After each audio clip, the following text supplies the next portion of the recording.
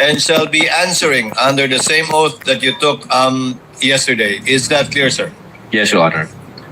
Respondent counsel may now continue with cross-examination. Attorney Bintuan, you are recognized. You may proceed whenever you are ready. Your Honor, before we proceed, may I request that counsel for the panel of prosecutors, Attorney Virgil Ligutan, be recognized once more for the examination of our second witness. Counsel for the prosecutors, Attorney Ligutan is recognized on the part of the panel of prosecutors.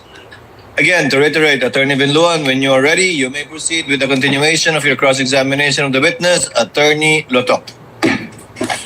Good afternoon, Attorney Lotok. Good afternoon, sir.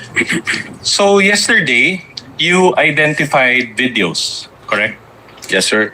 And specifically, portions of the November 23, 2024 press con. Yes, sir. All right. Now, in that press con, VP Sara spoke about a lot of topics. Correct? Mm-hmm. All right. In other words, Mr. Witness, kindly answer yes. Yes, sir. Not simply say, in other words, Sorry, Your Honor. she said many statements in that press con. She said many statements, sir. All right. My question is this. Do you know for sure that VP Sara's statements during that press con happened in real life? In real life? Well, Objection, Your Honor. Incompetent.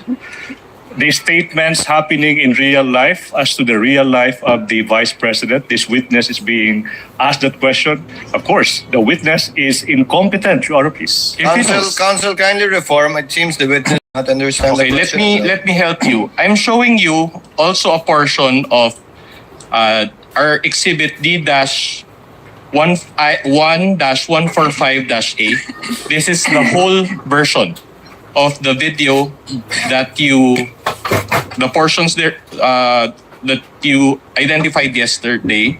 And particularly, I'll show you timestamp 51-07 or :07 onwards of the video.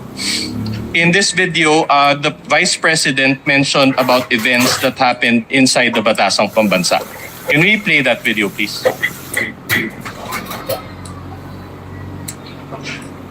Dapat sa demokrasya, there's a rule of law.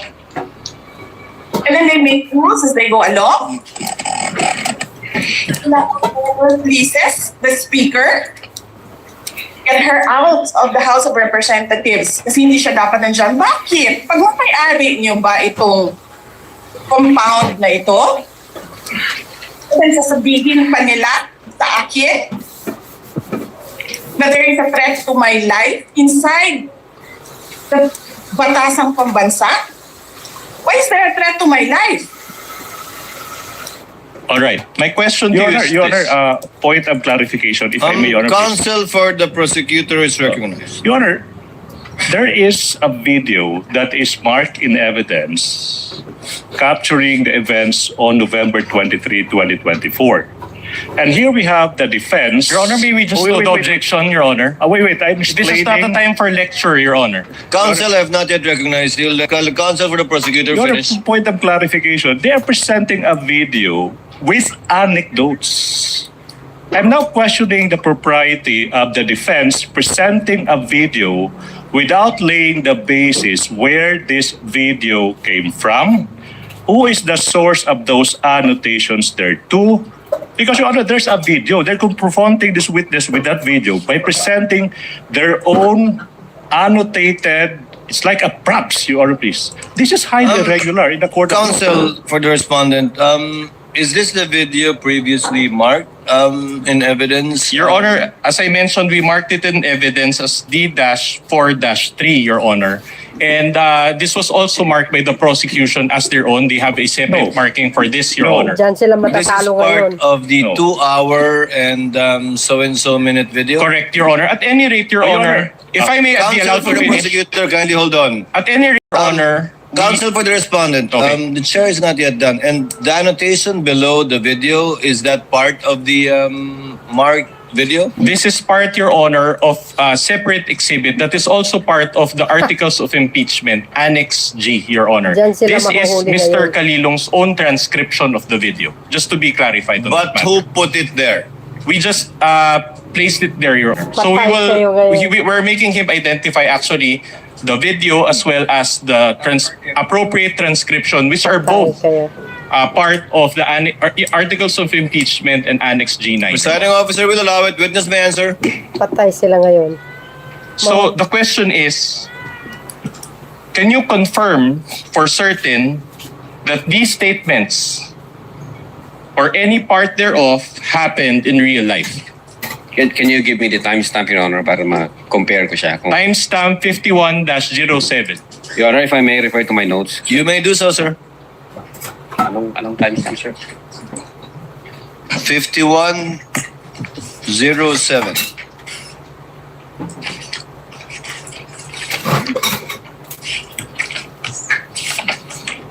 To help this honorable court, Your Honor, it appears on page 84 or more or less of the Articles of Impeachment Annex G9, Your Honor.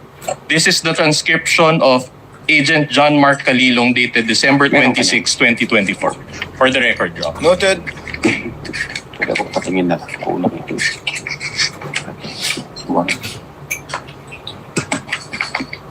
Timestamp 51. Show it. Your Honor, in the interest of time, can we confront the witness with our own copy Your own copy of what, counsel? of the Articles of Impeachment Annex G9, Your Honor? Well, assisting counsel for the prosecutor is there. If in case there are any problems, kindly confirm if indeed that is the document being shown to the witness. Wala din siya.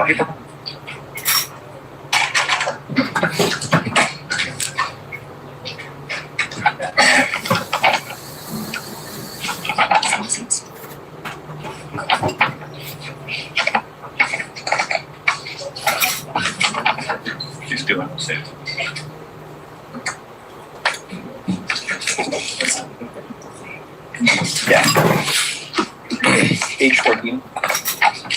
Page 4. That is page 14 of the Affidavit of Transcription. Page 14.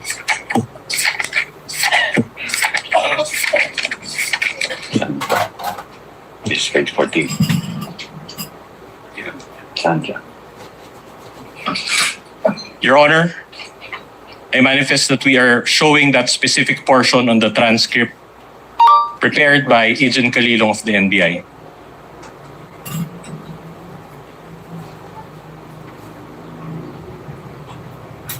Saan? But actually, Your Honor, even without consultation with the transcript, my answer is very simple. I'm just asking Your Honor.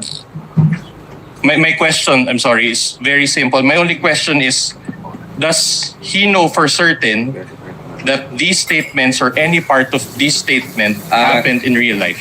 Your Honor, nabasa ko po rito sa copy ko, yung nandiyan. So do you confirm that the statements were made by the Vice President, Mr. Witness? It's here in the transcription, Your Honor, yes. No.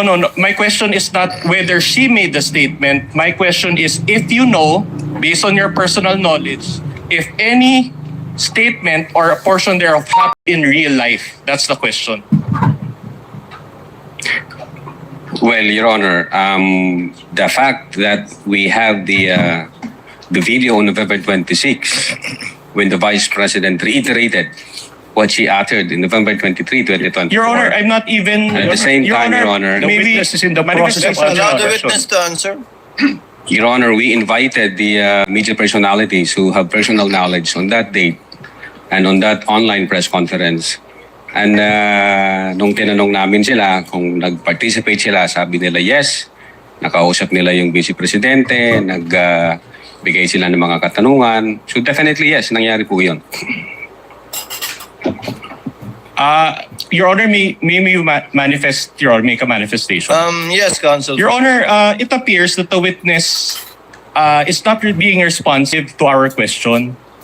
He's talking about something that I did not ask. We are only focusing on this particular statement. We will show other statements later on. And we cannot get an answer from him if he knows. Counsel, even I am confused with the question happened in real life. I think some of us are too. I'll be more If specific, Your the Honor. question is kung alam nyo bang totoong nangyari to sa totoong buhay, ang sagot ng testigo ay sa pagkakaalam niya ay oo, base sa kanilang investigasyon at sinabi ng mga inimbitahan nilang testigo. All right. I'll clarify the question, Your Kindly Honor. do so, Counsel. All right. In this statement, for example, the Vice President said there were threats to my life inside the Batasang Pambansa. Are you confirming that? That is within the All right. transcription here, sir. Now, my question to you is this. Did you investigate those threats Objection. to VP You're right. Sara's Okay now. I'm not yet done. All right, Allow- sige. I'm not yet done. Yes, Counsel, yes. So, Did you investigate the threat to VP Sara's life during that time? objection. Now, misleading, Your Honor. What is it? Because the question was, do you confirm that that statement is found in the transcription as to the Vice President saying that there were threats to her life? And then the witness said, yes, I confirm that I can find it in the transcription. Now the next question of the good counsel is, so did you investigate the threats? That is the classic misleading question. Can we get a Assuming ruling, Your fact. Honor? Counsel, he's a lawyer. Attorney Lotok is a lawyer and he knows exactly what's going on. Attorney Lotok, kindly answer. Yes, Your Honor. What's your answer? What's the question, sir? The question is, she mentioned there about the threats to his life. My question is simple. Did you investigate the threats to VP Sara's life during that time? You mean during the live stream, sir? During that time, correct. That during that live stream, she mentioned that there were threats to her life. Well, based on our investigation, nangyari yung live stream between 11 p.m. 22 to 1 a.m. 23.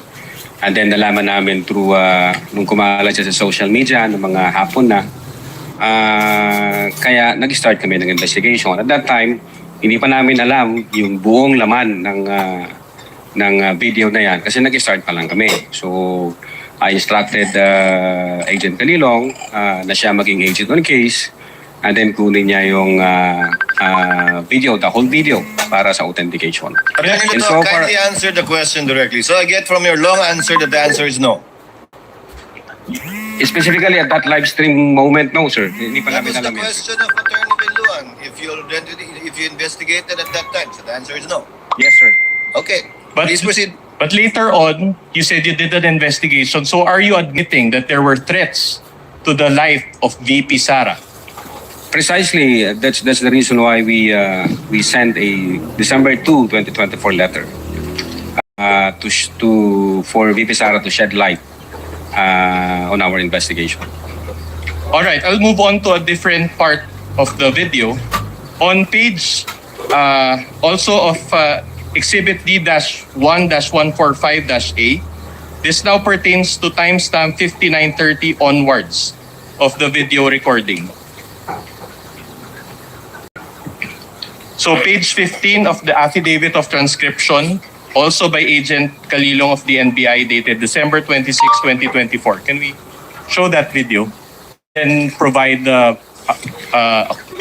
appropriate transcript? Can you play that again, please? Sir.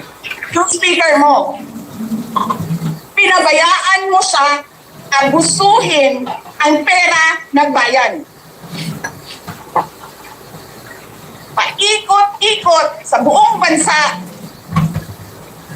namimigay ng pera na para bang kanya yung pera.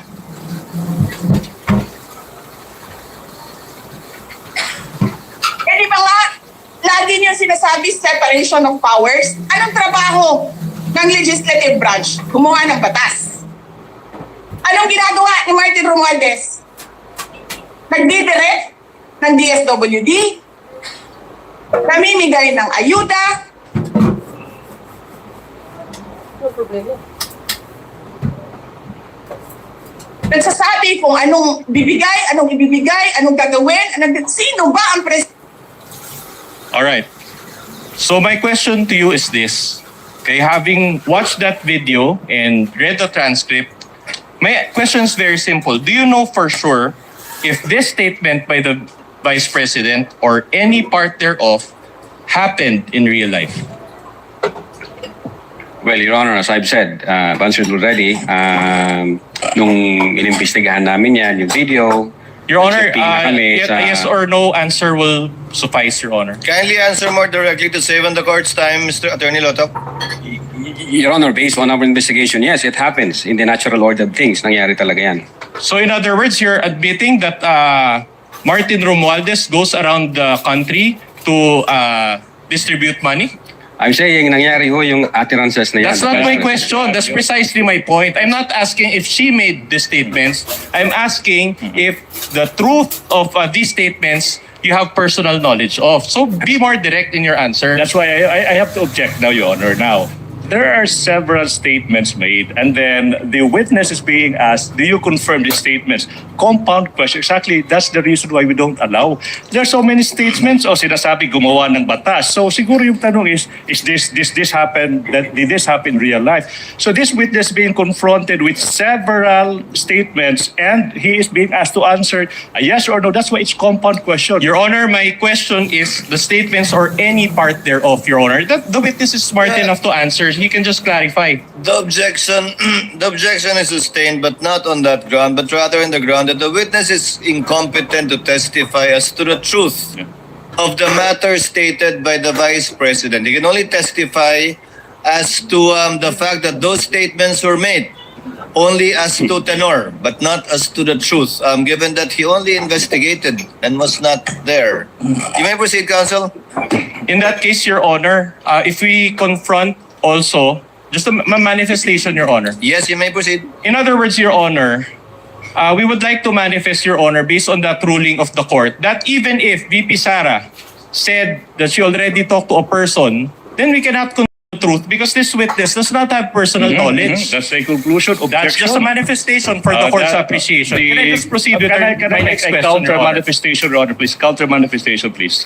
To put into record, Your Honor, please. For about 15 seconds, counsel, Okay, yes. the defense is entitled to their own conception of things. They're entitled to their own imagination. That's all. Counsel may proceed with this cross. Just to belabor this point, Your Honor, Annex D-1-145-A. Anyway, Your Honor, they showed around 7 to 8 videos yesterday, so we'll show about 4. This pertains to timestamp 1-08-58, and we will also present page 17 of the affidavit of transcription, also by Agent Kalilong, dated December 26, 2024. In this video clip, the Vice President mentioned about the former Speaker of the House and the confidential funds of the Office of the President. Can we play that video?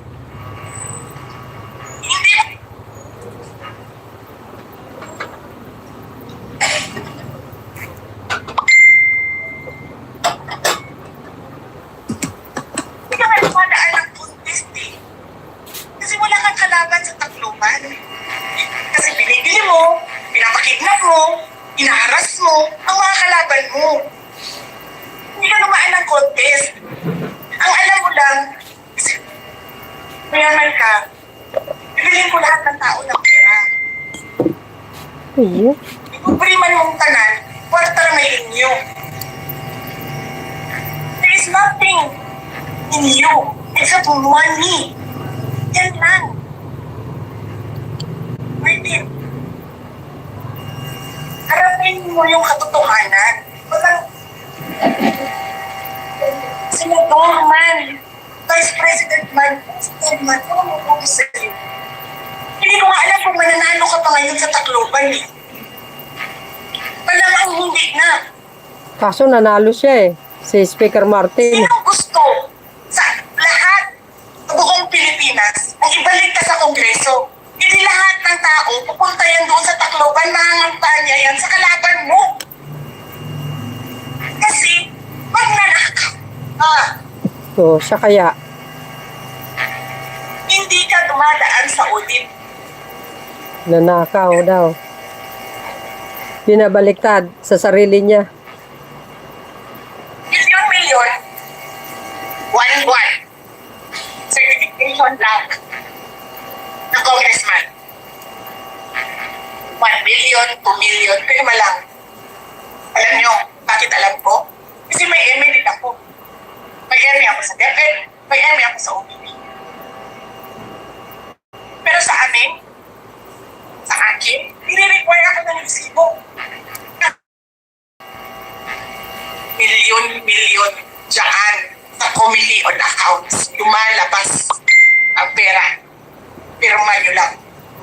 Mhm. Walang nag-audit sa inyo. Sino ang nag-audit ng confidential funds ng Office of the President? Wala. So, talaga lang. Binabaliktad mo eh. Gawain mo yun eh.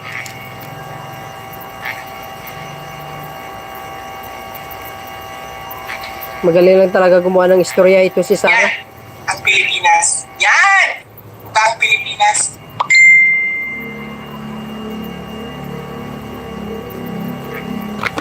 Criminal speaker. Bakit ko nasabi criminal siya? Basahin niyo yung kaso niya. So, The United States of America. galing mang baliktad. Okay. Sinungaling. Presidente. All right. All right. Again, my question based on this video is very simple. She spoke about Speaker Romualdez as well as the President. Can you confirm or do you know for sure that these statements about Martin Romualdez or the President are true? Okay. Mhm. Your Honor, I will object on the same ground, and I hope that the presiding officer will do the same ruling. This witness is incompetent. I know what the defense is doing. Your Honor, objection. Incompetent. This witness is highly incompetent as to whether he knows whether those statements are in fact What's the ground happening. for the objection? Can we just be informed of the ground for the objection? I just said it. Incompetent. This witness Can we is get the ruling, incompetent. Your Honor? Sir made an earlier ruling already that the witness is incompetent to testify as to the truth of the matter. But since Attorney Lotok, you're a lawyer, I will give it this time to the counsel respondents. Kindly respond. Since you're a lawyer, you should know the proper answer to this question. Kindly respond to the counsel correspondent. Again, I do not know personally about the factual circumstances. What I know is that she uttered those statements. We're satisfied with that, sir, no? Your Honor. One last video. On page 87 of the Articles of Impeachment, Annex G9, this is timestamp 1-12-43. This is quite a lengthy video, but not as lengthy. But this is our last video, so we beg the court's indulgence. The affidavit of transcription, page 17, also of Agent Park Kalilong, dated December 26, 2024. Are we ready with that video? Your Honor, to save, Counsel for the prosecutors. because I know the counsel will ask the same question. So to save time, Your Honor, please, since the Your Honor, counsel- what is the wait. objection? I'm not yet done. I'm not yet done. Kindly let the Relax. counsel for the prosecutor finish. Relax. Now, Your Honor, if the same line of question will be asked, okay. Your Honor, wait, I'm not yet done. he cannot I'm not preempt, yet Your done. Honor. I'm not yet done. The prosecution is willing to stipulate that yes, the Vice President uttered that statement as to the fact of her uttering the statement. We have a different question, Your Honor, just to satisfy his query. All right. So I guess the objection is withdrawn, or the manifestation is withdrawn, and counsel for respondent may proceed. Play the The video, please. showing of the playing of the video. At makain ko, bullshit. Dito sa House of Representatives. Alak. Lahat ng juice, lahat ng mamahaling wine.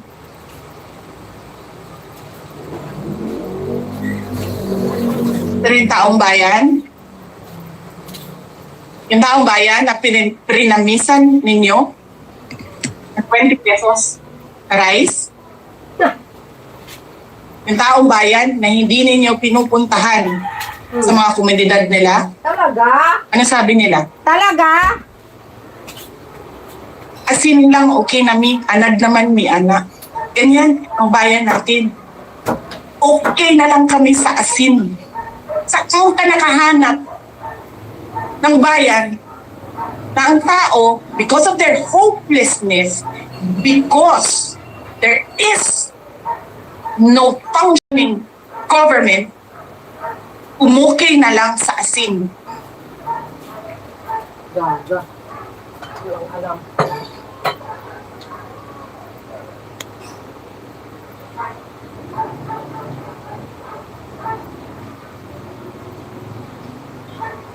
Buti na nga lang, abogado si Attorney Lopez eh. Kasi alam niya kung ano sasabihin niya doon sa mga pumasok sa kwarto niya. Na-take note, nagnakaw pa ng cellphone. Saan ka nakahanap? Papasok ka, nanakawin mo yung cellphone, dadalhin mo pa yung tao.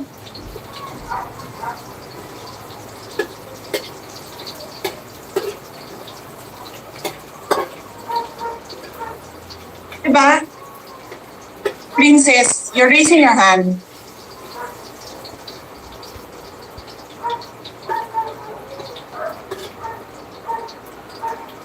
Hello? Naririnig po ba ako, Princess Maui? Yes. Oh, thank you.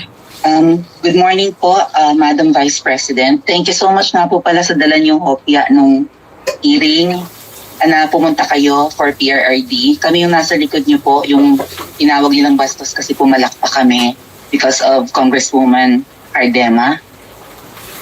Thank you, ma'am. Nakakain kami. Ako po ay natatakot kumain ng pagkain doon baka mamaya. Ma'am, mag-iingat po kayo. Nasa teritoryo kayo ng kalaban. Okay lang, Nag-aalala po kami ma'am, kasi sila naman ako eh. Sila talaga yung bastos eh. You reap what you sow. Yeah. Mag-iingat po kayo kasi sa dinami-rami po ng inyong mga pasabog ngayong gabi, it seems like marami po talaga kayong alam about them, no? Dahil sa pagkakasama niyo sa kanila during the campaign and during the 2022 elections. Baka po mamaya kasi totoo yung mga naririnig namin or yung, I don't know if it's true, na meron daw silang Operation Romanovs and baka bala kayong ubusin ang inyong pamilya dahil hadlang kayo sa kanilang mga balakin in the future. So mag-iingat po kayo. Kami po kasi kami ng EDSA Friday crew, kami yung bumababa every Friday dyan sa EDSA because we believe yan yung tamang venue sa dinami-rami na ng problema natin. Ang kaya lang naman po namin gawin ay manawagan na bumaba na yan. Eh ano po kayo yung mga nasa posisyon or ng mga kayang labanan itong napakarami na pong ginagawang korupsyon at krimen laban sa taong bayan? Ano po ang pwede nyo maging remedy para matapos na ito? Lalo't nagsisigaw na po ang taong bayan na... Hindi kami kasali, oy. Kayo lang, mga dide. Yes. Huwag ka mag-alala, ma'am, sa security ko. Kasi may kinausap na ako na tao. Sinabi ko sa kanya, kapag pinatay ako, patayin mo si BBM, si Lisa Araneta, at si Martin Romualdez. No joke. No joke. Nagdilin na ako, ma'am. Pag namatay ako, sabi ko, huwag ka tumigil na hanggang hindi mo mapatay sila. And then he said yes. So, alam mo, ma'am, yan ang lagi kong sinasabi sa mga kabayan daw. Nung mayor pa ako. Ang laban, wala dyan sa EDSA, ma'am. Wala dyan sa mga highway. Ang laban, ma'am, nandun sa loob ng palasyo. Yan ang problema. We appreciate yung expression ninyo ng disgust, ng pagkamunggi, ng hopelessness, kasi it reflects kung ano yung nararamdaman ng marami, milyon. Alam ko yan, ma'am, kasi kahit saan ako pumunta, ako ang sinasabihan, binoto namin yan dahil sinabi mo, iboto namin.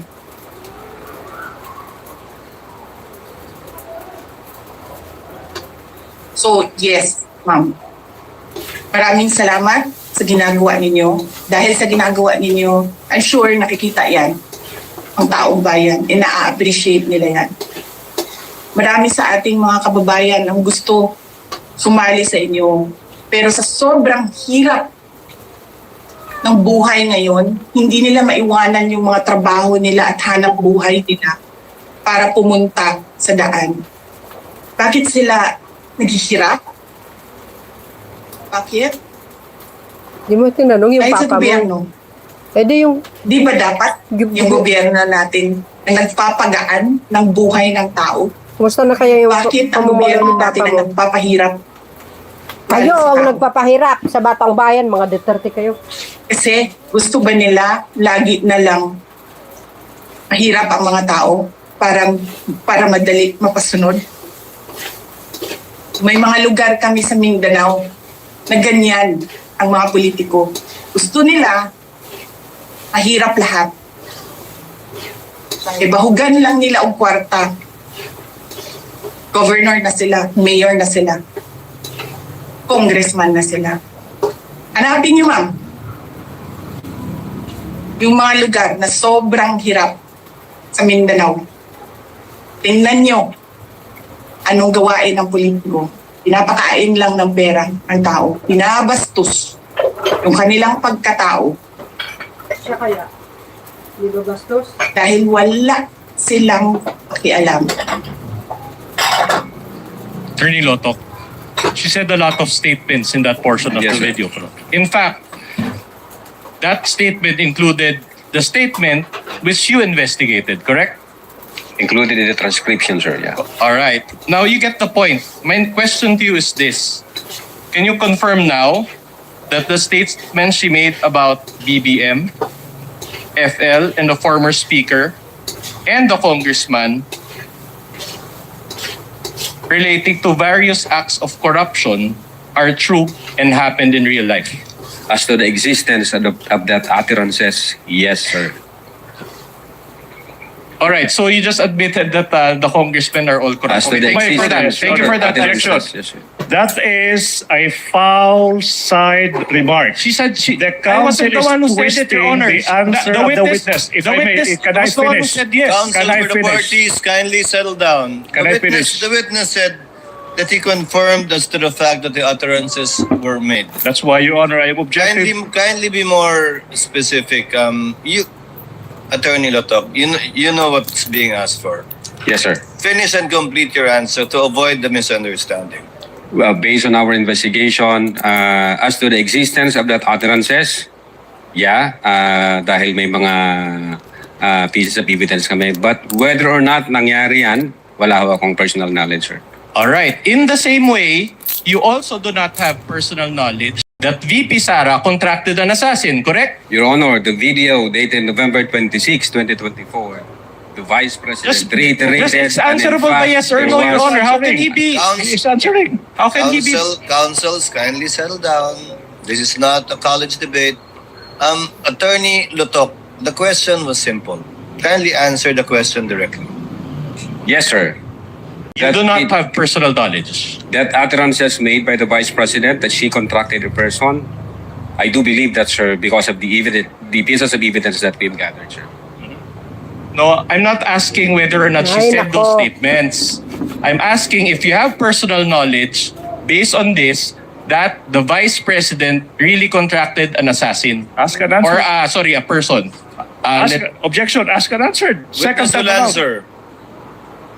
Based on our investigation, Your Honor, we do believe that the Vice Attorney President... Lotok, the question was, do you have personal knowledge?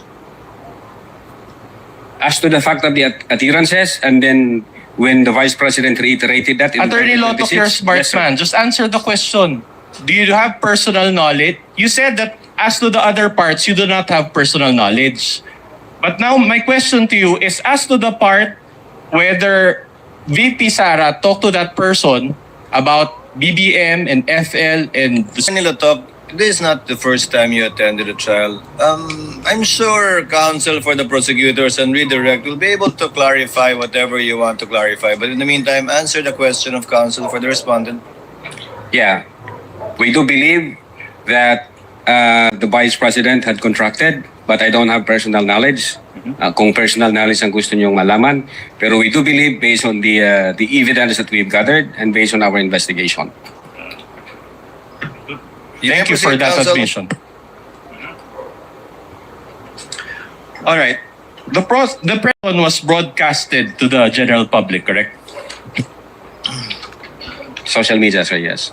In other words, everybody listening to it could hear the statements made by VP Sara. We believe so, sir, yes. Are you aware that the Vice President is a lawyer? Yes, sir, of course. That he has, of course, a law degree and passed the bar exams? Yes, sir. With a first attempt and with a rating of 80%, are you aware of this? I heard it in the news, sir. Oh, she has a higher grade than most of the lawyers here. But are you aware that she also worked as a Objection, court attorney? relevance, Your Honor. Relevance. Objection, Counsel for the relevance. respondent, kindly avoid those Yes, we will comply, Your Honor. statements, given that there are a lot of lawyers here and you don't know what their grades are. I can... We will comply, Your Honor. So my question to you is this. If she was serious about her alleged plan involving BBM, FL, and the former speaker, does it make sense for her that she would publicly announce this to the general public? If you know. I don't know that, Your Honor. All right. In fact, you showed in your direct examination, you also showed portions of the October 18 press con, correct? Yes, sir. And that press con was also done in general, before the general public, correct?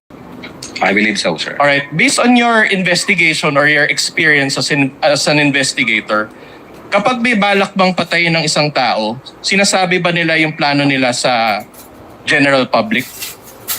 Well, kapag may grave threat, sir, naririnig yun ng ibang tao. All right. My more important question to you is this. Did VP Sara directly say her statements to BBM, FL, and the former speaker?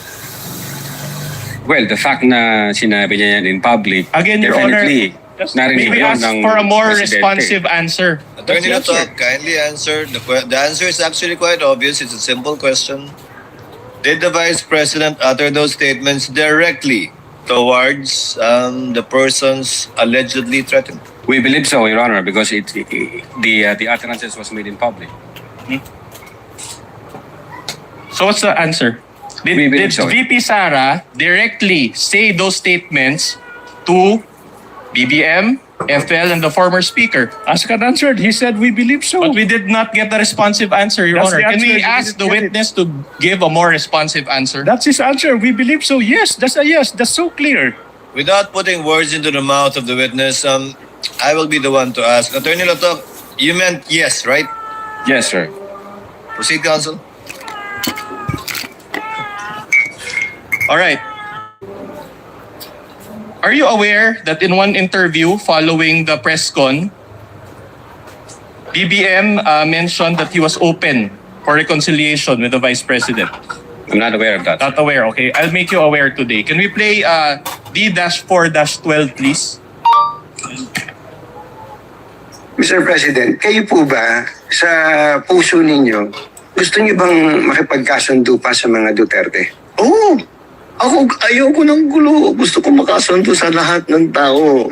Mas maganda, marami na akong kaaway. Hindi ko kailangan ng kaaway. Kailangan ko kaibigan. Kagaya ng sabi ko sa'yo, pagka... Hindi ko... Magko-confess ako dito. Pwede naman po, para akong pari po dito ngayon na po. Ewan ko, kahit hanggat maaari, ako, ang habol ko, yung stability, peaceful, para magawa namin yung trabaho namin. Kaya ako, laging akong bukas sa ganyan. I'm always open to any approach na, alika, magtulungan tayo. Diba? Kahit hindi tayo magkasundo sa polisiya, hindi tayo magkasundo. Gawin na yung trabaho, pero huwag na tayong nangugulo. Huwag na natin, tanggalin natin yung gulo. Alright. Attorney Lotok. So based on that video,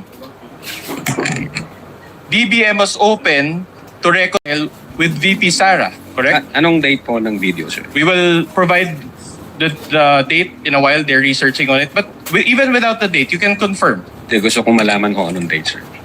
So you cannot answer the question without us providing the date of this Tininan ko ho interview? kung ilang buwan na yan after nung November 23. Alright. Move on, counsel. While you're checking on the date, you can go back to that topic. Now, assuming that this happened after, do you still maintain that BBM really believed in his mind that VP Sara would harm or kill him? Well, how would I know that, Your Honor? Precisely. So you don't know. You cannot know that, Your Honor. Correct? Because you cannot enter the state of mind of the president. Are you admitting that? Unless there is a basis, Your Honor, gaya ng investigation namin sa utterances ni VP na may mga circumstances. Pag yan lang ang nakita ko, siyempre hindi namin ma-establish yung state of mind ng presidente. But isn't it in your affidavit of investigation, you mentioned about the state of mind of the president? State of mind of the president based Correct. After the statements of VP Sara, you interpreted the mind. It's like you went into the mind of the alleged offended parties, BBM, FL, and the speaker, and based on your own interpretation, you determined or concluded that they were threatened. Is that not the case? Yeah, ang sinabi doon ng presidente, nakakabahala yung mga narinig natin itong mga nakaraang araw. And then isa itong kriminal na pagtatangka, ito yung aking papalagan. So, at that moment, the president took the utterances serious and real, sir. But you just based that on his own statement. You did not enter his state of mind, correct? Objection, Your Honor. I think, where is this leading?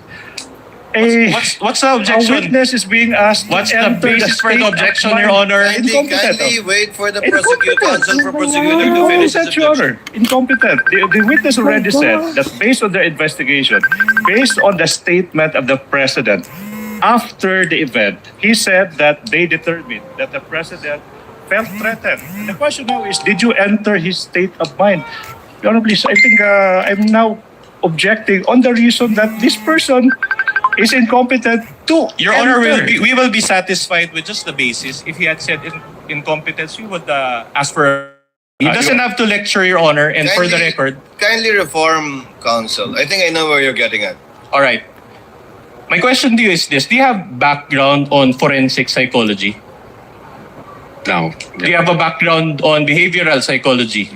Well, we were taught about Just that yes or subject no. matter in Just the a academy. yes or no will do. Do you have a forensic psychology department in NBI's cybercrime division? Forensic psychology. Yes. We have BSD, we have medical legal department. Medical legal only. We Okay. have psychiatrists, All we right. have psychologists, we have all of those, sir. All right. In other words, you do not have a professional assessment of the mind of BBM when you conducted this affidavit of investigation, correct? Okay, sir. The investigation, ganito po ang nangyari. Nung nag-comment yung presidente na nakakabahala yung mga utterances, pera lang ho doon, tiningnan namin yung comment ng iba't ibang government agencies na ganun yung kanilang reaksyon, nakakabahala yung sinabi ng Vice Presidente, magiging issue yan ng national security. Pera lang ho yun, kinonsider din namin yung comments at impression ng mga media personalities na nag-participate doon sa online press conference. Sabi nila, na-shock sila, nabigla sila, hindi sila na parang totoo yung galit ng Vice President. And then aside from that, from those facts, ganun din ang ginawa namin sa former speaker sa kanyang reaction. So taking all these facts and circumstances, na-establish namin na hindi yung reaction ng Presidente is trinato niya na seryoso at totoo yung utterances na yon na ginawa ni VP Sara noong 23. So ito ho, kaya lang dito, ipapakita nyo sa akin yan lang mag-isa, hindi namin nakita yung ibang circumstances. Hindi ho ako makakapagsabi kung sa mind ng presidente is pinatawad na ba niya, ayaw na niya, hindi na ba niya kinukonsider yung mga threat na yon.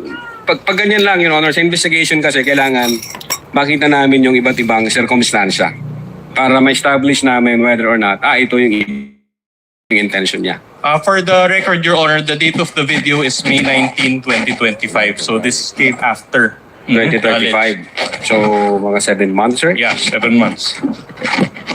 Alright, so based on your experience as an investigator, baka pwedeng Again, Kasi hindi sa concern niya sufficient, na nabaguhin yung- hindi sa sufficient para makita namin. Kasi, Anyway, we know for a fact na... we're satisfied with your Yeah. first answer. The witness still answering? Well, I didn't even ask a question, Your Honor. You did, counsel, when you gave the date and asked for his opinion. Ay, naku, Kindly Counsel. finish your answer. Thank you, Your Honor. As lawyers, we know for a fact that the state of mind can manifest based on the overt acts of the speaker. So dito kasi, kung ito lang ang pagbabatayan namin, then we try to establish yung intent o yung state of mind ng presidente, kulang ho yan. So siguro kung may makikita pa kaming ibang circumstances na magpapatunay na binaliwala niya na yung appearances, pinatawad niya yung vice presidente, and things like that, then we can somehow said mukhang ang totoo yung sinabi ng presidente na pinatawad na niya. All right, but I'll move on to a different point. Before counsel for the respondent continues, what is the pleasure of Senator Judge Cayetano? Just one specific to the rescue na naman. just so that we don't lose The gentleman may proceed. Yeah. Excuse me lang sa prosecution and sa defense. Witness, one point lang, maybe one Yes, or sir. two questions on that Yes, point. Your Honor. Sabi Tingnan mo, nyo, the President, kung paano nyo sa pananaw binaliktad. mo, and yung iba, Speaker Martin felt threatened. Base doon sa investigation namin. sir. Base sa investigasyon at base sa video. Base sa video, sa investigation at sa ibang testimony. So if they felt threatened, that means tingin nila totoo yung sinabi ni VP Sara na patayin sila. Kasi they wouldn't feel threatened if they don't think na she meant it, na patayin silang tatlo, right? In our investigation, they trinato nila yung utterances as seryoso. Yes, As so banta they ito. won't feel threatened unless tingin nila seryoso yung threat. According to them, seryoso yung threat, Yes, sir. okay. But the threat was, pag pinatay niyo ako, papatayin ko kayo. So kung hindi naman nila sila balak patayin, would they feel threatened? Unless you're saying now, you think, balak nga nilang papatay si Vice President. Actually, sir, ito, from the point of view of law enforcement like us, yun nga yung naging alarming na issue doon na sa amin, sir. Sa No, amin I agree. I'm also, Mr. Witesa, I'm also alarmed with the language, with saying that. I'm alarmed Ay, with naku, what's happening in Cayetano, our country, patapusin mo flood control, muna. etc. But that's not my point. My point is, in your investigation, para maging grave threat, kailangan yung party na trineten feels threatened. Pero ang sinabi ni VP Sara, pag pinatay ako, patayin silang tatlo.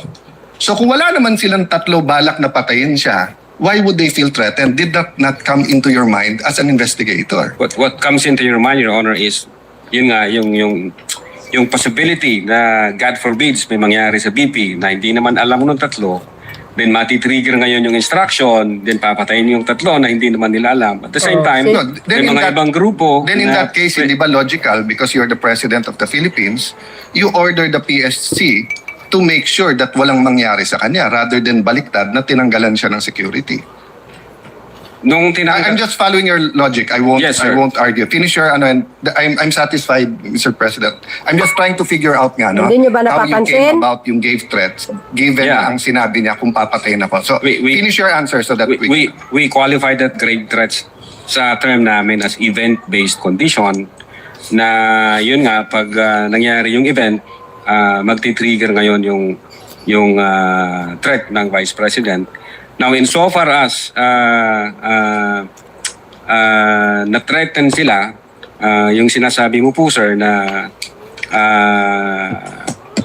pag namatay si Vice President, tsaka papatayin ngayon ng tao na inutusan niya, yung tatlo, ang isa sa alarming, na very alarming part na nakita namin, yung mga sasakay ho na grupo po eh. Yes. Kasi, God forbid, pwedeng mawala ang Vice Presidente but not necessarily sila yung dahilan. Pwedeng namatay siya for one reason or the other. And then ang impression na ng marami, ang may kasalanan nito, yung tatlo. So again, magkakalabo-labo na yan. Parang Ninoy Aquino lang May sasakay na sa issue, thinking na pag pinatay nila yung tatlo, ang sisisihin ngayon yung kampo ni Vice Presidente kasi may attirances na ginawa ang Vice Presidente to that effect. So, yun ho yung sa investigation namin. Now, insofar as pumasok ho yung elements ng grave threats, yeah, we believe na pumasok yung elements ng grave threats kasi nasatisfy ho lahat nung elements ng grave threat based on the revised. Explanation, witness. I'm Galing. assessing your answer, but malayo na malapit yung sagot mo Ay, dun nako, sa triggering Cayetano. defense. Kasi parang logical, di ba? Dahil sinabi niya yon, baka may gumawa. Hindi nga mag-trigger, papatay sa kanya. Sabi mo i-trigger, but anyway, I'm trying to process, but hindi logical yung sinabi mo that event will Jesus. trigger. Because the event that will trigger the assassination on the Whatever. tree is the killing of the Vice President. And the Vice President will not tell people, kill me so that you kill them. Precisely, Your Honor, ang death kasi, for instance, mamatay ang Vice Presidente, it does not necessarily follow na yung tatlo yung lang papatay base doon sa attirances. Pwede kasing mamatay yung Vice Presidente for one reason or the other. And again, since walang makakalam kung sino ang pumatay dyan, ang impression ng mga tao ngayon, mati-trigger ngayon yung instruction. Pag na-trigger yung instruction, pwede ngayon sumakay yung iba-iba po, thinking na kahit mabulilyaso ang sisisihin dito, ang Vice Presidente, kasi nga may attirances na ginawa ang Vice Presidente in public. From the point of view of law enforcement, ang gulo nun, Your Honor, matter of national security po yun. But it's a matter of national security, Correct. Your Honor. Counsel for the respondent. Hindi nyo may napansin si proceed with this Cayetano? cross. Pag naalanganin yung defense to So just the rescue? before I leave this point, at any rate, you made all those observations and Yes. conclusions without any background on forensic. Yes, give you understand. What do you mean? Psychology, This is message. correct? I don't have background for Repeating it forensic over psychology. and over. Okay, Exactly. that's enough. Guys, hindi nyo napapansin? Now, I'll go on to a different point. Pagtagilid ng Let's talk defense about the to context the rescue of these si Cayetano? statements.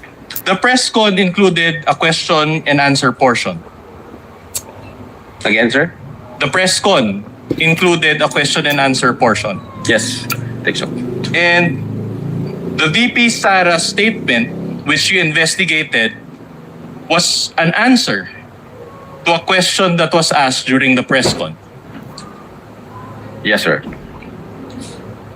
And in fact, the focus of your investigation was VP Sara's answer, correct? What kind of answer, sir? Answer to the question asked in the press con. Can you tell me the specific questions and the specific answers? You were the one who investigated it and you don't know the statement that you Objection, investigated. I will Marami yung object vague. question doon, maraming answers, sir. Saan po Exactly. doon ang Objection tinutukoy? vague. Sustained. Kindly reform, counsel. Ay, abogado Alright, yung witness kaya.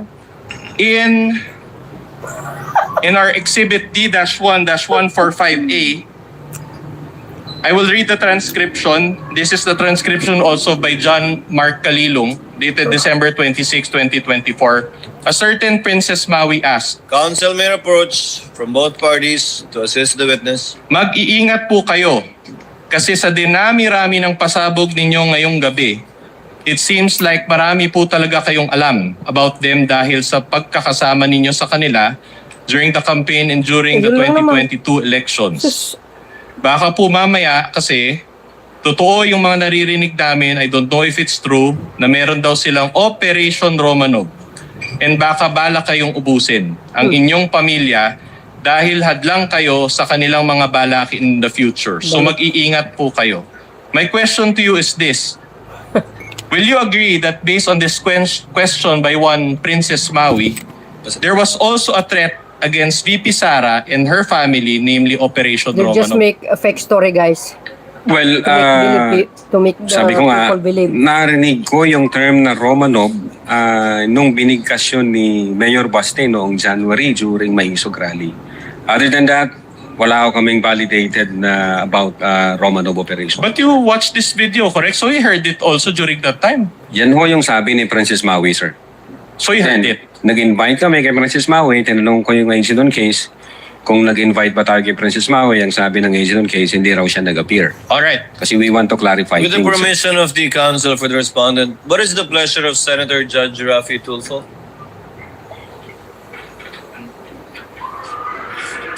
Mr. Presiding Officer, kahapon kasi nabanggit yung Romanov and I did mention na para sa akin, mula yung salitang Romanov kay Mayor Baste Duterte during a rally yung sa Maisog in Davao. So, ang tanong ko ngayon kay Mr. Witness, matatandaan po ba kung ano yung sinabi ni Mayor Baste Duterte patungkol dun sa Romanov that night? Yes, sir. I will try if Can you I tell us? remember it right. Ang sabi niya, Mr. President, sabi niya, remember what happened to the Romanovs.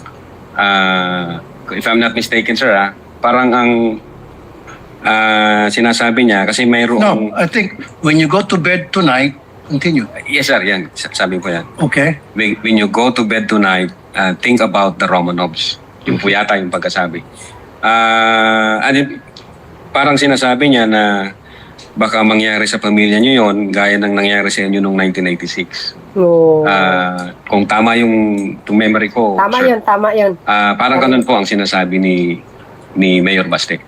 Kaya nga, Mr. Presiding Officer, nagtataka ako na binanggit yan ni Princess Maui doon sa press conference, sa online press conference ni VP Sara, yung Romanov na banta for SARADU30. When in fact, it was Baste Duterte ang nabitaw ng salita na yon, warning sa first family. So, which, Mr. Witness, para sa'yo, saan ba talaga yung Romanov nag-umpisa at sino ba talaga ang dapat mag-ingat doon sa banta na Romanov? Siyempre, ang first Yeah, family. insofar as our investigation is concerned, since nag-start yan doon kay Mayor Baste, at wala ho kaming ma-validate na ibang Romanov operations na nangyari, I think nag-start yan sa kanila, sir, sa kapatid ng Vice Presidente. Thank you, Mr. Witness. No other See, question? guys? Mr. Presiding Patay Officer. kayo dyan. Noted, entered into the records, and counsel Bintang for the ng bintang, respondent yun pala may continue gawain. with this cross. All right. So you mentioned that just now that Mayor Baste said, think about the Romanovs, correct? Yan yung statement ni Mayor Baste, sir. But I'm asking Operation Romanov eh. So hindi naman think about the Romanovs. My question to you is this. Defense. With the permission of counsel for the respondent, Senator Tulfo seeks recognition again. What is the pleasure of Senator? Yeah, I just want to make it clear, Mr. Presiding Officer, na yung threat na yon, yung Romanov na salita, it was used to warn as a threat to the first family. Correct. Exactly. The word Romanov came from the mouth of Mayor Baste Duterte, na para bang binabantaan niya yung first family. Correct. You follow me, Mr. Witness? Yes, sir. Tama po yun. Thank Tama you. po yun. Noted. Counsel may proceed. Your Honor, You see, that's guys? my question. Can the witness be allowed to answer that question with a manifestation first before he See, allows? guys? Kindly repeat the question because even I forgot the Thank you, question, Alright. counsel. You mentioned that Mayor Baste said that statement, think about the Romanovs, etc. Yes, sir. But he did not mention Operation Romanov. It was Princess Maui who mentioned the word Operation Romanov. And I know you don't have, I personally don't have any knowledge about what Mayor Baste said, and that is not the subject of this case. Let's just stick to the facts of this case. Okay? In the video, it was Princess Maui who said Operation Romanov. All right? Now, will you agree with me that based on that question, there was also a threat against VP Sara and her family? That's the question. There's no threat. According to the question, sir, yes. All right. Now, you mentioned yesterday that you can motu proprio investigate threats against the Vice President. Under the law, sir, yes. All right. My next question is very simple. Did you conduct a separate investigation on Operation Romanov? Well, since ang focus ng operations namin, sir, is cybercrime investigation, I think ang makakasagot niyan yung intelligence service namin, sir.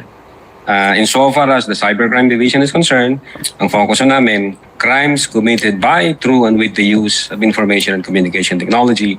As to the fact whether or not may Operation Romanov, ang makakasagot po niyan either yung intelligence service o yung director po namin, sir. So insofar as you are concerned, there is no ongoing investigation on Operation Romanov. Again, ang focus ng investigation namin doon sa grave threat and then inciting to sedition against the Vice President insofar as the existence of whether or not may Operation Romanov. Siguro makakasagot niyan, sir, yung intelligence service, yung director ho namin. All right. So no. At any rate, are you aware of if the Vice President was the target of unauthorized intelligence or surveillance operations? We're not aware, sir. All right. With the permission of council, Chair will recognize Senator Judge Pangilinan, thereafter Senator Judge Erwin Tulfo. Just one or two quick questions. You may proceed, sir. On the issue of Princess Maui.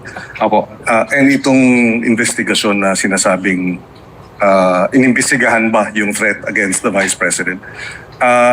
Kung hypothetically dumating si Princess Maui at nagpaliwanag tungkol sa Operation Romanov at sinabi niya ang detalye, Yes, sir. kikilos ba ang Definitely, cybercrime? sir.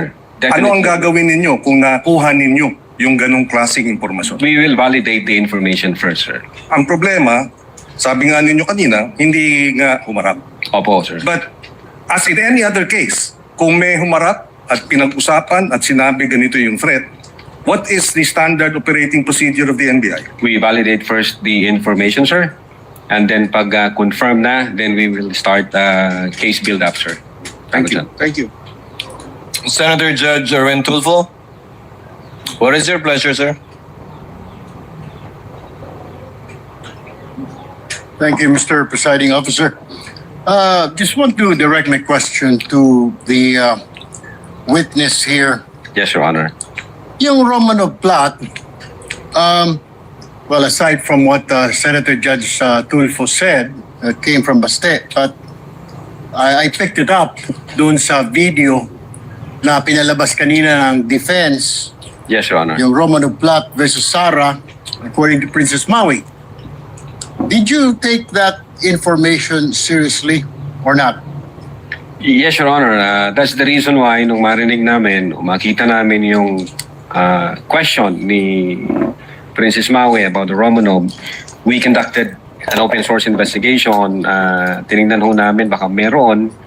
Yun nga ang nakita namin yung January 2024 during Maisog Rally, if I'm not mistaken, na yung the word Romanov, ang nagbigkas ho noon si Mayor Baste, Your Honor.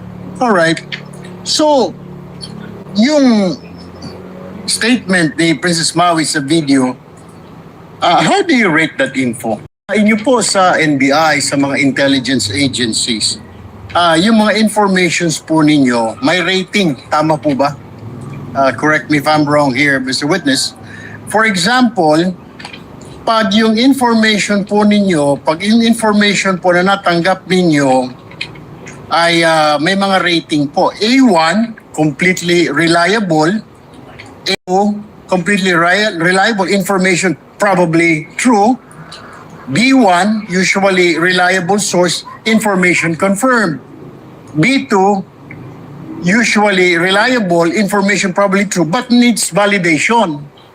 C1, fairly reliable source, information confirmed. C2, fairly reliable source, information needs validation. D to F, source is doubtful, unreliable, or reliability cannot be assessed.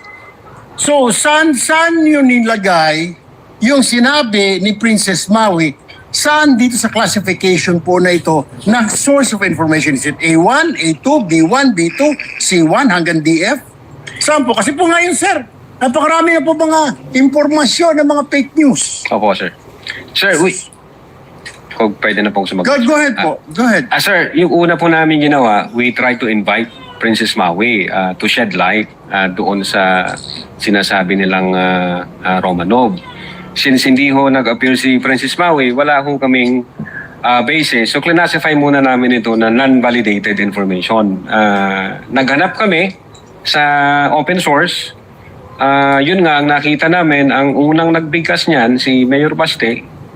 So, medyo nakita namin, teka muna, parang baliktad yata ang sitwasyon. Kung kay Mayor Baste nagsimula ang Romanov, bakit ito yung tinatanong ni Princess Maui sa Vice Presidente? So, Medyo it doesn't make sense, sir. Wala kaming na-validate since hindi nag-appear si Princess Maui. So we classify the information as unvalidated So information. what you did, nung hindi mo ma-confirm yung kay Princess Maui information, naghanap ka ng Opo. counter source, Yes, sir. Open source, sir. open source, okay, to validate. Yes, sir. And what happened to that source? Yeah, based doon sa video na yun, January, if I'm not mistaken, yun nga, yung Maisog Rally, Your Honor, ang unang nagbanggit ng Romanov, si Mayor Baste, parang tinatakot niya yung presidente. Okay, Doon. Mr. Witness, I'm running out of time. So isa lang pong tanong ko. So yung information po ni Princess Maui dun sa video, yung sinabi niya kay BP, eh hindi po reliable. Hindi reliable insofar as the cybercrime division is concerned. Thank you, Mr. Presiding Officer. The interventions of the Senator Judge are noted. What is the pleasure of Senator Judge Villanueva? Thank you, Mr. Presiding Officer, Mr. President. Just a very quick question on this particular topic, and I will no Gentleman longer. may proceed. Thank you, Mr. President. I will no longer dwell on the Operation Romanov, despite the fact that thank you to Senator Judge Rafi Tulfo who told me that about the dates, and I will not even mention or tackle the conditional threat. But I was looking at this NBI letter dated 2nd of December 2024, marked as Annex I. This is prosecution's P4-5 exhibit. Responded Duterte to appear in connection with the investigation of the alleged grave threats. Mr. Witness, nakasaad din po dito sa sulat na iniimbestigahan ng NBI yung mga banta laban sa kanya at makakatulong po dito ang kanyang pagharap sa investigation. Tama po ba ito, Atty.? Yes po, Your Honor. Tama po yan. Dahil po hindi personal na pumunta ang ating Vice Presidente, ano po yung naging epekto nito sa investigasyon ninyo sa mga banta laban sa kanyang buhay? Gusto ko lang malaman, ipinagpatuloy nyo po ba ang investigasyon ng NBI? What is now the status of this investigation? Yes, sir. Since yung second letter ng Vice President through her lawyer, may sinasabi doon na may threat sa life 6 months ago pa.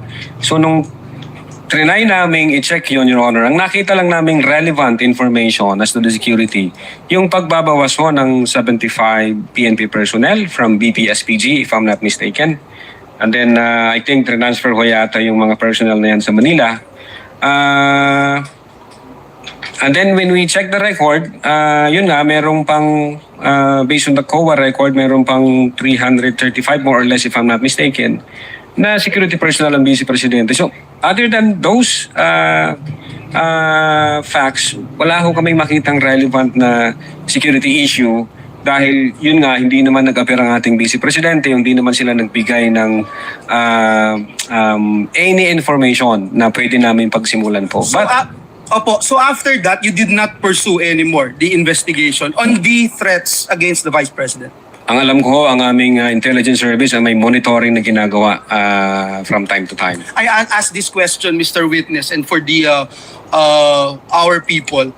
Kasi hindi na po yung Operation Romanov, hindi na po itong conditional threat. Kung hindi, ito ba ay nabigyan ng accorded the same level of attention dun sa mga threats na inyong nakukuha gaya ng binabanggit natin na threat di umano ng ating Vice Presidente? Kasi ang tanong, hindi rin naman po nagpunta sa inyo ang Pangulo o ang Speaker of the House, and yet you pursued your investigation. So in that way, paano nyo may explain ito, Attorney Lotok, Yes. na ginawa nyo talaga yung lahat ng inyong magagawa para imbestigahan din yung threat laban sa pangalawang Pangulo? Opo, Your Honor. Magkaiba po siya. Yung grave threats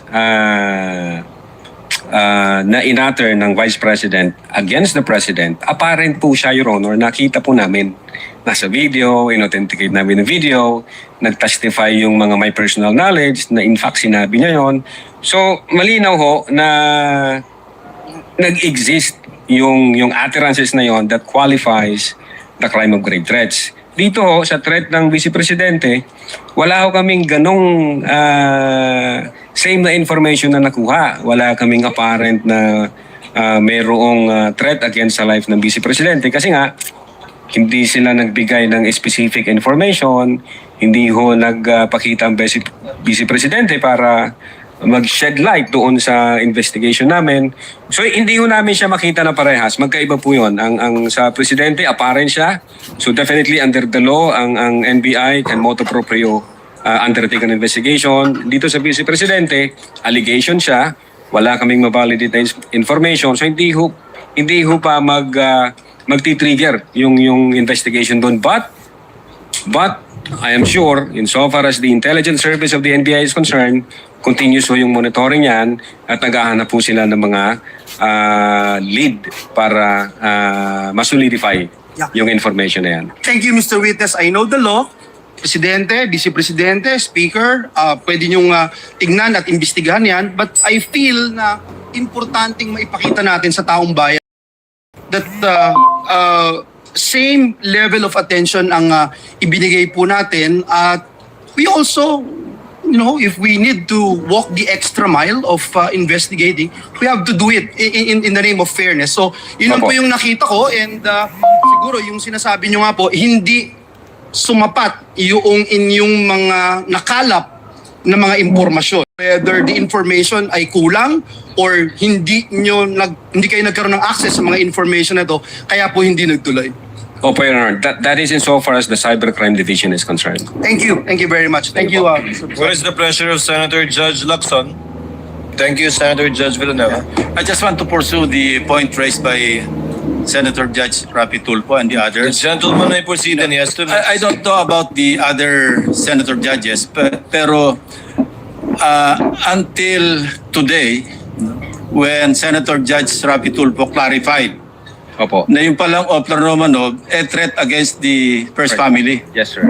Ang impression ko since last week, nung pag-usapan natin yung Oplan Romanov, a threat ito against the Vice President.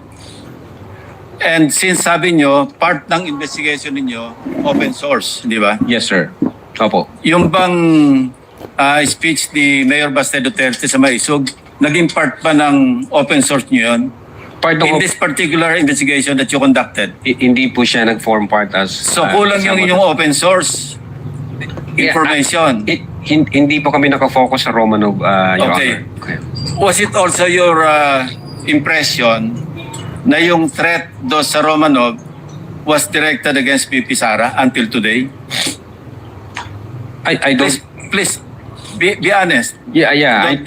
Don't be ashamed. Yeah, I don't think so, Your Honor. Kasi unang-una, ang context ng Operation Romanov against the first family. I know. So it definitely against the President and his family, Your Honor. Ngayon, nung tinanong ho siya ni Princess Maui, doon nga kami nagtaka. Anong ibig sabihin ng Romanov? Anong context niya ng Romanov? Bakit against sa Vice President?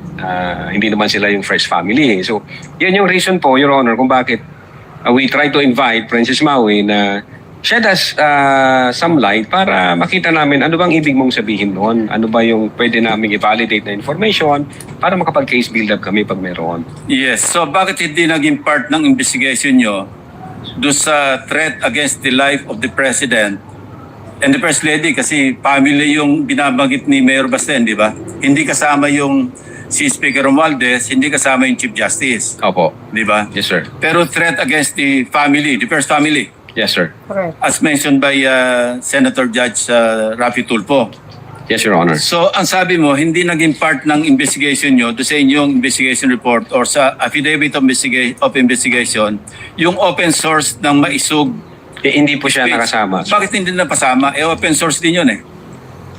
That could reinforce yung inyong theory o yung conclusion nyo na meron talagang serious threat against the President and the others.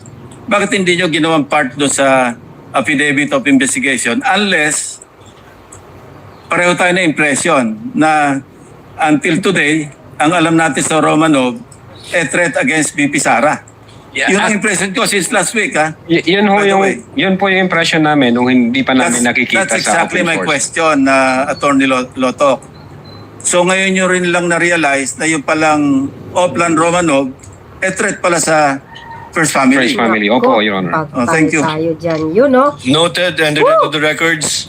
Delikado kayo I dyan. would recognize Senator Go first, but since you're there already at Senator Judge Alan Gaeta, This you may proceed, sir. manifestation and Ayan. point of To the rescue information. na naman. As Senator Judge Lacson said, no, it's for each judge to appreciate. But let me put context, no. I'm not close to VP Sara. I'm not close to Utok mo. Mayor Baste. Ang kasama ko sa Congress si former Deputy Speaker Pulong. But in the last 4 years, I think I've seen him twice or Obvious pa thrice. naman eh. Yes, Your Honor. Okay. But my reading nung sinabi ni Mayor Baste is pag natulog ka sa gabi, remember the Romanovs. So we have to look at our history. The Romanovs Common sense were lang. evicted via a revolution. Diba? So, Mayor Baste was doing a parallel ng 1986 na paalis yung mga Marcoses via revolution. But unlike the Romanovs, the Marcoses were given asylum or whatever you call it in Hawaii, and over time, nakabalik until the president became president. Ang Romanovs, inubos sila para nga hindi balik.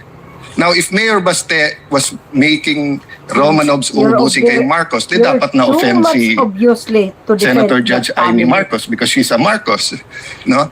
So, secondly, if he made that threat, so if he was saying, may oplan mo, Romanov or Romanov kayo, I'm sure the PNP or PS, the Presidential Security Command, the National Council, would have filed a case against Baste. So I just want, it's fair that you mentioned him, it's fair sa investigation mo, but I don't think we should draw a conclusion here that Mayor Baste was threatening the first family because remember, there's a thin line between a warning and a threat. So pag sinabi ko sa iyo ngayon, witness, pareho tayong abogado, kompanyero, pareho tayong taga-Ateneo, mag-ingat ka sa sasabihin mo. That could be a fair warning. That could be not a threat, di ba? But kapag ka may threat talaga na pinarating ko sa iyo, pag hindi ko gusto ano mo, kakasuhan kita, that could be a illegal threat, di ba? Pero pwedeng warning. So I just want that on the record, Mr. Presiding Officer, Mr. Senate President, because everyone's watching. And in the same manner, we have to be fair to the first family.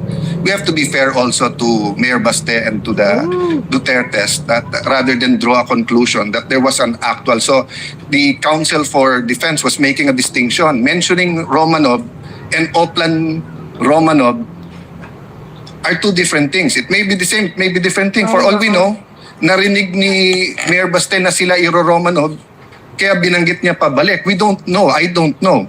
I haven't discussed it with anyone. I haven't discussed it with the few senators na kaibigan ko dito. So let's just be circumspect and careful from making conclusions. But as far as it is relevant, Mr. Presiding Officer, I appreciate the answer of the witness. Thank you. Thank you, Your Honor. Senator Go, thereafter Senator Padilla. Ganun talaga si Cayetano, to the rescue lagi. Senator Go, you have 2 minutes, sir. Thank you, Mr. Presiding Officer. Baliin ang Balik muna sitwasyon. tayo dito sa ating bayan. Masyado nang malayo, inaabot natin. To our Mr. Witness, some questions lang po, no? Yes po, Your Honor. Nabanggit nyo kahapon na 20 years na kayo sa NBI. 12 years. Be specific, anong year po nakapasok? 2014, Your Honor. Nagsimula po ako from the NBI Academy. 2014? 2014. 12 years na po, Your Honor. Hindi 20 years. Hindi 20 years, Your Honor. 12, Your Honor. 12 years. So, kailan ho kayo nag-head ng cybercrime? February 2023, Your Honor. February of 2023. Maupay na adlaw pala. Maupay po nga adlaw gyapon, sir. And to our prosecutor. May hapon, sir. May hapon. Po, maupay na kulop. Maupay man. Kailan ho kayo naging RD? July 2025, sir. July 2025. So, naging cybercrime head kayo February of 2023, sir. Before that, saan ho kayo na-assign? Chief ng Digital Forensics, sir, 2022. 2020. Anyway. So, meron bang nag-recommend sa inyo or wala nag-apply lang kayo o sino Ng ano po, sir? naging head kayo ng cybercrime?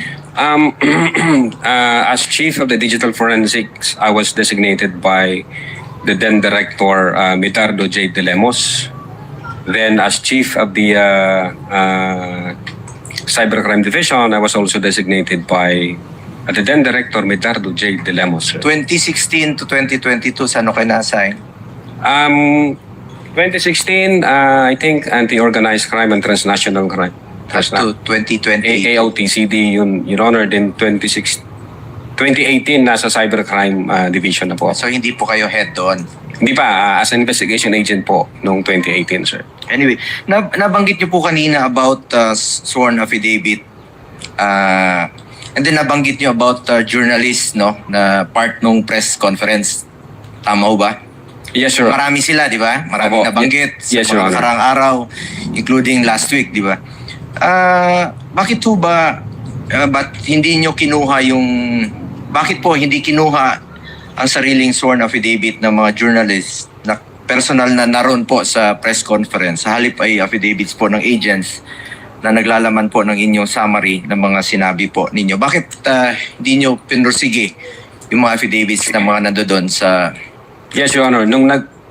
Nung nag-appear po yung mga media personalities na nag-participate nung online press conference at the November 23, 2024, may kasama ho silang lawyer, and then we want to them to execute an affidavit. Ang advice sa kanila ng lawyer, hindi na raw. Pwede lang sila mag-participate ng interview. Pwede sila mag-sign sa minutes of meeting. So hindi na po namin pinilit. So wala hong journalists or mga vloggers na kasama po dun sa sworn affidavit? Wala ho. Sa inyo lang, purely puro po ito sa NBI. galing sa NBI lang po. Yes, sir. Kasi ayaw po ng lawyer nila na mag-execute sila ng affidavit. Okay. Pero may kasama po silang lawyer doon, sir. Yung mga detalye pong nakasaad sa inyong affidavit tungkol sa naganap na press conference, galing ho ba ito sa personal knowledge ng mga agents o batay po sa sinabi ng mga journalists na nakausap po ng agents pagkatapos? Yes, Your Honor. Q&A yung mode nung interview at nag-reflect ho yan doon sa minutes of meeting, and then nag-execute ng affidavit yung nag-interview na agent. So magkasama ho yung mga dokumento na yun, sir. Mako-consider mo ba ito na second-hand account? Paano nyo masigurong naging actual ho yung pag-interpret ninyo sa mga sinabi? Ano pong interpret, sir? I mean, kung batay po ito sa second-hand account, paano nyo masisiguro na sakto, walang naidagdag, o hindi na misinterpret sa pagitan na aktual na sinabi ng mga journalists at mga nakasulat sa inyong affidavit? Yes, Your Honor. That's the reason why inauthenticate namin yung video mula simula hanggang sa matapos para hindi kami mawala sa tunay na nangyari. That's the reason why transcribe din ng ating agent on case kung ano laman ng video, kung ano yung naging tanungan doon para hindi kami mawala sa investigasyon namin. And in fact, Your Honor, when we try to establish whether or not nag-utter ba talaga ang Vice Presidente na may kinausap na siyang tao para pumatay sa tatlo, na confirm namin ito nung November 26 video. Kasi ni-reiterate ng Vice Presidente, inadmit niya, instead na sinabi niyang hindi ko sinabi yon, sinabi niya nung November 26 na video na indeed may kinausap na siyang tao para pumatay doon sa tatlo. So, nabuo yung aming investigation na ang tawag po namin doon is admission against interest. Doon po sa ginawa ni Vice President during the November 26, 2024, sir. Anyway, last question na lang po on sedition. No? How do you reconcile the fact that the Vice President discouraged her supporters from going to the streets with a claim of inciting to sedition? Ano po yung, sorry? On sedition charges, di ba? Yes, sir. How do you reconcile the fact that the Vice President discouraged her supporters from going to the streets with a claim of inciting to sedition? Well, in inciting to sedition, Your Honor, specifically in the case of People versus Nabong, it is not necessary na magkaroon ng actual sedition. The law also penalizes if the seditious words would encourage people to do illegal acts or to overthrow government. In other words, if the speeches would stir up the people to go against the government, if the speeches would disturb the peace of the community, if the speeches would undermine public order and public security, hindi ho necessary na magkaroon ng actual na sedition. That's under Meron po bang nagawa yung Vice Presidente na gaya ng sinasabi niyo ngayon? Nagawa pong inciting to sedition, sir? Based sa findings namin, sir, yes. Based po sa findings namin. Ganito po ang nangyari.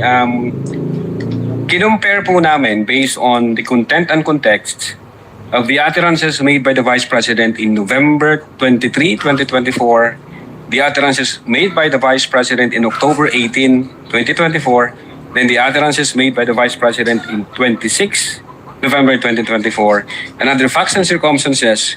Nung trinay po namin i-compare siya, may nakita ho kami ng mga utterances that would stir up the people against the government. For example, Your Honor, noong October 18, ang sabi ng Vice Presidente, walang number 1 ang Pilipinas na to, hanggang number 2 lang to para sa akin. Wala itong number 1. Kinumpara ko namin noong November 23, ang sabi dun sa November 23, I do not recognize anybody above me. It's a reiteration dun sa kanyang sinabi. That's number 1, Your Honor. Then number 2, may sinabi siya noong October 18 na anong magagawa ko, hindi marunong maging presidente yung nakaupo, kasalanan ko ba yun? And then, November 23, kinumpara namin yon. Ang sabi niya doon, this country will go to hell because the person na nakaupo is hindi marunong maging presidente and who is a liar. So nakita namin yung pattern saka consistent na utterances. Then tinira namin yung pangatlong line, ang sabi niya doon, alam ko si BBM may 5 impeachable offense, pero papasa ba dyan sa House? Siyempre hindi. Then pagdating sa November 23, sinabi naman niya doon na the President is lying to the para makuha lang niya yung boto ng mga tao. Tapos minura niya sila, PI ka, BBM, Lisa Marcos, and former Speaker of the House. So, tinignan namin, sino ba yung nagsasalita? Kung ang nagsasalita, Your Honor, is yung ikalawa sa pinakamataas na posisyon in public at yun yung kanyang utterances, definitely, Your Honor, there is a tendency to stir up the people against lawful government. Kindly wind up, Senator Go. No more question, Mr. Presiding Officer. Thank you, Senator Judge Go. Senator Judge Padilla intimated to the presiding officer that he will defer his questions to a later time. Counsel for the respondent, you may proceed with your cross-examination. Just a manifestation, Your Honor, in relation to the query or the manifestation of Senator Judge Villanueva. In relation to the query of... His manifestation, Your Honor. No need, counsel. Proceed unless he asked you a question to save the court's time. Please proceed with your cross-examination. All right, I'll just transform it into a question. You were asked about that December 2, 2024 letter, correct? December 2, yes, sir. Oh, that is the letter where you gave a schedule for the Vice President to attend, correct? Yeah, signed by our assistant director. Right. But the schedule that you gave was November 11, 2024 at 10 a.m. and then you gave the address. So in other words... Sinabi ko na huyang kahapon, typographical error yun. My question naman is this if tama yung schedule sana at nakapunta si VP Sara, would it have affected your investigation? Your Honor, even up till now, ready ho kaming tanggapin kung anumang information na threat against sa life ng Presidente, continuous ng Vice Presidente, continuous po yun. In fact, sabi ko nga kanina, yung intelligence service namin is may ginagawang monitoring from time to time dun sa threat to life against the Vice President, President, etc. Okay, I'll move on to a new point. Now, let me show you a portion of the interview of Dempsey Reyes of the Philippine Daily Inquirer. Please direct your attention to paragraph 13 of the minutes of the meeting. This is also the transcription made by Agent Kalilong. Page 173 of Annex G9 as well. So, here, it says, may press con kasi earlier than that, sabi niya na parang sabi niya lang, gusto daw siyang patayin daw according to her ni Speaker. That was during a press conference the day before, November 2022. So, considering that this is part of the minutes of the meetings, this is also part of the NBI's own records, correct? Yes, sir. All right. Now, my question is this. Did you issue a subpoena against Speaker Martin Romualdez, former Speaker Martin Romualdez? Did you issue a subpoena?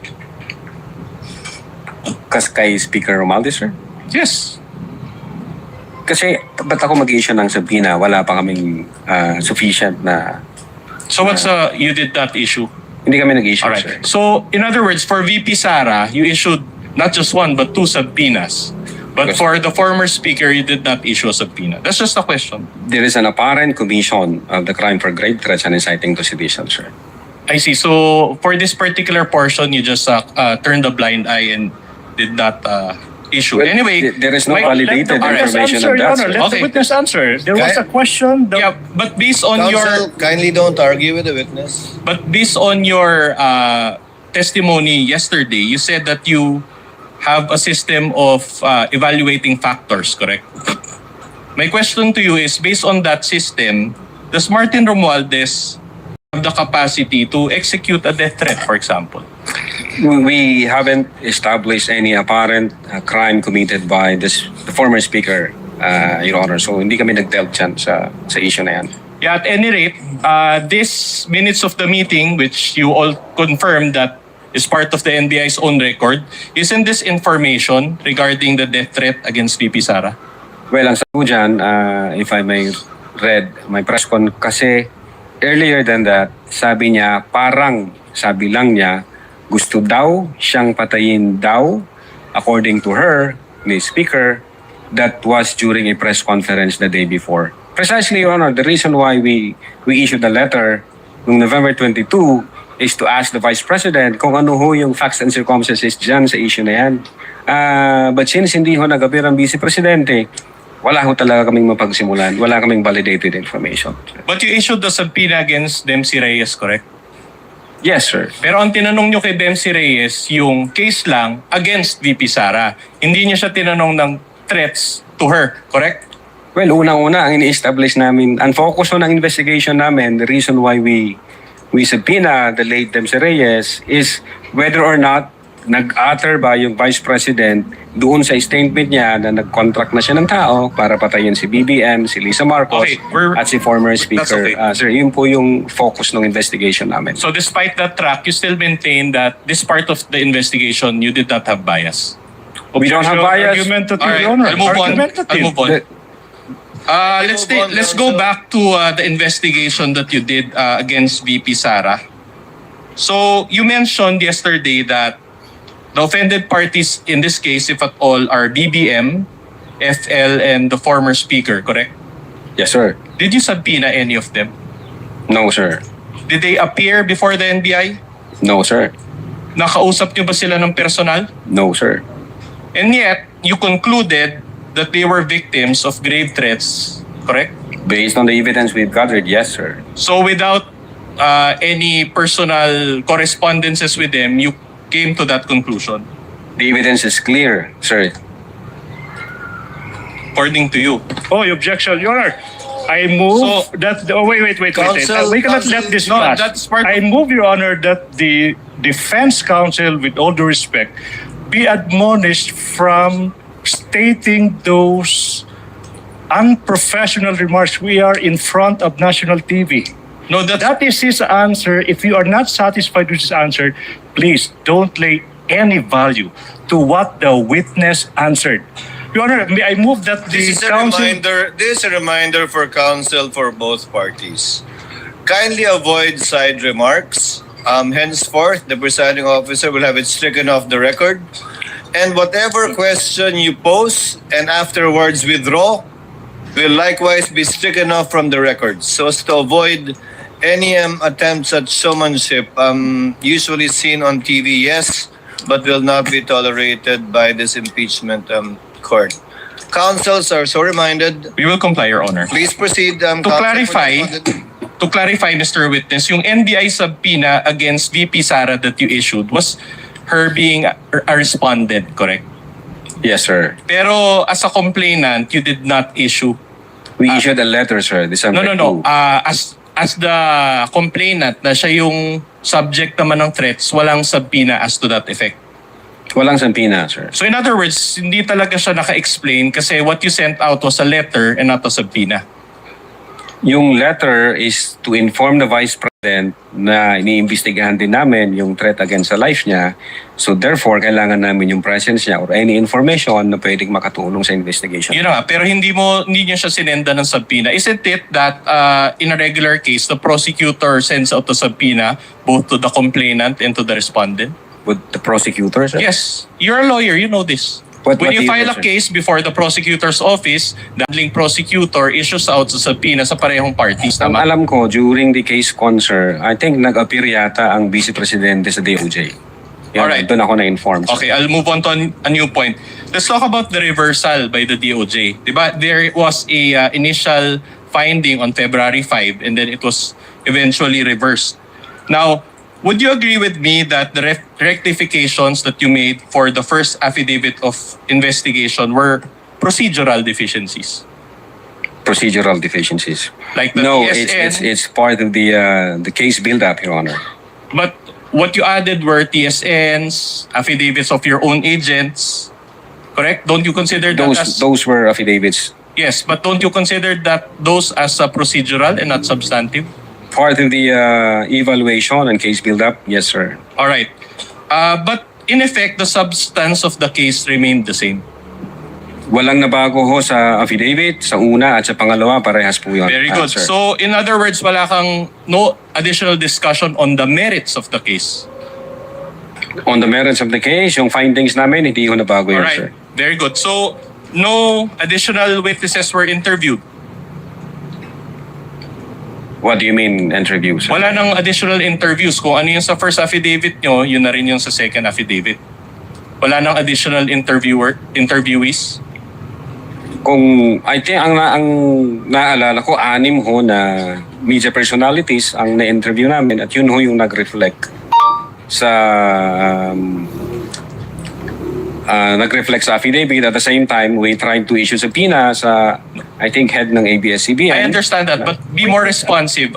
Your Honor, if I may, the witness is still in the process of answering Yeah, his... but Your Honor, but the answer is not responsive. Eh. My question is very Let him simple. finish first with all the respect, Your Honor.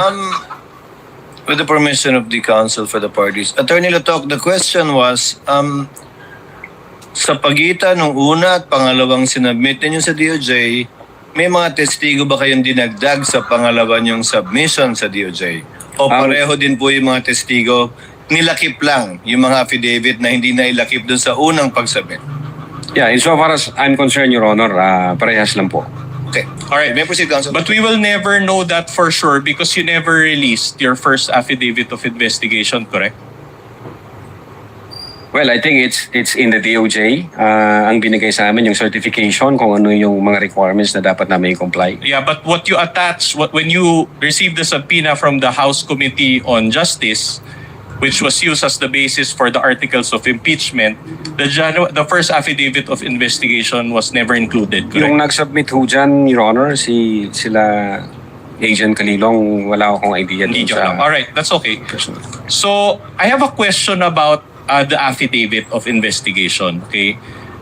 An affidavit, or I'll just be more specific, your second affidavit of investigation was subscribed and sworn to, correct? Yes, sir. On February 10, 2025. Yes, sir. All right. Before who? Can I check, sir? Sure. Witness may consult Thank you, the document before him. Your Honor. Counsel for the parties may assist him. Your Honor, we'll just confront him with our own... Subscribe and sworn to before Assistant Director Glenn A. Ricarte. Sir. All right. So do you remember that you subscribed along with the other agents before General Ricarte now? Yes, sir. May signature kami dito. All right. And you did this because the first affidavit of investigation cannot be altered anymore. What do you mean, sir?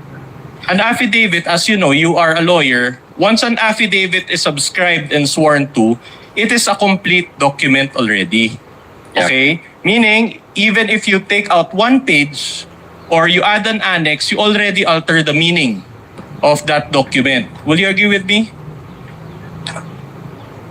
Your Honor, the process is legal evaluation by the prosecutor and case build-up. So pag nakita ho ng prosecution... Your Honor, I'm just talking about the nature of the affidavit. I'm not Attorney talking Lato, about... kindly answer the question. It's a general question pertaining to an affidavit in general, not this particular one. Ano yung question? Okay, an affidavit, once you subscribe and swear to it, that already becomes a, if I may use the term, untouchable affidavit in such that you cannot take out one page, you cannot alter one paragraph, you cannot add annex. Well, I think kung sinubmit niya na ho yan officially sa, halimbawa, sa korte, hindi na ho pwede yan. Pero yung process ho namin, yung evaluation, saka case build-up, nag-uusap po ang prosecutor, saka yung investigator. So sinasabi ng pros, pag may kulang ka, ito. So itong unang affidavit, since may kulang sa mga attachment, ayusin nyo, baguhin nyo, i-comply nyo yung mga requirements. Since yung affidavit na yon is naka-date nung January 30 at magkukomply pa lang kami, anong na-comply namin, nag-submit kami sa DOJ and that is already February 10, 2025. So magkaiba ho yung date. So definitely babaguhin namin yung date. Kasi nga, dumaan kami sa process ng compliance. Wait. In other words, when you evaluation. subscribed and sworn to your January 30, 2025 affidavit, you added documents or pages to it?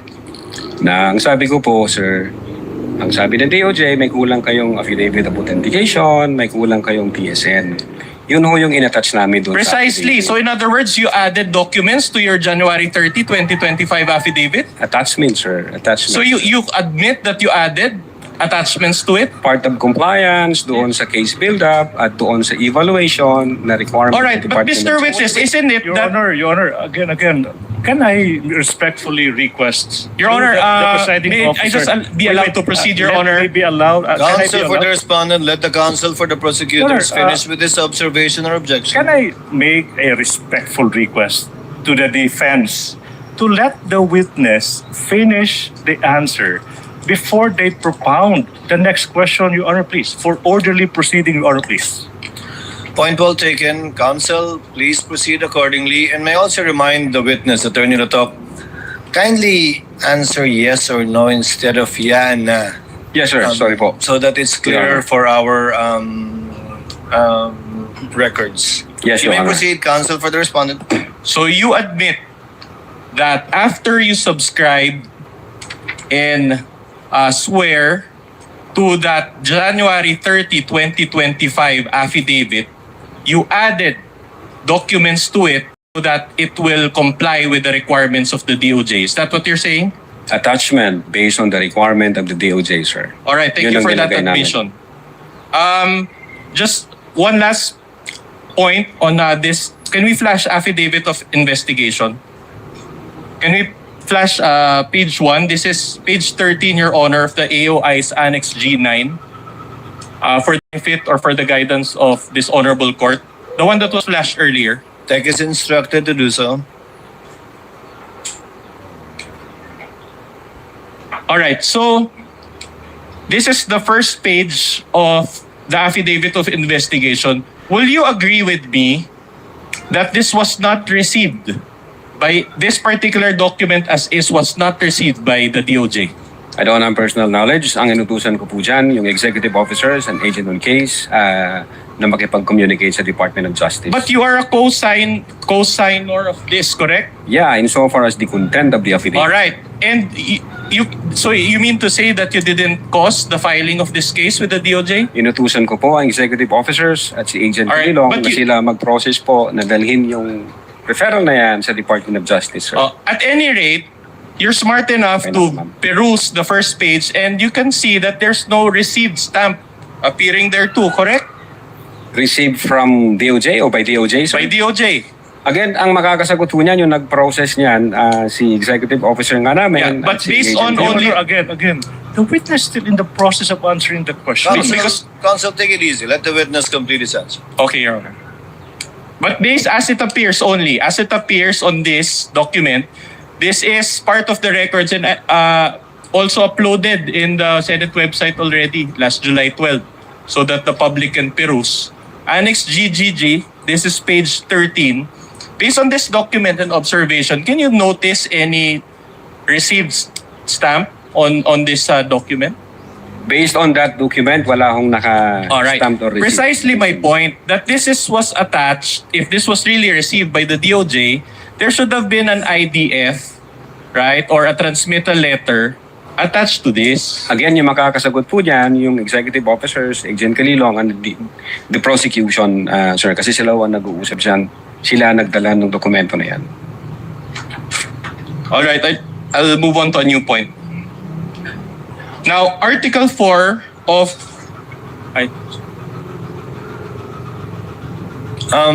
What is the pleasure of Senator Judge Pia Cayetano?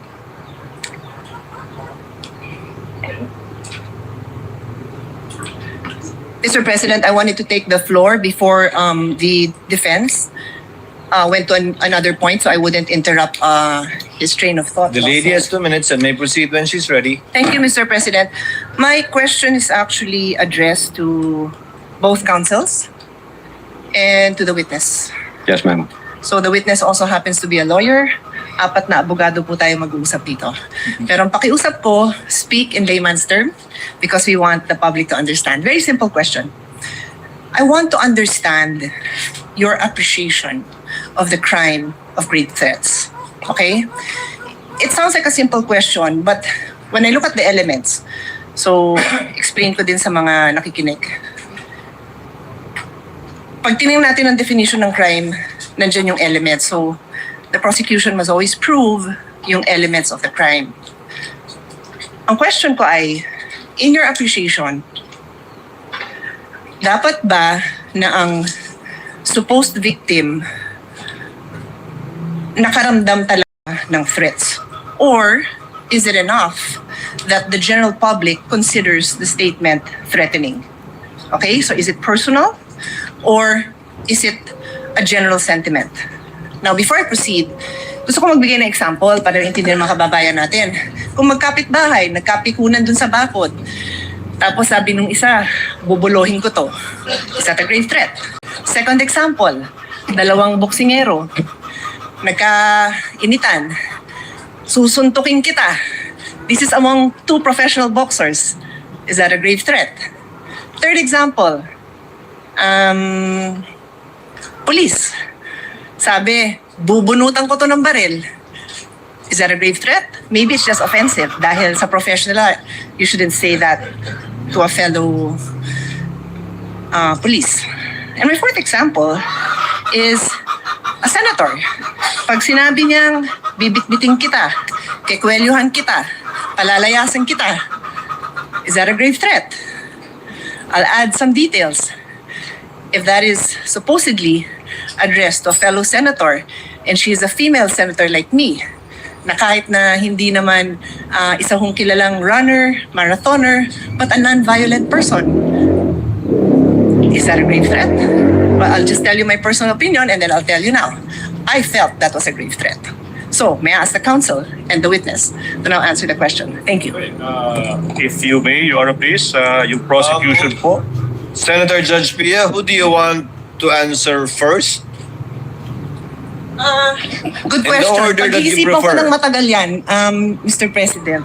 I give you the decision on that one, Mr. President. Siguro prosecution kasi Yes, sila naman ang kailangan mag-prove ng case nila. And then the witness and then the defense counsel. Again, an admonition from the chair without stating conclusions of fact and law that again is reserved for the impeachment court. You may state your opinions with respect to the elements of the Definitely. crime of grave threat specifically identified Yes. by the senator judge. And if I may, presiding officer, feel free to interrupt them if you feel that they have crossed the line, as I will. That's why I just Opo. I repeat my question. I want to understand your appreciation of the crime. You may, Mr. President, will we allow them to cite jurisprudence? I leave it up to you. I just Opo. want to understand the appreciation kasi. Opo. What do you think? Doon sa particular pong katanungang yon ni Senator Judge Pia Cayetano na dapat ba may takot na naramdaman, correct me if I'm wrong, Senator Judge Pia, Yes. yung taong tinatakot o subject matter ng grave threats o pampublikong pagtanggap pa na nakakatakot yung mga sinabi niya laban dun sa taong tinatakot niya. Siguro a simple yes or no with a very short explanation would Opo. suffice, Mr. Presiding Officer. Attorney Ligutan, you have 2 Maraming minutes, salamat, please. Senator Pia Cayetano. Maraming salamat sa pagkakataon. Yung sagot sa tanong na iyan, yung sagot po ng prosecution, hindi po galing sa opinion ng aking mga kasama. Ito po ay isang decision. No less than the Supreme Court of the Philippines. It just so happened, Your Honors, as in answer po sa tanong ni Senator Pia Cayetano, may dalawang kaso na po yung Supreme Court. Yung isa is Paera versus People. Yung GR number, siguro yung mga law students, no? Mga law students. GR number 181626, May 30, 2011. The title is Paera versus People. Sinabi ng Supreme Court, wala pong batas na nagre-require na may private complainant. Ibig sabihin, hindi po required na yung biktima mag-execute ng affidavit upang yung akusado po pwede ma-found guilty ng grave threat para versus People. But more than that, Your Honor, please, may isang kaso pa. No less than the Supreme Court in the Philippines. Sinabi doon, hindi po kailangan na yung recipient mismo nakaramdam ng takot or that sineryoso yung pagbabanta. Your Honor, to repeat, etong sinabi ng Supreme Court, all that needs to be proven is that they were intended by the accused to have that effects. Yung sagot sa tanong, hindi po galing sa prosecution, hindi po opinion, galing mismo sa Supreme Court of the Philippines, Your Honor. Okay, thank you for that. So, Mr. President, can we now... If I may add, Senator Judge Pia, if I remember my memory correctly, there are only certain private crimes that need a private complainant, and most of these are personal crimes such as concubinage, adultery, seduction, abduction, rape, and acts of lasciviousness. Although these crimes are all entitled People of the Philippines versus the accused, without a private complainant, these crimes cannot be filed by the prosecutor in court without the cooperation or affidavit of the private complainant. Counsel for respondent will please reply to the query of Senator Judge Pia Cayetano. You also have 2 minutes, sir. All right. I will try to avoid making conclusions of fact and law, Your Honor, but I will answer in light of the facts of this case and leave it up to the discretion of this honorable court. Please, sir, you may proceed. It is our position that the statements made by the Vice President were not threats in the first place. That's why we were categorizing it as response, a mere response to a Q&A. Number 1. Number 2, it was never aimed directly at BBM, FL, and the former speaker. In other words, had they not watched the video, for example, they wouldn't have known about it.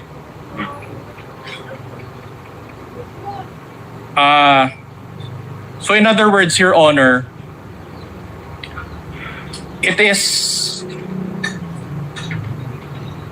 there was no threats to begin with.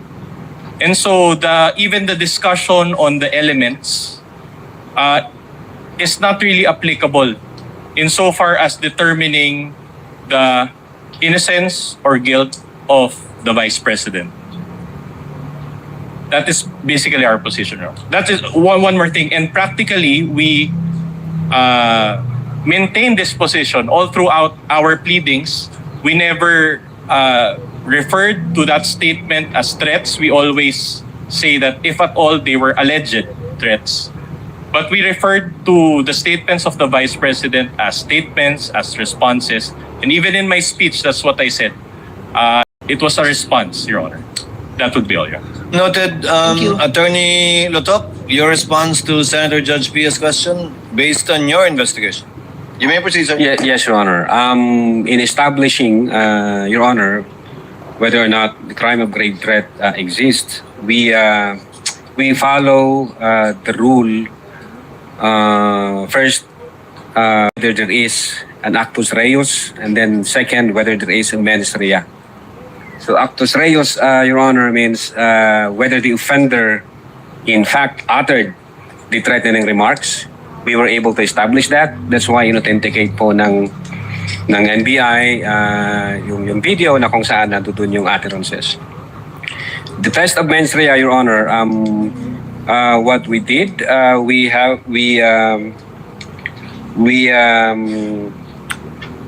interpret the utterances objectively and in the light of the circumstances in which they were uttered, in the manner in which those utterances were spoken, the person to whom they were addressed, the utterances were addressed, the relationship between the parties, meaning the offender and the recipients, and then the reactions of the recipients, whether they treat the utterances serious or real. But again, I would agree with what Attorney Ligutan said. In fact, ang basis po namin dyan, yung Garma versus People.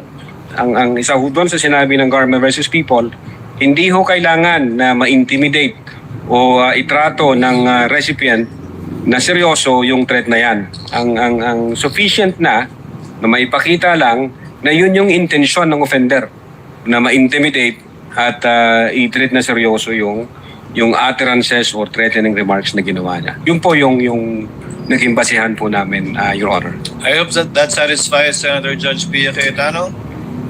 It actually does, but if I still have time, I have a follow-up question for all. Do I? Well, anyway, everyone went over time, so since my bell hasn't No, you rung- don't, but you can ask your final question, Madam. Yeah, just a quick follow-up. Siguro sa witness na lang. You mentioned the word threat, no? So can you just elaborate on that? What to you would be the difference between a threat and a I don't know if you uttered the word that I want to ask you now, no? But you referred to threat, of course. What would be the difference between a mere warning and a threat? A mere warning and a threat, sir, ma'am. At what point does a warning become a threat? Well, Your Honor, if I'm going to based on our investigation, kung i-apply ko ho yung Hindi na. yung You don't have to. Just asking you your legal opinion. You're a lawyer. You may answer. Is it not correct, Mr. President? I think If he knows. just in my own opinion, although warning is maybe there is a what we call an event-based condition. Pwedeng ganon na pag inulit mo itong gagawin ko sa'yo, pwede hong warning yon. Di ba yung threat? Yung threat, Your Honor, pag ang threat is with a condition, pwede ho siyang mag-fall ng ganon. Pag sinabi ng threat is, pag ginawa mo to, ito ang gagawin ko sa'yo, papatayin kita, papatayin ko yung pamilya mo, papatayin ko yung ganyan. So para siyang nag-overlap, depende sa appreciation ng for us ng investigator Your Honor. But insofar as the NBI Cybercrime Division is concerned, what we did is we established the elements of the grave threats based on the surrounding facts and circumstances, and then we conclude that indeed nag-violate ho ang ating Vice Presidente. Attorney Luto, warning in Filipino is babala. Yes, opo. Threat in Filipino is banta. Yes, opo. Opo. Kaya di ba, babala, bawal magtapon ng basura dito. Pwede po yun, sir. Di ba? Ang tanong ni Senator Pia, kailan nagiging banta yun? Well, depende sa konteksto siguro, Your Honor. May warning din po kasi na I warned you. Sasabi ko, pag inulit mo to, ito nang mangyayari sa'yo. May konteksto ho na ganon, Your Honor. Na somehow nag-overlap siya doon sa elements ng grave threats na conditional, na sinabi na pag ito ang nangyari, ito ang gagawin ko sa'yo. So, depende ho sa konteksto, Your Honor.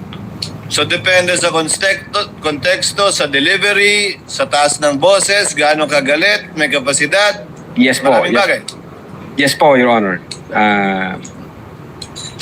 Senator Judge Bia? Yeah, so in other words, Your witness? it depends on the circumstances surrounding the incident or the time that Yes, yes, ma'am. utterance was made. Yes, ma'am. Okay, so laging contextual. Okay, maraming salamat sa lahat. I just want to emphasize na, Mr. Presiding Officer, I posted my question to each of the counsels and the witness precisely so that tayo masabihan na may bias. Isa lang yung binibigyan natin ng opportunity to explain their side. I really genuinely just wanted to know what their appreciation of the definition of grave threats is. Thank you so much. We thank the good Senator Judge for intervention. All of the comments are noted. Counsel for the respondent. Proceed with your cross when you're ready. All right. I'll move on to a new point. Now, Article 4 of the Articles of Impeachment against VP Sara deals with 3 accusations. Number 1, contracting for the assassination. Number 2, making grave threats. And number 3, actively inciting sedition. So, on page 28 of your affidavit of investigation, which is page 40 of Annex G9 again, you recommended only 1 count of inciting to sedition and 3 counts of grave threats. You confirm this? Yes, sir. All right. And the 3 counts was for 3 counts of grave threats were for BBM, FL, and the former speaker. Yes, sir. My next question is very simple. Did you include any charge relating to contracting for the assassination? Relating to contracting for the assassination. No, sir. Yung charge namin is grave threats. All right. That's enough. Inciting to sedition. And on that grave threat, doon ho pumasok yung attirances na may kinontrata ang Vice President. All right. So, pinagsama nyo na lahat. Even yung contracting assassin, sinama nyo na sa grave threats. According to you now. You know, ang basis ng grave threats namin. All right. In fact, let's go to page 13 of the Affidavit of Investigations G9. We flashed it on the screen. There. It says 1 count of inciting to sedition and ano ba to? 3-1. So 3 na 1 count of grave threats. So Typographical ano to? Typo na. Alright, typographical error na naman. Alright, so with all these mga infirmities, and you mentioned yesterday that your case is airtight, don't you think that these errors constituted violations of due process? Your Honor, the existence of these typographical errors does not alter the fact that the video exists, does not alter the fact that the Vice President uttered those statements, does not alter the fact na ang NBI mayroong findings at ang findings nila, the Vice President committed the crime of grave threats and inciting to sedition. Okay. Now, inciting to sedition punishes someone who incites others to overthrow the government. Is that accurate? who incites others, who, All right. who steers. Now, it has been over 1.5 years since VP Sara's speech. My question is, has the government been overthrown following her speech? Again, as I've said, as I've explained that, Your Honor, it is not necessary to be a Your Honor, can we seditious- ask that the witness answers in a more Witness, responsive kindly, manner? Attorney Letok, kindly answer the question directly so that the court's time is not wasted. Again, question, sir? Has the government been overthrown following VP Sara's speech? Not Yes or no? necessary, sir. Huh? No. Okay. It's not necessary, sir. Has any agency or department of the government been overthrown following her speech? Not necessary, sir. No. All right. Now, I am showing you a news article entitled Palace Dismisses Distab Rumors versus Marcos Admin. This was marked as our D-4-66. If I may ask my co-counsel to confront the witness. We with may do this. so with the participation of his so desires by assisting counsel for the prosecutors. For the benefit of this honorable court as well as the people watching, we already also flashed that news article. Okay. So based on this article, you confirm that Claire Castro speaks on behalf of BBM. I don't have personal knowledge Don't on have personal that event, sir. All right, that's okay. But based on her statement in this news article or title, do you confirm that there has been no destabilization efforts against BBM? Again, I don't have personal knowledge on that statement made by Attorney Claire Castro. Okay, that's okay. I'm showing you another recent article, June 12, 2026. This has been marked, Your Honor, as our D-4-67. Can we confront the witness and show also the document on screen? Your Honor, before the good counsel proceed, can I make a manifestation? Again, these documents have yet to be authenticated. So for the record, it's like presenting these documents without proper basis and proper authentication, which I do believe should have been done before a witness is confronted with the documents. Your Honor. Wait, I'm not yet done. As per our rules, It's Your Honor. not an objection, counsel for the respondent. The remarks and comment of the counsel for prosecutors is noted. But counsel, for clarity, this is a pre-marked exhibit for the Correct, Your respondent. Honor. You may proceed, sir. So again, based on this, just your basic reading of this, says SARADU30, I won't grant Marcos's position. Is this news article consistent also with the previous article that no destabilization efforts are present against the government? Again, I don't have personal knowledge, sir. Can I make a counter manifestation, Your Honor? This is dated June 12, 2026, 2 years after the event. Manifestation, Your Honor, please. 2 years after the Vice President uttered the threats. Noted. Counsel may proceed. Okay, I want to talk about the discussion in your affidavit of investigation. I want to go through it very quickly, but the affidavit of investigation is also marked as our D-1-145-A. You mentioned in your affidavit of investigation the case of Garma versus People, correct? Yes, sir. All right, and you cited the doctrine of this case, correct? Yes, sir. Were you the one who typed that portion in your revised affidavit of investigation? Or I'm the one who typed? Yes. Being the chief, sir, inuutos ko yung Alright. executive officers. But did you read the case in full? Yes, I think, pero not thoroughly. Not thoroughly. Isang basahan lang. Now, did you read? Was there a video recording involved in that case? No. All right. Did that case include a public official like the vice president? No, sir. In fact, it involved a group of 3 farmers, correct?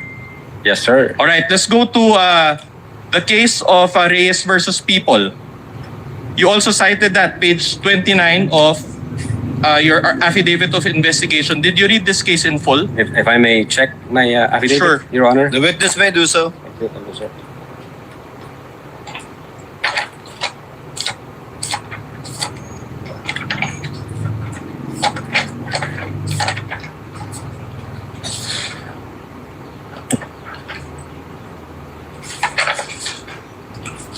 Okay, sir. Did you Reyes read versus- this case in full?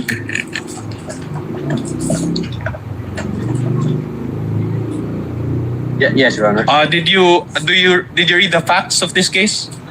I think it's about yung threat against a person nung nasa Navy office siya, and then sinundan siya hanggang sa bahay, may dalang mga placard. Yun yata yun, sir. Alright, If I'm not but did mistaken. it involve a video recording? No, sir. Did it involve an official like the Vice President? No, sir. You cited Ruaza versus People, page 29. Did you read this case in full? Ruwaza.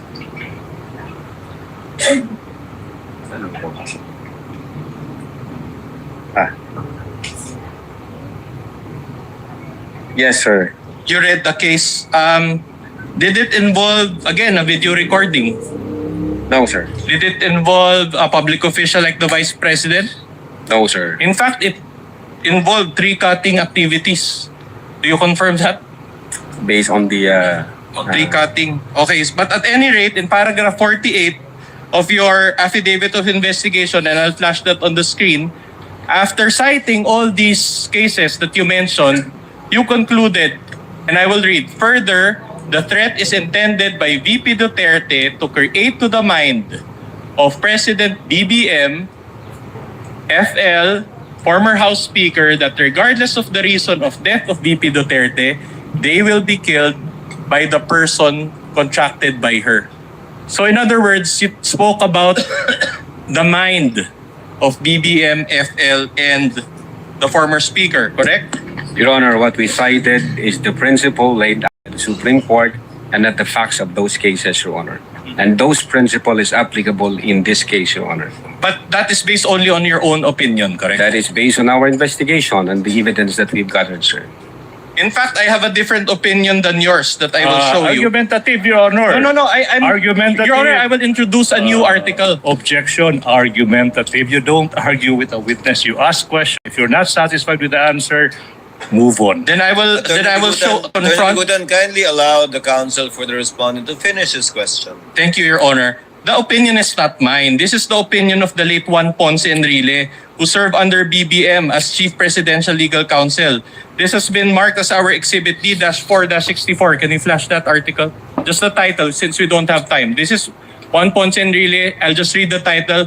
No criminal charge could be made versus SARADU30 over kill remark. So isn't this opinion inconsistent with your own? I don't have personal knowledge in that, sir. Right, no personal knowledge again. That's okay. I'll be winding up. But do you know the difference between a felony and a crime? There's a felony difference and crime. between the two, correct? Yeah, tell me, sir.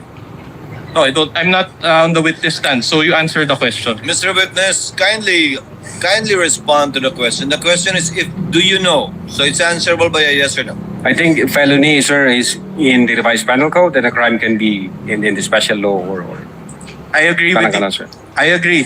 So in other words, like homicide, for example, it is a felony because it is defined and punished under the RPC, correct?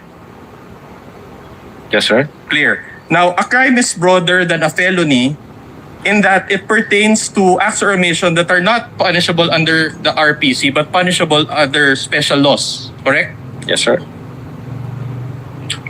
Like BP22, for example, it's not within the RPC but it's covered by special laws, correct? Your Honor, respectfully, can I now object as to the relevance to an impeachment case, the distinction between felony and a crime? Just laying the basis, Counsel, Your Honor, I'll go counsel, to that.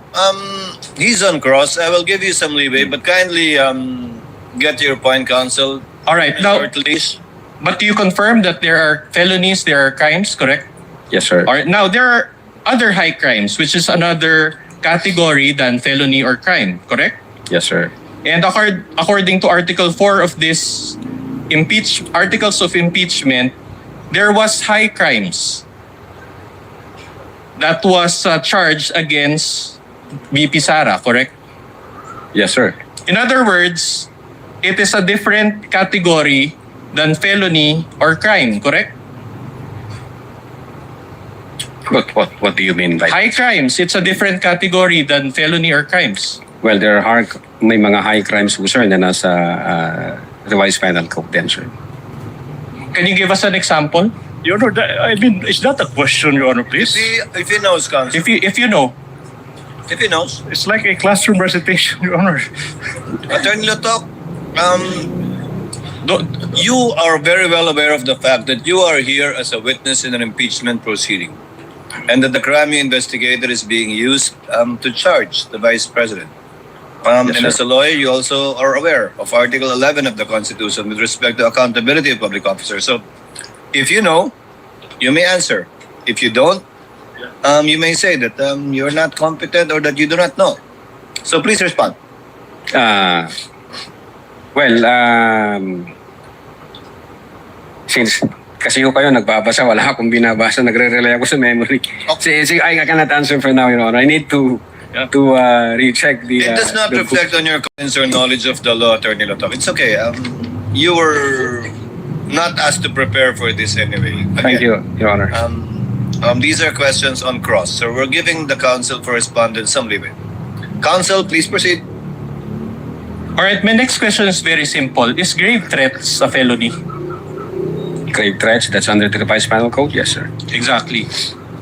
So it is a felony because it is defined and punished by the RTC, and it is punishable by arresto mayor, or 1 month and 1 day to 6 months of imprisonment, correct? Your Honor, again, objection. What's the relevance? Your Honor, to the, wait, Counsel, let me finish, please. Allow him to finish, easy. Counsel. Now, as to the what is the penalty for grave threat? That's irrelevant as to the impeachment complaint that we are litigating, Your Honor, on the ground of relevance. Unless the counsel is able to prove the relevance, I will withdraw my objection, Your Honor, please. This is Show the connection, counsel. Again, you're on a short list, but I know where you're getting at. Get to it, please.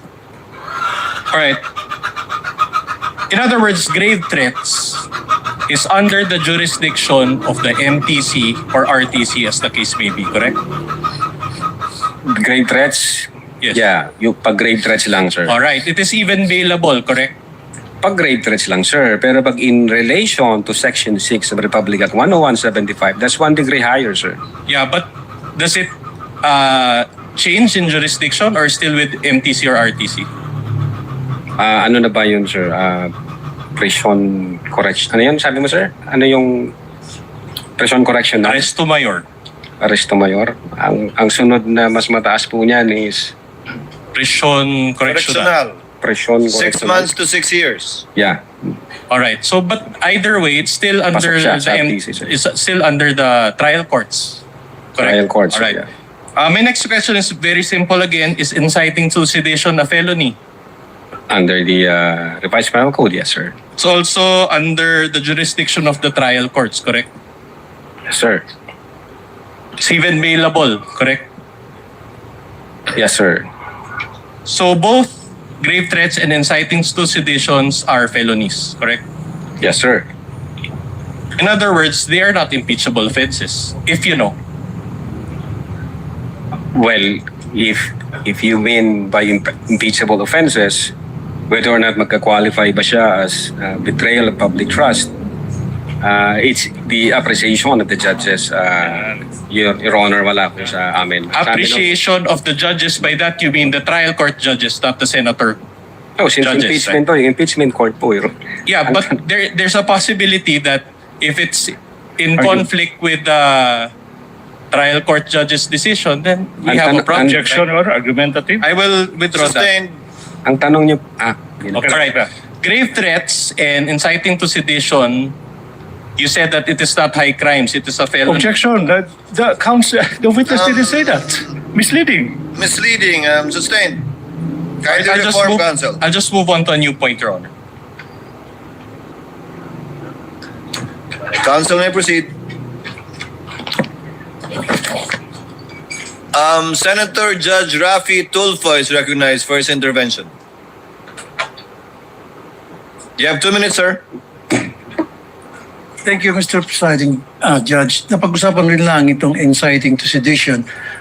Nag-file ka ng kasong inciting to sedition against BP Sara based on dun sa utterances niya yung sa online press con, plus meron pa bang iba? Yes po, Your Honor. Yung basis ho namin, una, yung utterances in October 18 2024. And then kinumpara ho namin siya sa utterances in November 23. Right. So, 2024. meron bang elements of sedition doon sa mga utterances nyo? Ang elements na ini-establish po namin, which is under the law, is whether or not the speeches would tend to steer the people against the government. So how would you know kung mag-steer yun ng uprising o magkukumbinsi sa mga tao na mag-alsa masa base doon sa utterances ng BP Sara? Yes, Your How Honor. did you know? Pangalawa, if I may explain, sir. Pangalawa po, yung if the speeches would tend to disturb the peace of the community, and if the speeches would tend to undermine public safety and public So how would you know if it will tend to disturb or undermine the peace Yes, and Your order Honor. of the community? Paano malalaman? The fact ho Based na, doon sa utterances niya. the fact ho na nag-issue ng statement yung mga government agencies tasked to protect national security, at ang sabi ho nila, that's an active threat, that's an issue of national security. So definitely na-disturb ho yung ating How? well, nag-alala ho ang nasa gobyerno. Kami ho, per se, yung sabi ko kanina, Nag-alala kayo, nag-alala yung taong bayan. Kasi iba yung nag-aalala kayo nasa gobyerno, kayo nag-imbestiga, versus nag-aalala yung nakarinig at yung mga, at that time, ay nagsusubaybay dun sa mga Yes po. sinasabi ng BP. Nag-alala po ang taong bayan, definitely. Kasi, How? well, marami ho kaming nakita sa news, sa comments ng social media. Comments. So that means you factored in yung comments and reactions sa social media doon sa ginawa niyang press conference, doon sa mga utterances niya, kung ano yung reaksyon ng mga netizens na nakapanood. Yes po, Your Honor. At ano naman yung mga sinabi doon? Well, yun nga, yung iba nagwo-worry, ano na ba yung mangyayari sa bansa natin, bakit magulo yung mga nasa taas. Yung iba nagsasabi, ano ba ito, saan ba ito patungo. So hindi pa rin seditious yun. Nag-worry lang sila saan patungo. Ang seditious is, tama ka dyan, BP Sara. Go tayo. Gawin natin yan. Nasa likod nyo kami.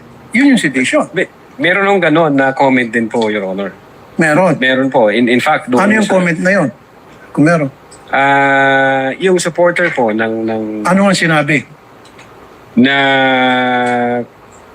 yun nga, yung sa people power, yung sa nasa likod mo kami, kung ano yung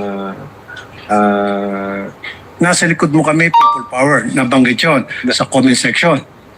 sa ano, Your Honor, sa during interview with the Vice President doon sa November 23, 2024. So meaning, binase mo, isa dun sa mga reasons kung bakit ka nagpa ng kasong sedition, BP Sara base sa kanyang utterances, dahil finactor in mo yung mga comments ng mga nakapanood. Yes, sir. Yung sinasabi mong supporters. Opo, yes, sir. Okay, kasi pag sinabi ng mga nagko-comments, nag-worry kami, I don't think nandun yung elements of sedition. Maliban na pag sinabi na nasa likod mo kami, let's do it, go. Well, Your Honor, Gagawin namin kung anong gusto mong gawin, things to that effect. opo. Was there? Meron na kami comments like those? Meron na kami nakita sa mga Facebook comments, although hindi siya nasama, na hindi siya nasama dito sa investigation. At ano nga ulit, halimbawa? Yung mga Facebook comments, Your Honor, na nagsasabi, lusubin na natin ang Malacanang, tapos may ganun na sign. Lusubin na natin ang Malacanang. Yung comments sa Facebook, yung mga nagko-comment. At meron kang ebidensya tungkol dyan. Hindi mo to katag-isip lang. Kung babalikan ko po, yun nga po ang sabi ko during those Okay. times, siyempre nagbabrowse kami. Okay. Nga lamang, hindi namin naisama sa authentication. Your No further question, Your Honor. Thank you. Thank you, Senator Judge Raffy Tulfo. The Senate President is recognized. He has 2 minutes as well. Thank you, Mr. Presiding Officer. On the same topic on inciting to sedition, Attorney Lotok, meron ba kayong nakausap na mga tao na naniwala doon sa sinasabi ni Vice President Sara on inciting to sedition? Nakita ko kasi doon sa grave threats, marami kayo in the interview. Pero in this particular case, meron ba kayong at least man lang nakausap ng mga tao, inimbestiga further kung talagang mayroong epekto yung kanyang mga sinabi? So far as the Cybercrime Division is concerned, Your Honor, Hindi ko kami nakapag-focus dyan. Siguro ang pwede makasagot niyan, Your Honor, yung intelligence service po namin dyan sa issue po na yan. Hindi ko kami nakapag-focus dyan to conduct investigation on Isa people's para sa akin comments. kasi sa kabilang banda pwede ka magsalita pero sa kabilang banda may naniniwala ba sa'yo? So ang gusto kong malaman kung meron kayong nakausap na mga grupo o mga anyone o naimbestigahan yun, naniniwala talaga doon sa kanyang pinagsasabi. I think ang makakasagot po niyan yung the intelligence service, yung director po namin, sir. Okay. Sa kanya po yung pool ng information ng. And then I believe na doon sa mga sinabi niya, nangyari rin ito doon sa 2-hour video. Tama po ba? Yes, sir. Opo.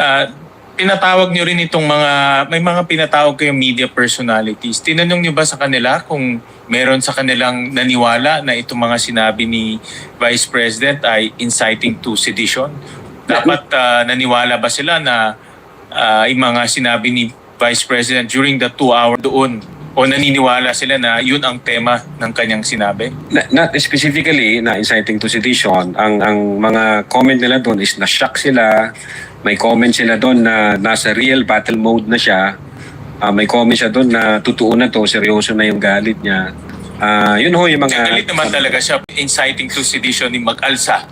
Pero Wala pong ganong comment during the Q&A portion, Your Honor. And just to on a related question, Mr. Presiding Officer, inciting to sedition is serious rin, no?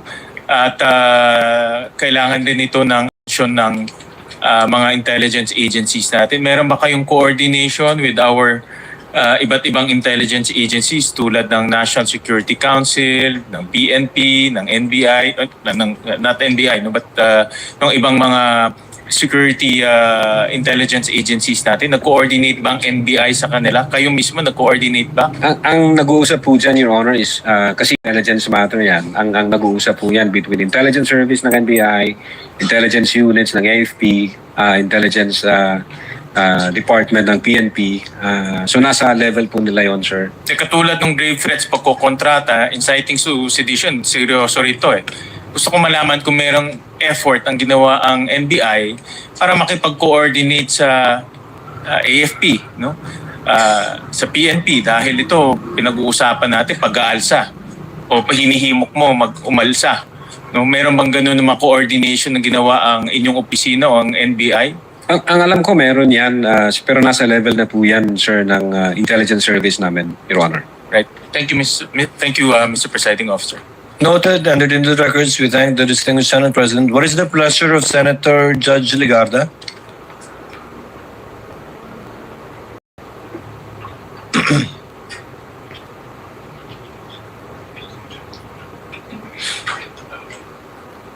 Mr. President, Mr. Presiding Officer, just a few questions. The lady has 2 minutes, Yes. ma'am. You may Thank proceed you. when you're ready. It's just to provide clarity for this representation and just a few questions to Attorney Lot. Yes, Your Honor. Yes. Attorney Lotok, sa paragraph 53 ng Affidavit of Investigation na iyong pinirmahan, sabi niyo po na the Vice President's statements were brought about or motivated by unpleasant circumstances occurring before November 23, 2024 press conference. I believe nabasa ko po yan. Yes. Your Honor. Kasama ba ho dito yung pahayag ng Vice Presidente noong Oktubre 18, 2024? Yes, Is that yes, Your part Honor. of your affidavit? Opo, Your Honor. Yes. Bago naman po magsimula ang press conference noong November 23, mayroon mga pangyayaring kasama ang Chief of Staff, si Attorney Zulaika Lopez, na may kinalaman sa mga na-cite in contempt, sa camera, detention, Opo. medical emergency, at mga planong paglilipat Yes, sa Your Honor. hindi pa po ako tapos. Sorry po. Ng piitan sa Correctional Institute for Women sa Mandaluyong.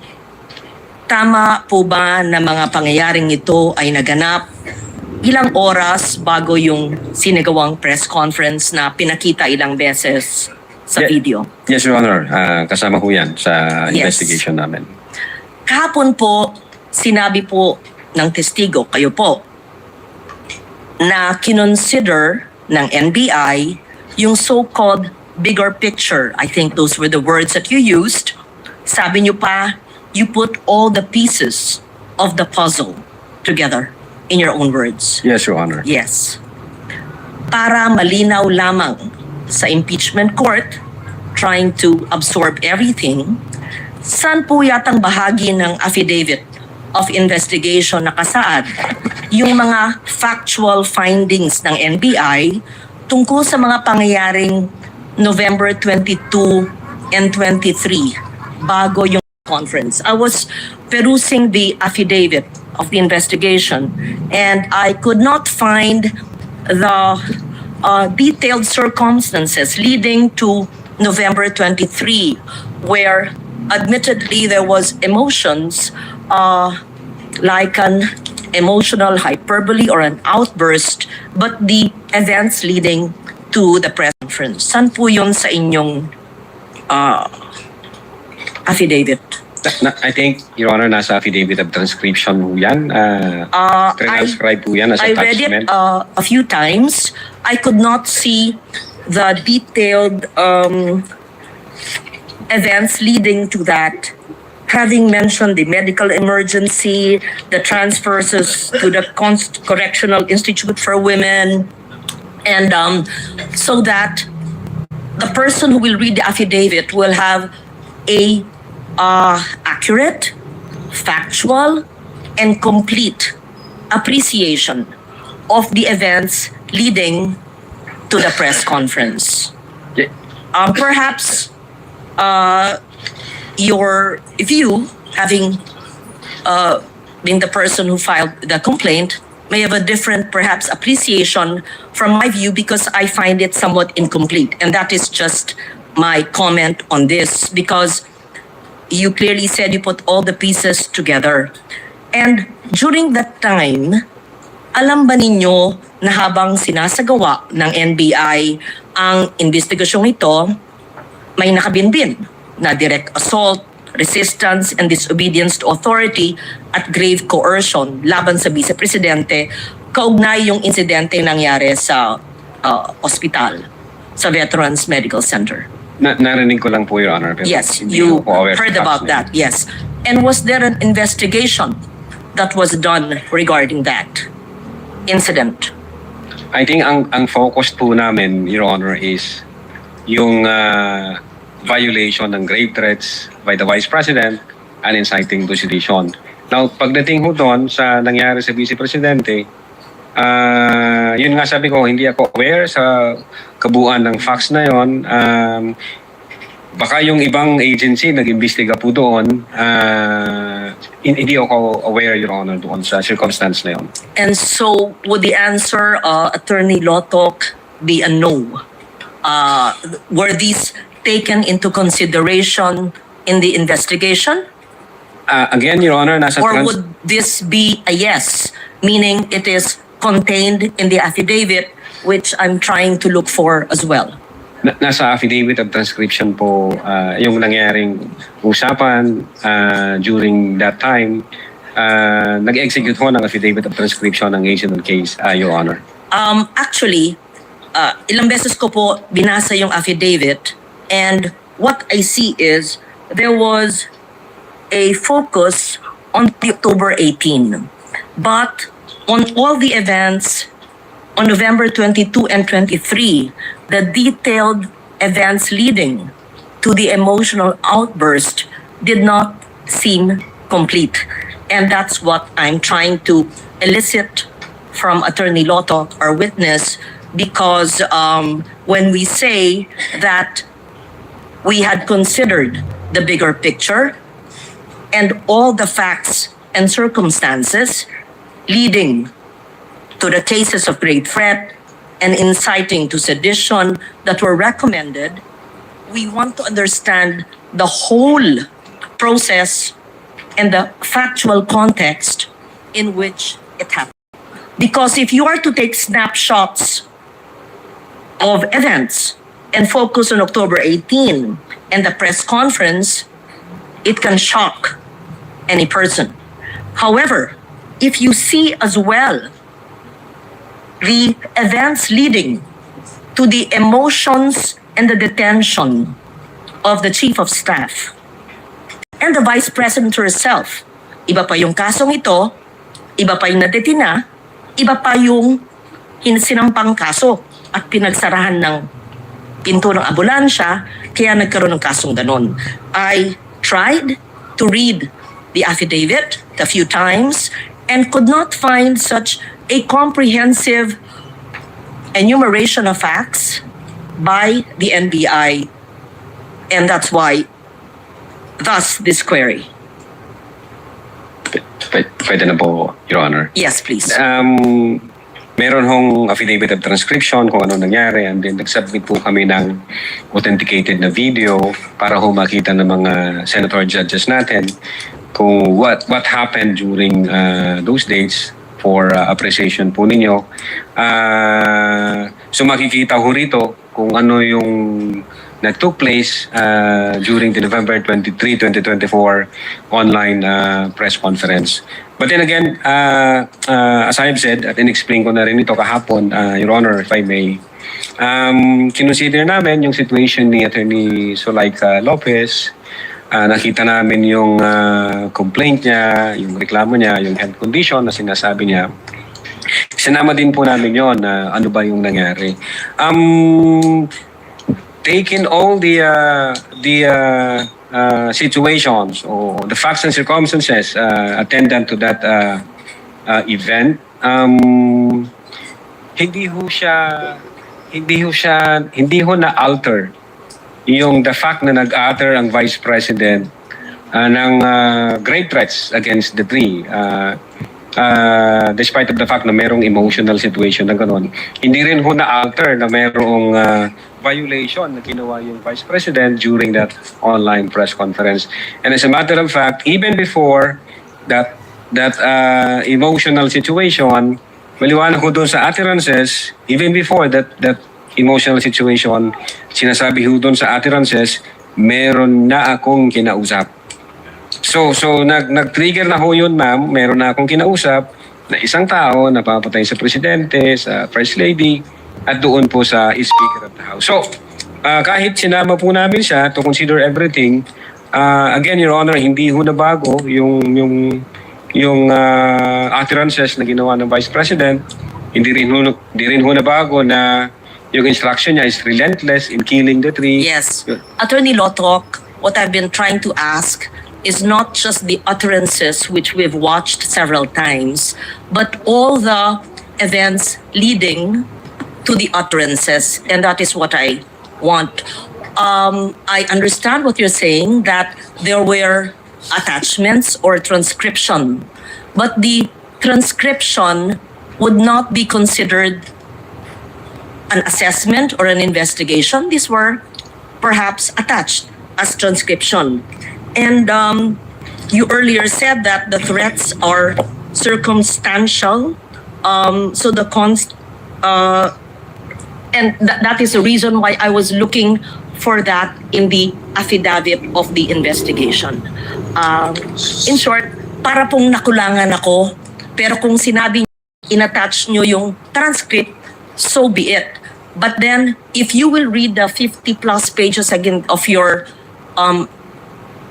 investigation, it seemed to me, at least at this point, that snapshots were taken focusing on the October 18 and the utterances, but there seemed to be events leading to it that may have not been included.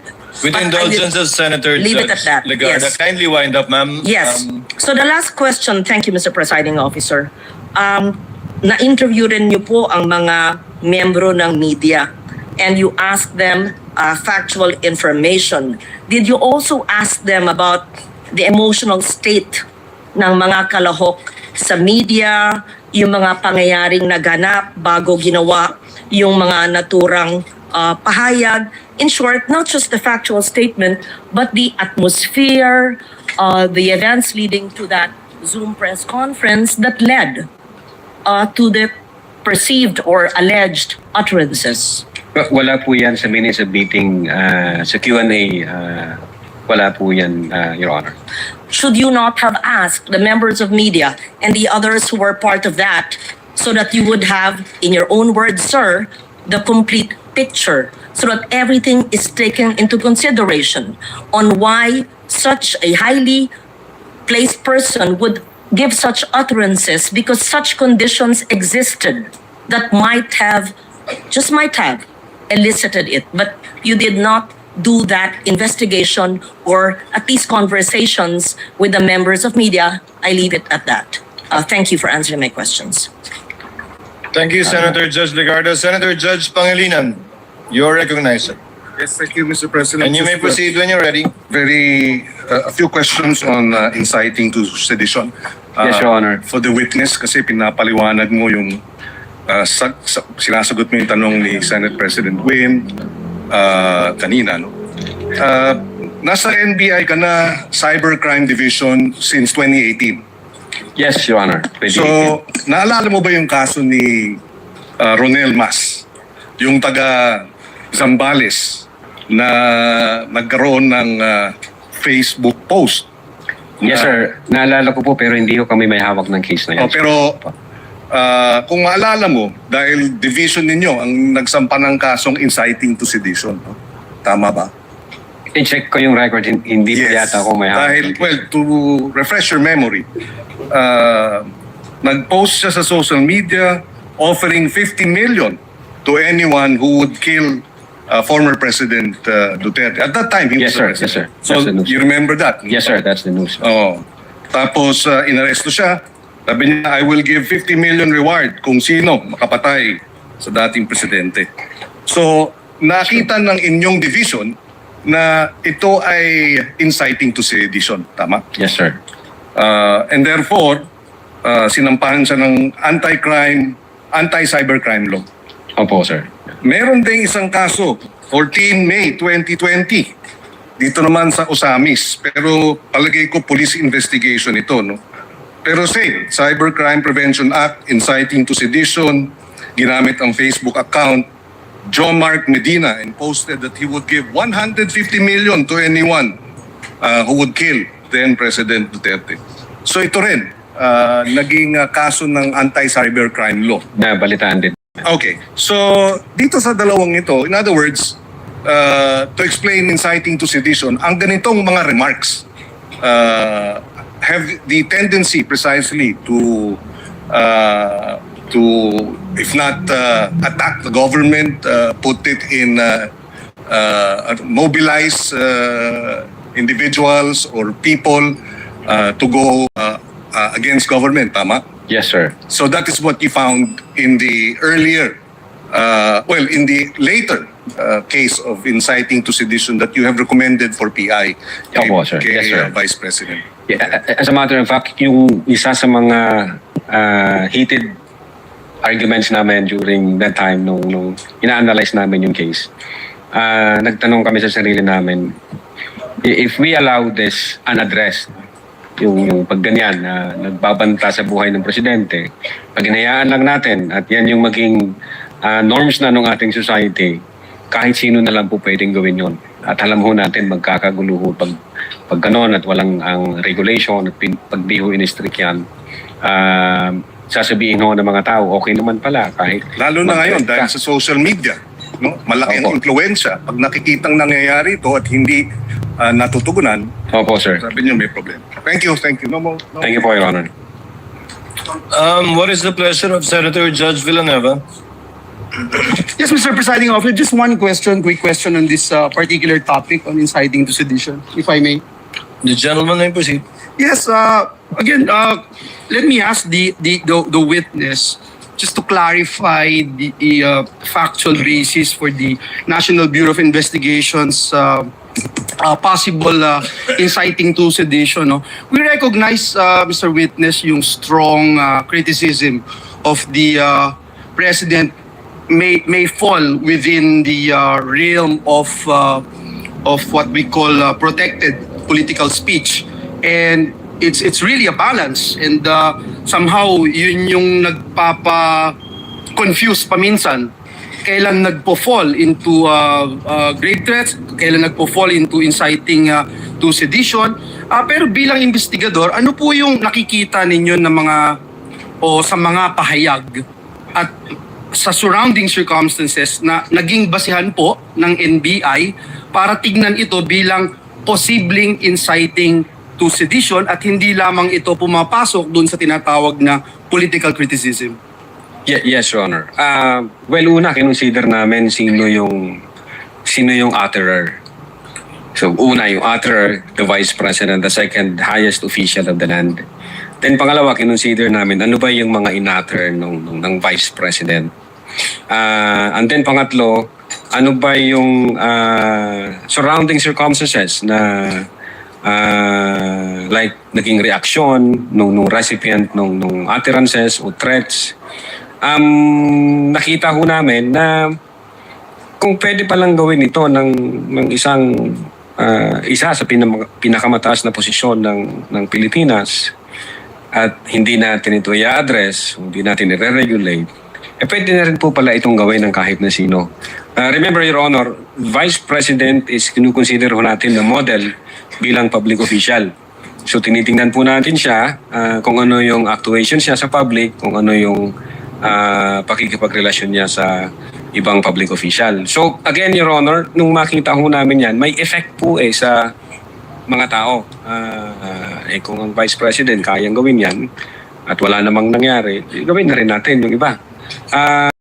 Yung ini-explain ko nga kahapon, may pattern, may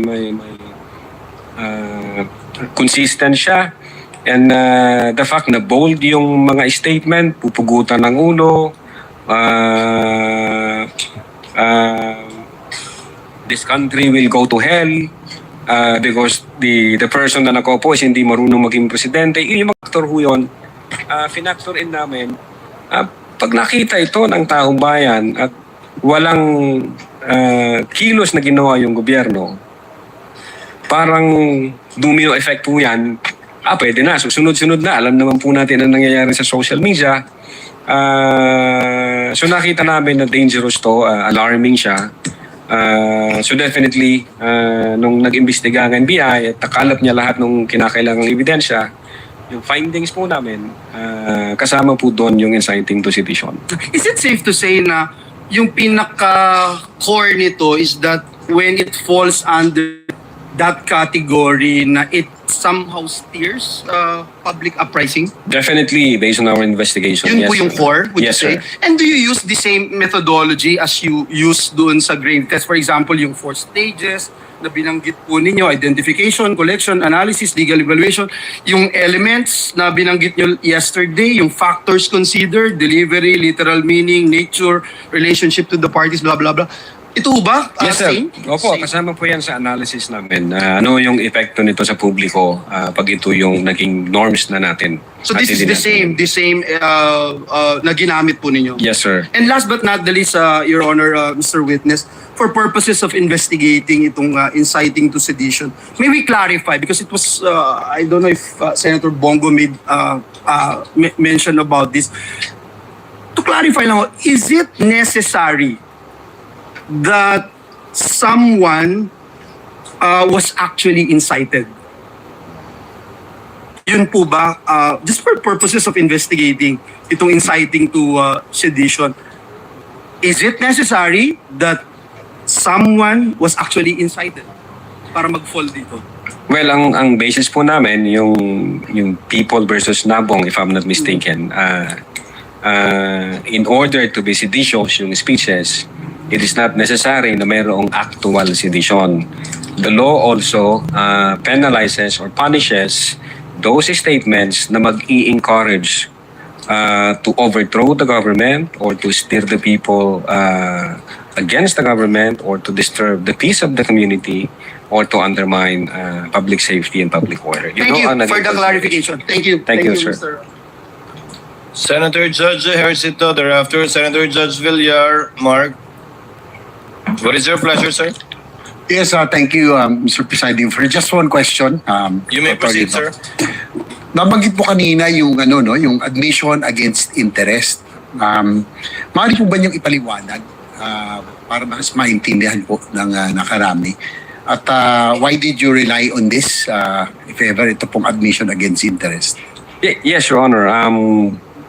Maalala po natin yung November 2023, yung utterances niya na that she had already contracted a person to kill the President, First Lady, and the former Speaker, and that she instructed to be relentless. Itong utterance na to, instead na i-deny niya, which is definitely it should be denied kasi that's against her interest, instead na i-deny niya po yon, nung November 26, na video, nung tinanong siya openly and in public, kung sinabi niya yon, nireiterate pa po niya, or in fact, inadmit po niya na oo nga, may kinausap akong tao tungkol dyan. And in fact, sabi niya, may krimen ba? Ano ang nakikitang krimen doon sa may kinausap akong tao na pag namatay ako, patayin mo si BBM, patayin mo si Speaker, patayin mo si Lisa Marcos.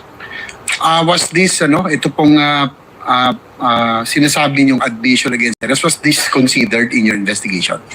Yes, Your Honor. Kasama po yun. Yun nga yung naging basis namin na aside doon sa utterances niya na no joke, kasi mukhang hindi, yung no joke, sufficient na ba na talagang seryoso siya? Nung makita ko namin yung video, na nireiterate pa niya at nag-admit siya, we concluded na seryoso ang Vice Presidente nung in-utter niya yun. Thank you. No further questions, Mr. Presiding Officer. Thank you, Thank you Senator po, Your Judge Honor. Ejercito. Senator Judge Mark Villar, you have 2 minutes, sir. Thank you. Just a brief question for the witness. You mentioned... Opo, Your Honor. Thank you. You mentioned earlier that there are many factors that come into play when you decide whether or not to file charges regarding grave threats. Opo, Now, yes, there Your are Honor. many factors in how you decide what constitutes a grave threat. Yes, Your And I Honor. wanted to know, what weight do you give those factors? Are there certain aspects of a grave threat that you put more importance on? Whether it's the type of threat or who the threat is made to?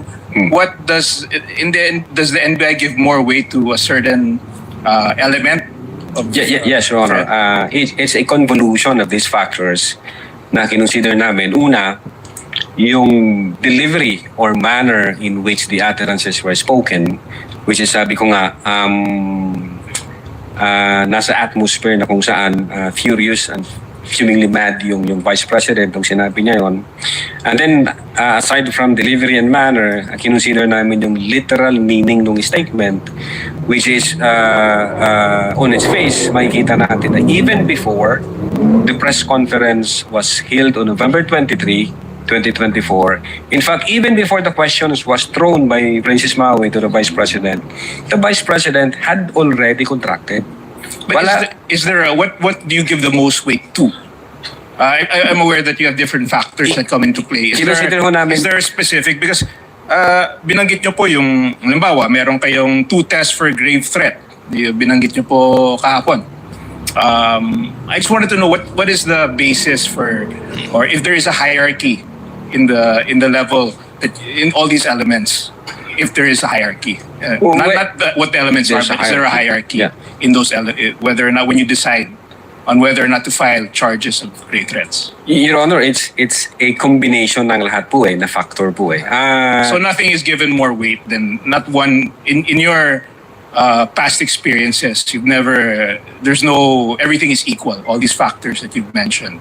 Well, in this case, yung literal meaning, at the same time, yung nature ng instruction. Is it more of the type of the actual threat? If it's a death threat or if it's a, halimbawa, kung sasabihin niya, whether it's a threat of, is the gravity of the threat a factor or is it who the threat is made to? Yes, Your Honor. Something that triggers your investigation more. I mean, what is there a factor that you place more weight to or that you place more weight to when deciding whether or not to file these charges? Yung status mo ng nagsasabi nun. When you made the decision, I was curious as to what factors did you put the most weight to? Yung nature of the instruction as well as yung the fact na may kinausap na siya bago pa man siya tanungin. Yun po yung dalawa na yun. And these are defined, are these defined in any legal, or this is just purely the discretion of the NBI, or is there a particular definition in the law that would create a hierarchy of? I would say it satisfies the elements of grave threats, Your Honor. Okay, but it's not necessarily defined in the law. A lot of it is open to interpretation of the NBI. Yes, Your Honor. Based on facts, nakita ho namin na papasok ba yung elementong ganito, elementong ganyan, elementong ganon. Nung nagkaroon ho kami ng findings, nirefero namin si DOJ. DOJ, sir, ito ang findings namin. Ano po masasabi nyo? Then nag-issue ho ng certification ng DOJ at ang sabi ng DOJ, certified all of the elements required for the crime charged is complete. So pwede na tayo mag-proceed sa preliminary investigation. Yeah, thank you. Importante po kasi na ma-define po natin kung ano po yung grave threat, kung ano po yung... and I just want to know what latitude does the NBI have in deciding whether or not to file a charge of grave threat. Yes, Your Honor. So, thank you very much, sir. Opo, thank you, Your Honor. Thank you, Senator Judge Mark Villar. Counsel for the respondent. Last few questions, sir. Apologies. Senator Judge Erwin Tulfo. You may proceed when you're ready, sir. You have no more than 2 minutes. Thank you. Just one quick question to our witness. Inciting to sedition po yung kinaso ninyo. Opo. Tama. Pero hindi ba nagbo-border ito yung inciting to sedition to propaganda? Kasi po ayon po sa diksyonaryo, propaganda is a form of communication that aims to shape the people's belief, action, or behavior. Na you say something para udyukan yung tao, para magalit. So, nagbo-border ito between propaganda and inciting to sedition. What made you say that this is inciting to sedition yung pinagsasabi ni Vice President Sara Zimmerman Duterte? Again, Your Honor, we consider the elements ng inciting to sedition, one of which is yung whether the speeches disturbs the community. And then in-explain ko na po kanina yung mga comments. At the same time, yung responses ng recipients, gaya ng several government agencies and the President himself, as well as the Speaker of the House. And then, Your Honor, whether it would undermine public safety and public order, which is malinaw ho dun sa comments at reaksyon ng ating government agencies like the PNP, like the National Security Council, at ganun din po yung Presidential Communications Office. So, pinapakita ho nila doon na alarming yung situation, it's an active threat, at the same time, it's a matter of national security, at hindi ho ito dapat palampasin. In fact, may classification pa nga yung ibang agency natin na yung kinausap is assassin, both the PNP and the PCO. So, sila ho, nakalampag ho sila itong mga government agency na to doon sa utterances na ginawa ng Vice Presidente. So, aside from that fact, nakita ho rin namin yung comments from social media platforms na meron ho talagang nabubuong magiging kaguluhan. Although, sabi ko nga po kanina, yung comments sa mga Facebook at social media platforms, hindi lang ho namin nakasama sa affidavit of information po namin, Your Honor. All right, thank you, Mr. Witness. Thank you, Senator Judge Erwin Tulfo. Counsel for the respondent, for the continuation of your cross. I heard you say... Last few questions, Your Honor. After the cross, before redirect, we shall pause for a 15-minute break. Counsel for the respondent may proceed. Attorney Lotok, does a Filipino citizen have right to express dissatisfaction with our government? Definitely, sir. This is part of freedom of speech, correct? Yes, sir. And as long as we do not commit an act to overthrow the government, this is allowed, correct? It depends, sir, kung magpo-fall siya sa inciting to sedition. Okay. But in that press con, did VP Sara directly urge the public to overthrow the government? There was no there was no such kind of a statement, but there was a sort of tendency because of those utterances. All right. She merely voiced out her personal opinion during the press conference. Opinions during the press. I cannot answer to that, Your Honor. Based doon sa nakalap namin kung anong nandito. That's okay. So, and just like any other ordinary Filipino who has the freedom of speech, she should be allowed to do that, correct? Yes, sir. Unless we are under martial law again, she should be able to speak, correct? I cannot speak kung yung situation na yan. That's hypothetical, sir. Nothing further, Your Honors. Okay. Thank you, Council Correspondent. Again, as stated by the presiding officer, wala pa kayong balak mag-break talaga? Senator Judge Soto, let's give way to seniority. Thereafter, Senator Judge Pangilinan. You may proceed, sir. Thank you, Mr. Presiding Officer. This will be very quick. Naliligaw ako eh. Because I think that even some members of the public that are watching naliligaw doon sa discussion of grave threat and inciting to sedition. Di ba sa regular courts naka-charge yun, Mr. Witness? Sir, wala pa ho. As far as I know, as far as the NBI Cybercrime Division is concerned, wala pa ho sa court, Your Honor. Nasa preliminary investigation pa lang ho yung case natin. So pero sa regular courts pinafile, di ba? Yes po. Apo. Ang nakafile dito sa impeachment court, betrayal of public trust, di ba? Opo, Your Honor. At saka other high crimes. Yes po, Your Honor. Hindi grave threat at saka inciting to sedition, di ba? I think yung Article 4 yata may nakalagay doon, Your Honor, na... Pero hindi yun ang main charge, di ba? Yes, Your Honor. Betrayal public trust. Opo. Sige, kasi naliligaw ako eh. Thank you po, Your Honor. Thank you, Senator Judge Soto. Senator Judge Pangilinan. Yes, very quickly lang dahil napag-usapan ito since nag-umpisa tayo ng hearing. Yung authenticated video ba AI? No, sir. Ito ba fabricated? No, sir. Ito ba spliced? Hindi po, sir. So in other words, yung video ay accurate. Yes, sir. And representation of what happened. Authenticated. Kasi dalawang linggo na nating dinedebate kung i-admit ba o hindi, o etc. etc. Hindi naman din sinasabi ng prosecution na altered or spliced or yung defense altered or spliced. Tama? Yes, sir. Obviously. Okay. Yes, go ahead. Well, obvious. One of the ways to identify whether AI siya o hindi, isa ho doon yung tinatawag naming visual analysis. Number one, yung human anatomy anomalies.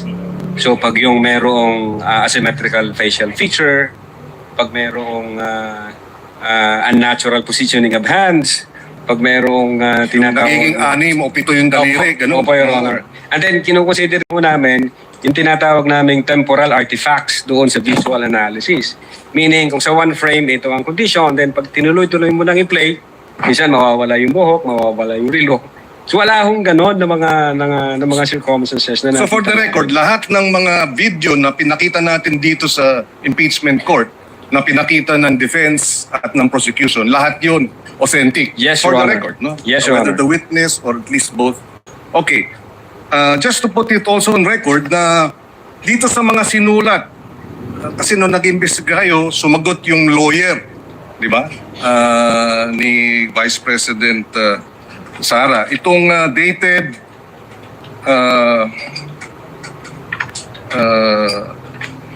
saan ba yun? Annex I, sorry. Annex J.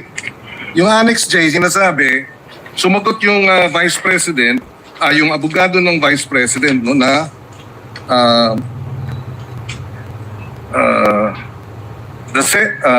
our client vehemently denies Annex K having made any threat constituting grave threats under Article 282 of the revised penal code in relation to so forth and so on. Since your office acknowledges, kayo yun, ano? that it has access to publicly available materials on the internet. We are confident that the content will and context of the entire press conference subject matter of your investigation will bear this out. Yes po. So my question is, ito ba yung ginamit ninyong video? Yung sinasabi nilang it has access, since your office has access to publicly available material? I believe so, Your Honor. In fact, yung video na yan is existing up to May Yes. 2025. Okay, so in other words, kahit ang Vice President's office referred to the video in your possession as part of yung kanyang clarification and defense na hindi grave threats ang nangyari. Yes, Your Honor. Okay, thank you. No other question to this. Thank you. Chair declares.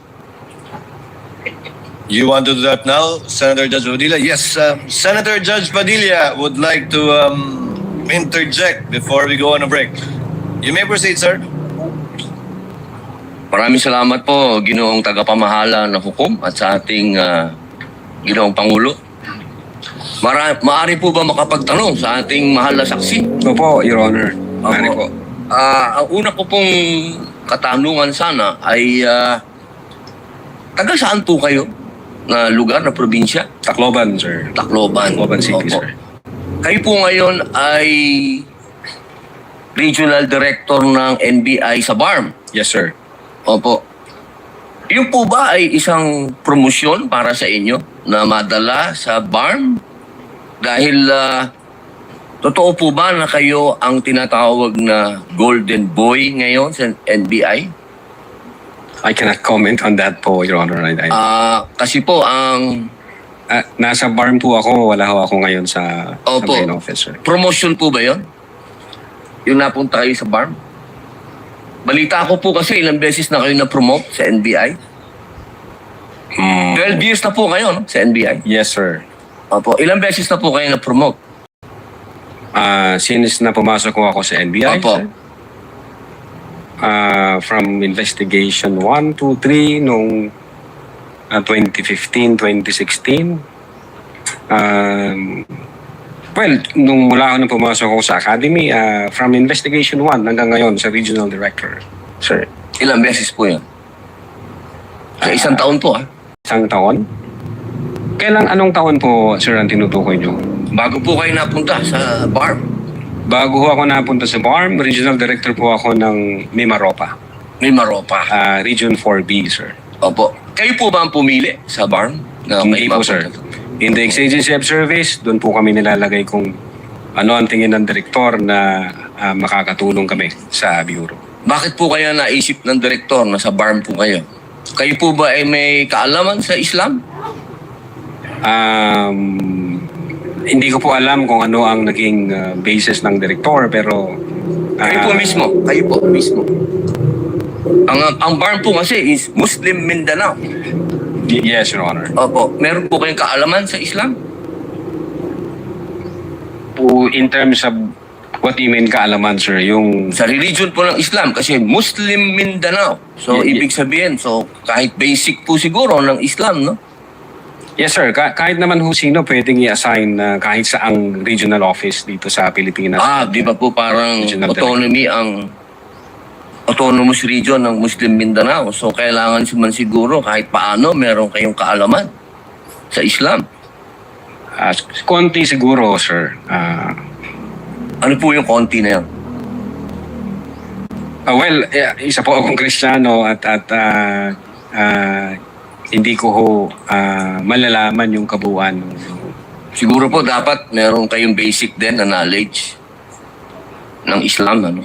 Sa pangalawang tanong po, okay na po yun. Ang pangalawang tanong po, meron po ba kayong, sa tagal nyo po, sa NBI, 12 years, meron po ba kayong na-encounter na kaso ninyo sa NBI? Kayo po mismo na-filean ng kaso? Your Honor, normal ho sa mga NBI agents na makakasuhan. In fact, maging sa sinumang law enforcement agency. That's the price we pay for doing our job and for protecting the country. As a matter of fact, in the NBI, Your Honor, we avoid the noise. We just finish the job. So, ano po yan? Yes? Yes po yan? Yung sagot nyo? Yes? Normal ho yan yun sa amin. So, yes po? Attorney Loto, kindly answer the question. Yes, sir. Oh, yes. Ano pong, pwede po bang malaman kung ano pong mga naikaso sa inyo? Well, wala ho pa akong natanggap na official case galing sa ombudsman, pero may nakita na ho akong complaint na binigay sa akin from NBI. Hindi ko na ho maalala yung sa case na yan. Pero nung chinek po namin yung case na yan, Your Honor, sabi ko doon sa mga kasama ko, tingnan nyo nga yung validity at authenticity ng case na to. Pinuntahan ho namin yung nagnotaryo, at So, yung meron Makati po, ano? Court yun. Yung Makati Court, nag-issue ho ng certification na fake yung notary dyan sa reklamo na yan. So sabi ko, huwag nyo nang pansinin, marami tayong trabaho. Kung fake yung notaryo na yan, mere scrap of paper yan. Huwag na nating pansinin. Although, nag-aantay po ako, Your Honor, na mag-notify sa akin ng OMB kasi sasagutin po namin na eto ho ang nakaalap namin, may dalawang Chinese na nagreklamo. Chinek ho namin doon sa BI, yung dalawang Chinese na yan, I think 9 months nang overstay at pinagahanap din ng Ano pong kaso po Bureau of yung Immigration. ipinatong sa inyo? Anong kaso? Hindi ko maalala, Your Honor. Meron ho, may mga kaso ho doon nalagay. Pero again, sabi Wala ko po nga, kayong isa kahit maalala na ipinatong sa inyo? if I'm not mistaken, arbitrary detention, may gano'n ba? May unlawful arrest. Wala ho sa akin ng record kasi nga, sabi ko nga, nung makita namin na fake yung notary, hindi na ho namin binigyan ng pansin, Your Honor. Kasi napakakapal po nitong hawak ko. Wala akong problema, Your Honor. Sasagutin po namin yan. Apo. Sasagutin ko Hindi po niyo yan. pa po nasagot magmula noong February 29 Kasi wala pa hong official notice galing sa kung anong ahensya. na nakarating po sa inyo. Wala pa. Wala pa ho. Ang nakuha ko lang yung kopya niyan. Siguro may nagpadala sa akin. Sabi ko, teka muna, wala akong official na nare-receive from OMB. So, nung chinek ko namin, kung nag-i-exist pa yung kaso, fake yung notary, ito na namin. So, ibig niyo pong sabihin hanggang ngayon, hindi kayo sigurado kung nag-i-exist to? Dapat may notice na ako from Ombudsman. Di pa po dapat ang reaction ng isang tao kapag may kaso, harapin? Precisely, Your Honor. Hinihintay ko nga po yung notice from Ombudsman. Pag meron akong notice Wala ng po kayong Ombudsman- notice hanggang ngayon? sa Wala pa Ombudsman? po, Your Honor. Yun nga ang inaantay ko kasi sasagutin namin kasi meron po kaming certification na fake yung notary. Inaantay ko po, Your Honor. Mas maganda po, maharap nyo kagad. Definitely, hindi ko Lalong-lalo namin na po, tatakbuhan yan, sir. Kasi napakahalaga po ngayon nito. Yes, sir. Oo, ito po ay ang pinag-uusapan natin dito ay napakahalaga. Yes, sir. Opo, at ito pong mga kasong ipinatong sa inyo, perjury, robbery, extortion, theft, mainam po ito. As I've said, Your Honor, in the NBI, we avoid the noise. We just finish the job, sir. Opo. Meron po akong tanong, pangatlo. Opo. Kanina po na ang ganda ng talakayan nyo tungkol sa Romanov. Yes, sir. Opo. Alam niyo po ba yung istorya ng Romanov? At ang gaganda po ng mga sagutan ninyo, alam niyo po ba yung historical background ng Romanov? Ang alam ko lang po dyan, Your Honor, yun yung nangyari sa, I think, SAR, kung hindi ako nagkakamali sa Russia. Sa Russia? Opo. Sino po ba yung nakakalaban ng SAR? Again, hindi ko po maalala, hindi ko po nakita yung... Yun. Kasi napakahalaga po malaman ng taong bayan kung sino po ang tinatawag natin na Romanov at sino yung nakalaban nila. Kasi po, katabi ko ang isa sa Marcos family. Yes, sir. Alam naman po natin lahat, batid natin lahat, na si Apo Lakay, Ferdinand Marcos Sr., ang number 1 na lumaban sa komunista dito sa Pilipinas. Batid naman din po natin na ang nag-execute sa Tsar kay Nikolai at sa kanyang mga anak, sa kanyang pamilya, ay ang komunista. Alam mo po ba niyo? Yes, sir. Opo. Ngayon, sino po ba ang pangalawang pangulo na lumaban sa komunista? Ganon. Sino po, sir? Ay di si Pangulong Rodrigo Roa Duterte. Talaga. Hindi ba po dapat isipin natin yung Romanov ay tungkol sa threat na pumapasok sa mga pamilya na mga namumuno dito sa ating bayan na lumalaban sa komunista. Komunista po ako. Gusto ko lamang pong alamin ninyo. Yes, sir. Well, insofar as the investigation on the issue of whether or not may Romanov or operation of Romanov, sabi ko po kanina, nasa intelligence service po namin yan. At I think ang makakasagot po niyan, Your Honor, yung director po namin. Opo, kasi nabanggit nyo kanina sa usapan po ninyo, si Baste. Yun po yung... Sinasabi nyo po kasi na sa usapan po ninyo, sa napakagandang usapan, na yung Romanov, hindi na ipapaliwanag kasi kung ano ba yung ugat nun. Napakahalaga po na alam natin yung ugat. Si Presidente Marcos Sr. ang lumaban sa komunista kaya nagkaroon ng threat noong 1986. Yes, sir.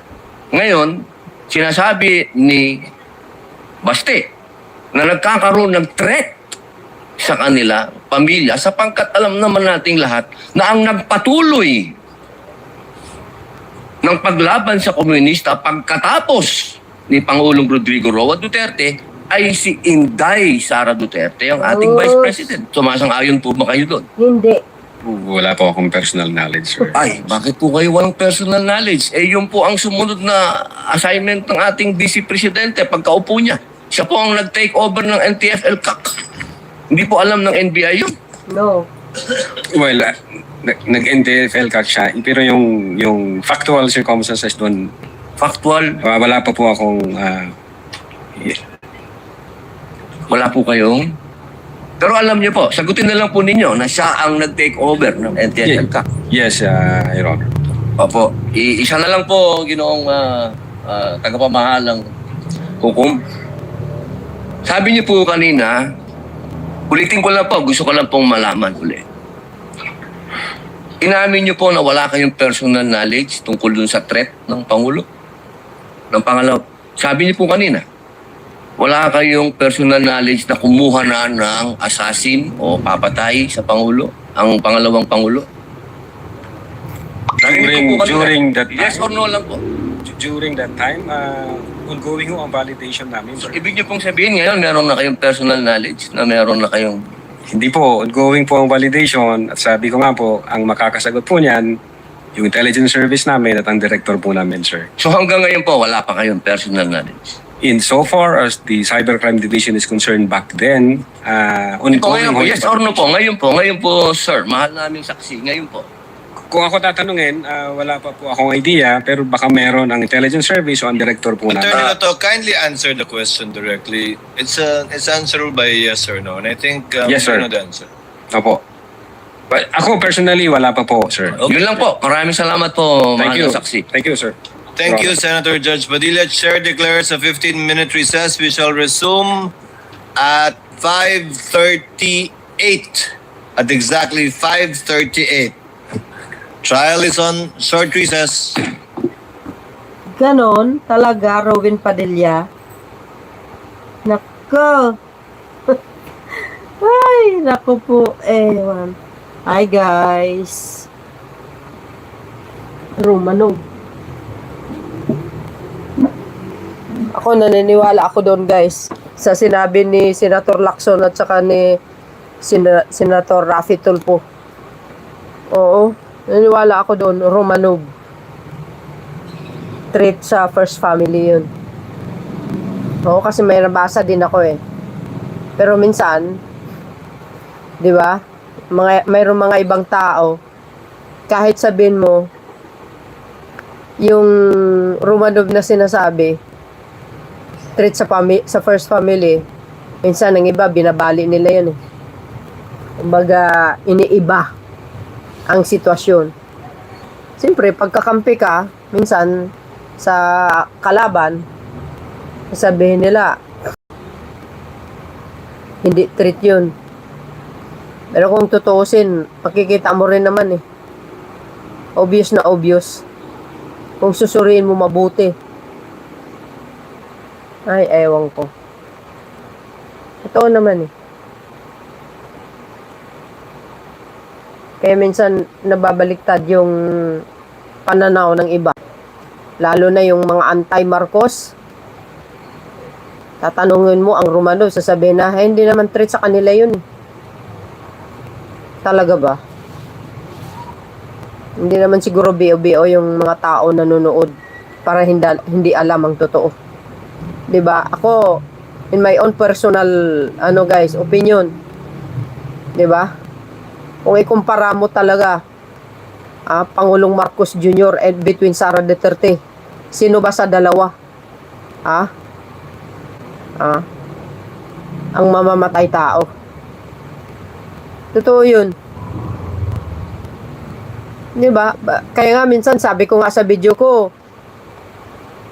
ito si SARADU30, talagang lahi niya talaga ang kumitil ng kapwa, kumitil ng tao eh. Di ba?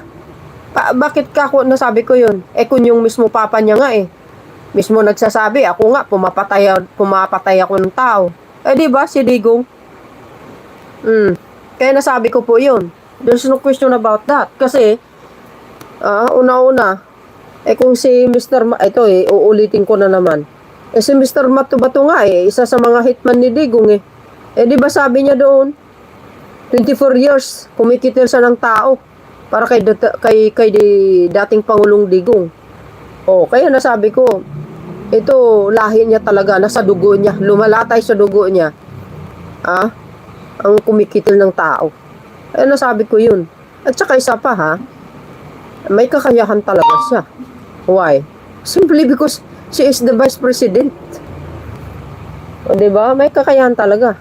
Hindi lang yun, mapera ang tao. Yan na lang nga, i-treat niya yung pagbabanta niya sa Pangulo. For the first time in the Philippine history, Vice President ng Pilipinas. Diba? Obvious na obvious. Kahit sinong tao, kahit sino mo pinakamagaling na lawyer sa buong mundo, makikita mo talaga na banta talaga yun sa Pangulo. Tapos palabasin mo pa ang Pangulo, ang masama, ang may mali. Naku, ewan ko na lang. Kahit sinong ordinaryong tao, totoo yun. Kunya nga si President Trump nung nakaraang buwan napanood ko, yung isang American binantaan niya sa social media.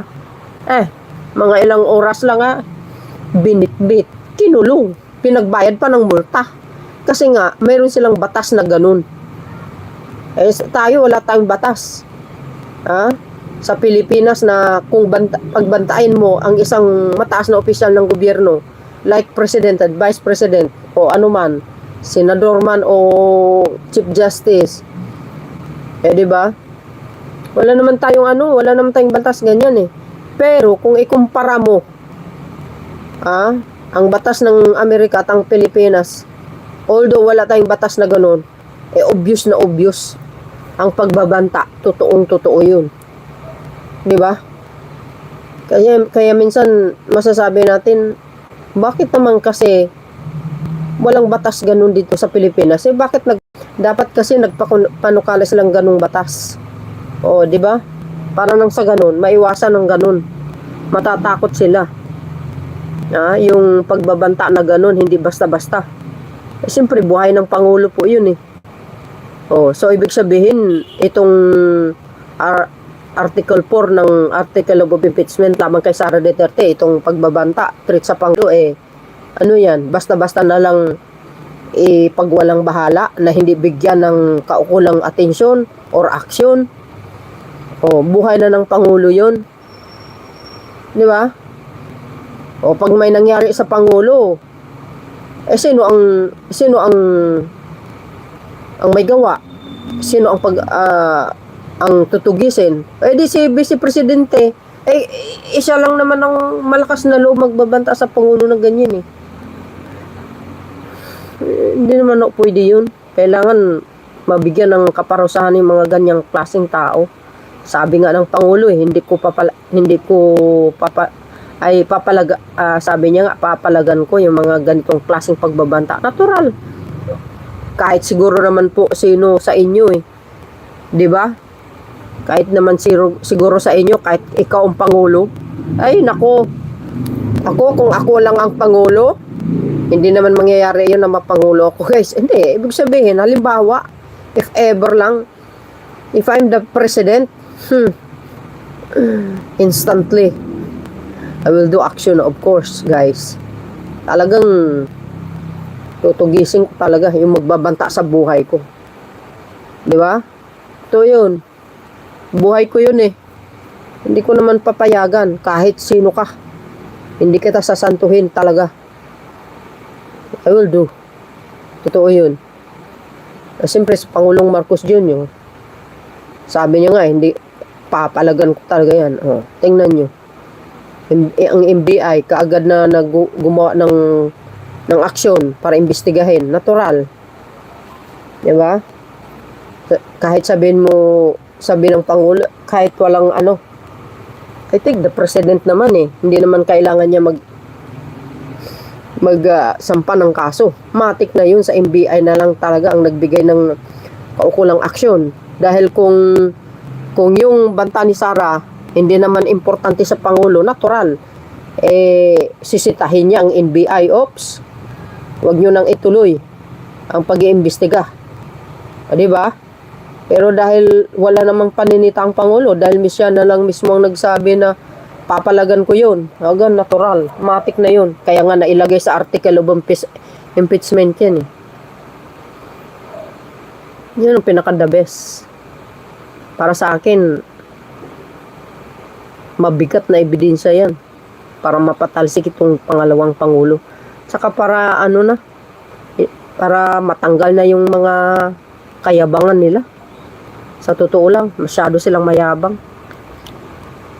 Akala mo hawak nila ang Pilipinas. My God, kakahiya.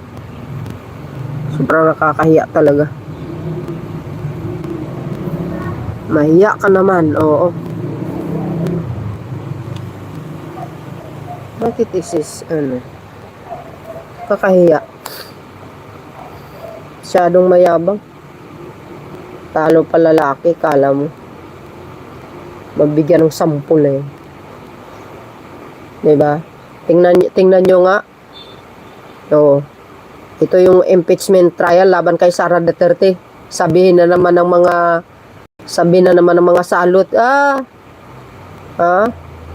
Nasa likuran yan si Pangulong Marcos Jr. Biro mo. Lahat na lang ibibintang sa Pangulo.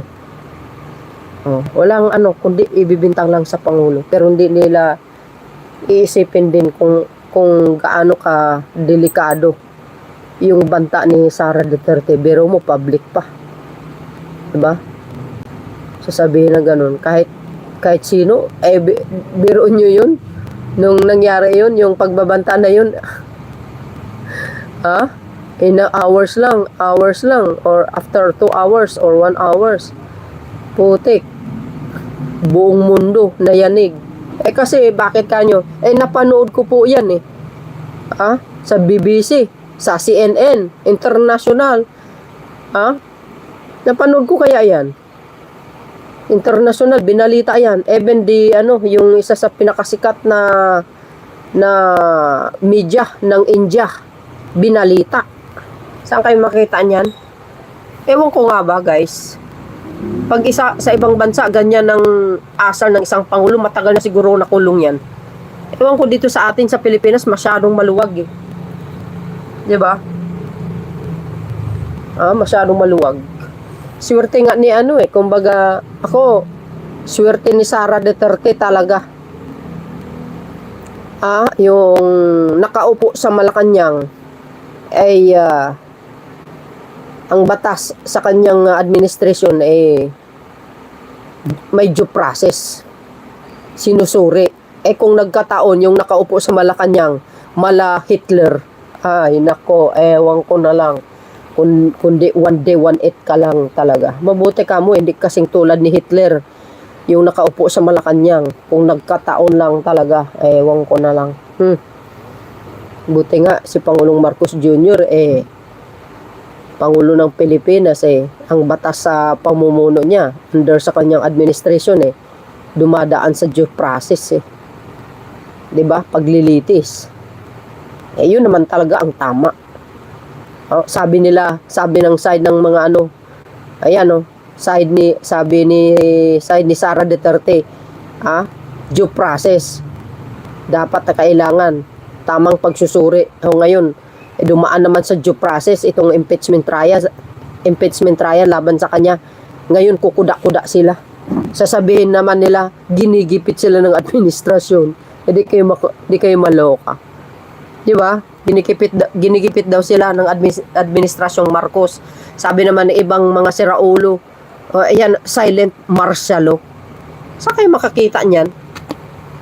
Di ba? Silent martial law kuno. So, paano mo naman masasabi na silent martial law? Kasi nga, ginigipit daw sila ng administrasyon. Sabi naman ng isang siraulong na isang senador na babae na mismo kapatid. Iniisa-isa na raw sila. Di kayo naloka. Silent martial law. Wow. Paano mo sasabi ang silent martial law kung lahat ng naipakulong ay nagkasala? Malinaw na malinaw sa batas yung nilabag nila. Lalo na yung mga pagnanakaw sa kabanang bayan. Diba? Yun ba yung silent martial law? Kung mismo ang batas ang umusig sa kanila. Sino naman ang siraulo? Ipakulong mong isang mataas na opisyal like senadors kung walang kasala. Ano yun? Diba? Siraulo ba ang batas? Pakulong mo yung tao na walang pagkakasala. Natural, mayroon. Kaya nga nakulong eh. Tapos sasabihin ng mga dides, silent martial law, di kayo naloka. Di ba? Galit na galit sila kasi yung mga kaalyado nila. Isa-isa na sila pinakulong. Mayroong pang isa. Mamaya i-upload ko nga yan. Malalaman natin anytime from now. Aarestuhin siya. Makikilala ninyo naman yun. Mamaya i-upload ko nga yan. Sasabihin na naman ng dides, ay na isa-isa sila. Ito yung silent martial law. Hindi kayo naloka. My gosh. Di ba? Kung makapagsalita sila wagas. Pero hindi nila naisip. Yung panahon ni Digong, mas malala. Kailang silence yung paggawa eh. Kawawa yung Pilipinas talaga. Kung hindi pa si PBBM ang naging Pangulo, hindi malalaman ang kabalastugan ng dating Pangulo. Di ba? Bakit nasabi ko ito? Tingnan nyo nga. Nasaan ba siya ngayon? Di ba nasa kulungan? Why? Kasi nga, kagagawa niya. Tapos sasabihin nila the best president ever. Saan banda? Saan ba na naging best president? Nako, ewan ko na lang walang best president ever. Alam nyo, ang pinaka-the best na presidente, walang iba kundi si PBBM. Diba? Kasi yun, hindi mahilig sa ngawa. Ang ginagawa ng Pangulo, puro gawa para sa kapakanan ng mamayang Pilipino. Yun ang totoong best presidente sa kasaysayan ng Pilipinas. In general na yun hindi sa palaaway, hindi marunong rumisbak. Ang ginagawa niya lang ay tumulong sa kapwa. Nagpapatupad na mga magagandang proyekto. Yung mga sa totoo lang, nasabi ko nga sa video ko yung mga unfinished project ni Digong, siya ang nagtapos kaya. Siya ang nag-ayos.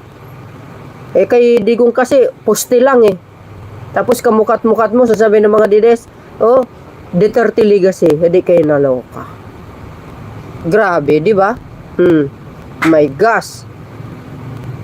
Lahat, ang dami. Alam nyo, sa totoo lang, magaling lang talaga kayo mag-research. Hindi ko man ma-upload lahat, pero grabe. Makikita nyo lang talaga, grabe yung ginawa ng Pangulo. As in, dami. Ang dami yung nagawa. Yun ang totoong pinaka-the best president sa kasaysayan ng Pilipinas. Walang iba kundi si PBBM. Di ba? Although disagree ang mga DDS or iba pa. Pero yun ang totoo Oo, totoo yun. Yun ang totoo. Hindi mo pwedeng itago. Kasi lalabas din naman talaga yung lahat ng proyekto niya sa susunod na mga araw. Lahat yun ang mga kanyang pagkawang gawa. Tingnan nyo ngayon ang kanyang may bahay, yung First Lady. Talo pa nga Talo si Attorney Presidente. Latok, you are Ayan still na. testifying and you will be on redirect by counsel for the prosecutors. You are going to testify still under the same oath Yes, Your Honor. that you took yesterday. Chair notes that the witness understands that he is under the same oath. Counsel for the prosecutors, Attorney Lan, you may proceed with your redirect if you have any. Thank you so much, Your Honor. Please, again, good afternoon, Attorney Loto. Good afternoon, sir. Earlier, the defense showed you a video where the presidents, Ferdinand Marcos Jr., mentioned that he is open to reconciliation with the Dutertes, correct? Yes, sir. And if you know, when did that event, the interview happened, if you know? I think narinig ko po kanina, parang June, sir, this year? June of this year? If I'm not mistaken, sir. No. June 2026. In your investigation, Attorney Lotok, okay, you mentioned during the Rex that you considered the statements of the president. Do you remember that? Yes, sir.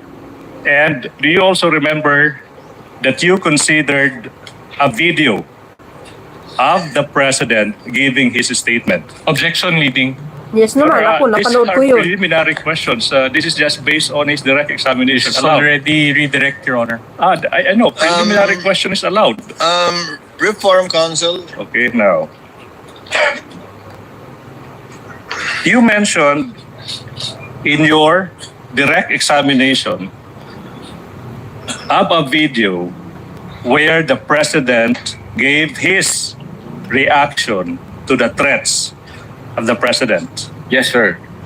Now, if shown a copy of the video, will you be able to identify the same? Yes, sir. Now, Your Honor, I move that the same video marked as Exhibit P dash Roman numeral 4 dash 13 be played for consideration of the witness and the court. So directed. Professor Is it in the lawyer. USB? Is that in the USB? Yes, Your Honor. So you Professor will lawyer again have pala to yan break the eh. seal? Si Atty. Yes, Your Honor. Ligotan. Yung seal, madali na i-break ha? Yeah. Mr. Witness, kindly break the seal Yes, Your Honor. in front of the assisting counsels for both the prosecutor and the respondent. Guys, si Atty. Ligotan na professor lawyer yan ha. Professor po pala yan eh. Mayroon ako napanood po sa interview niya. Counsel, do you know the timestamp? Your Honor, it's we will be showing only the first half of the video, Okay. Your Honor. It's not too lengthy, Your Honor, please. Okay.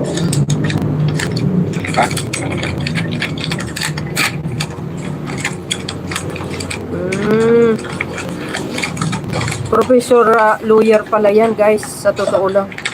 Galing din niya naman talaga, oo.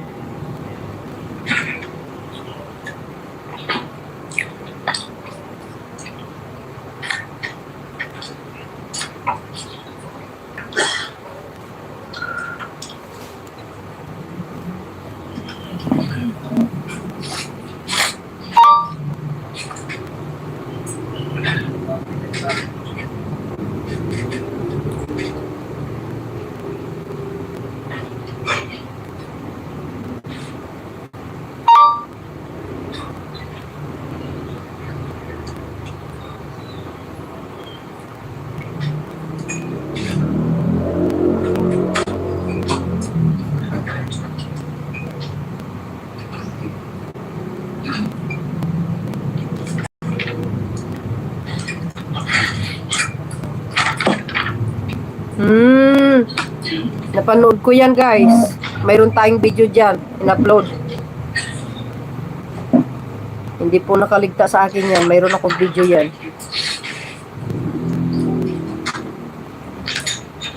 Yes, I have that kind of video. Kakabahala ang mga pahayag na narinig natin itong mga nakarang araw.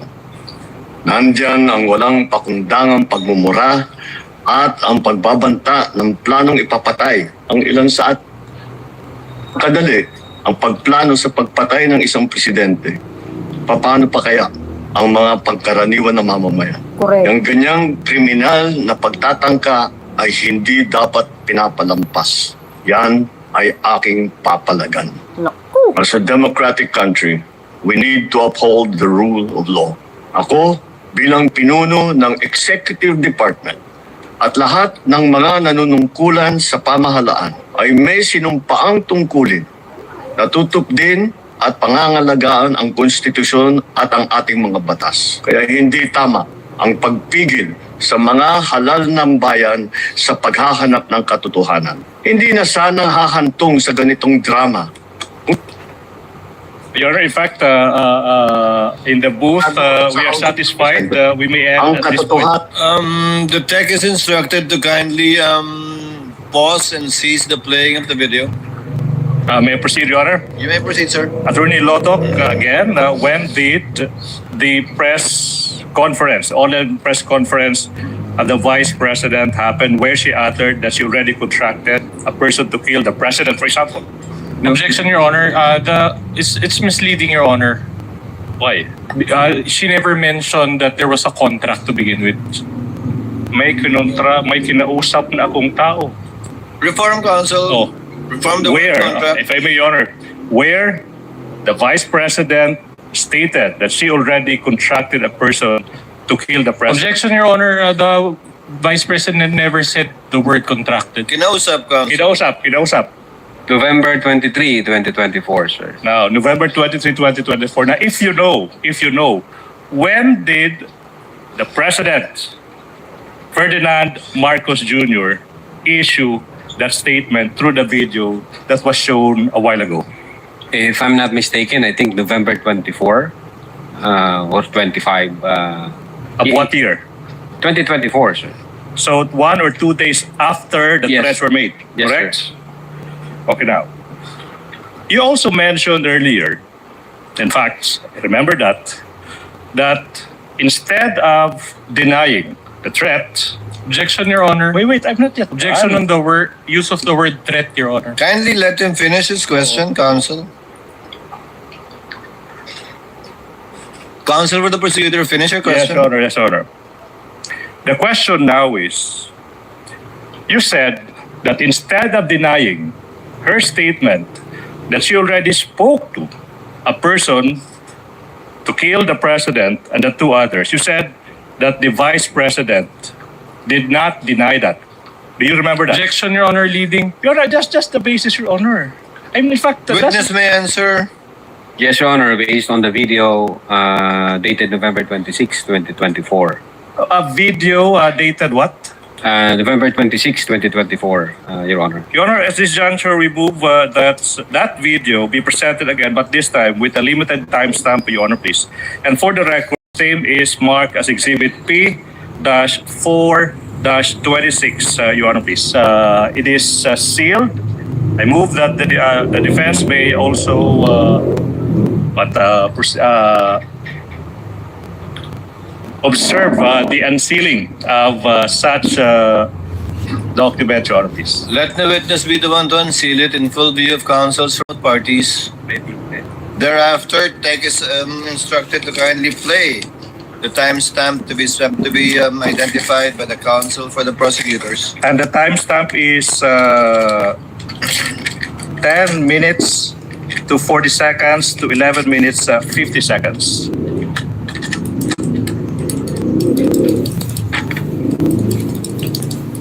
For the record, assisting counsel for the prosecutor, accompanied by assisting counsel for the respondent, are bringing the USB to the tech booth to be played.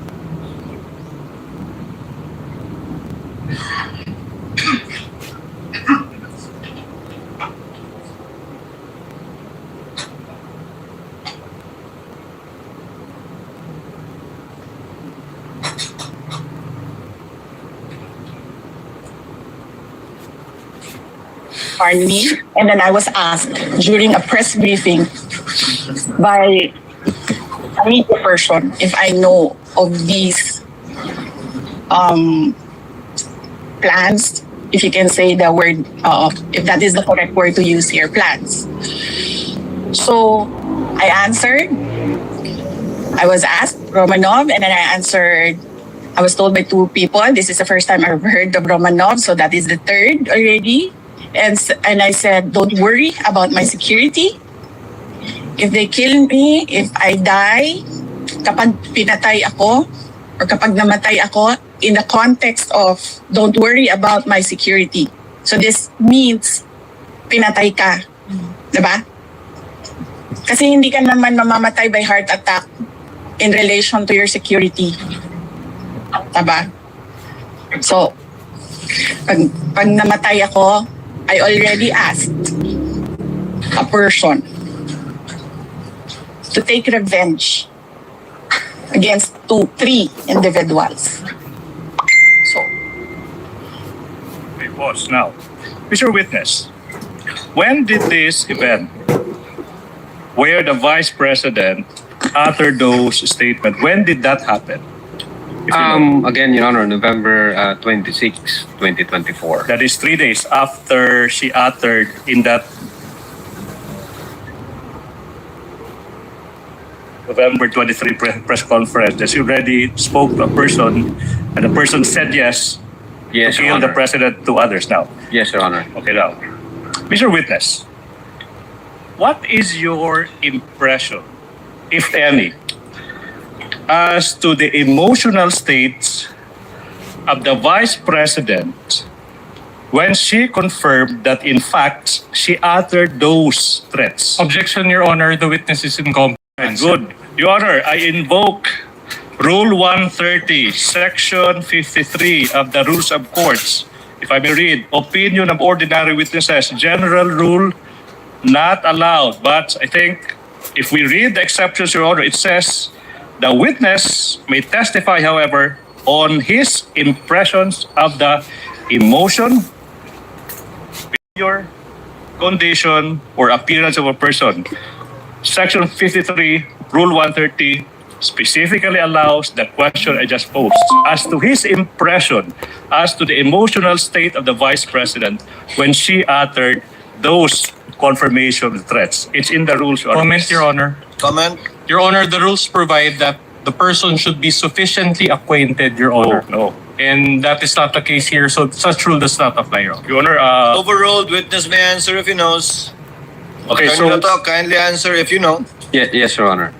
what is the emotional states of the Vice President 3 days after November 23 when she confirmed that she uttered those statements? Yeah, again, Your Honor, when we tried to connect that in the November 23, 2024 event and the November 26, 2024 utterances, it shows na hindi ho nagbibiro yung Vice Presidente nung inatter niya yung mga utterances nung November 23. Pero at the same time, yung pagiging furious niya, at yun nga, yung sabi ko, yung fumingly mad nung November 2023, dala pa niya hanggang doon sa November 26 kasi nireiterate po niya, Your Honor, at inadmit po niya na meron siyang kinausap na tao to take revenge. So she admitted it again 3 days after. Objection, Your Honor, as answered. All right, so let me proceed, Your Honor, please. Go Now, on, counsel. Mr. Witness, earlier it was pointed out by the defense that now that line where the Vice President said that she spoke to a person and the person said yes to kill the President and the 2 others, that was just in response to a question by a certain Princess Maui. Do you Objection, remember Your that? Honor, Yes, Your leading. You're right. These are just preliminary questions. Your Honor, this is the purpose of redirect. Let's move on. Let's move on, counsels. Yeah. We all know what we're talking about here. Yes. Witness may answer. Did you consider that statement, that fact, that it was only in response to Princess Mau's statement? If any, if at all. Objection, leading. Witness may answer. Well, I don't think so, Your Honor, kasi yung utterances, yung nature ng utterances, may kinausap na ako, ma'am, huwag kang mag-alala. So, ibig sabihin, even before the questions was asked, may kinausap na ho ang Vice Presidente base dun sa utterances niya. Again, what is the significance, if any, and if you know, and if at all, that fact to your investigation? Well, it's very much significant because we were able to determine there is intent on the part of the Vice President. The Vice President is determined insofar as that statement is concerned. At the same time, the utterances were not product of a temporary fit of anger or spur of the moment. In other words, the utterances, the threat was real, was serious, Your Honor. No. You remember during cross-examination yesterday, the good counsel for the defense presented you with a diagram using their props that the NBI is under the DOJ. Remember that? Yes, sir. And that the DOJ is under the... Now, the NBI is under the DOJ and the DOJ is under the President, correct? Yes, sir. In fact, you were asked point blank whether the President, if they refer to the President as BBM, I would like to refer to our President as President Ferdinand Marcos Jr. You were asked if he intervened. Do you remember that? Yes, sir. Did he, in fact, intervene, the President, to your investigation? Objection, if you Your know, Honor, if you leading. know, if you know, Leading. Objection leading, Your Honor. if you know, Witness may answer. None at all, sir. You know. what will you say that not at all? Well, wala akong dumating sa akin na any information o any direction o any directive, even from the director, na nakipag-communicate ang Presidente sa NBI during that time na nag-iimbestiga kami. If you know, what is the basis of your findings in filing the cases for grave threats and inciting to sedition against the Vice President? If you know. I'm not sure what is the... Basis of your findings. Objection, Vic. Objection, there's an objection. Understands, you may answer. Basis of the findings, well, as I have explained that, Your Honor, there were several factors that we considered before we come up into a conclusion. Yung una nga,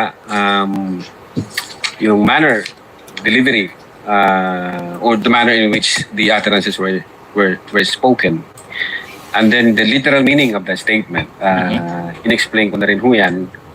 And then the nature of the instruction, relentless, huwag kang tumigil hanggat hindi mo mapapatay sila. Alright. As well as the relationship between the parties involved, meaning the Vice President and the President, Your Honor.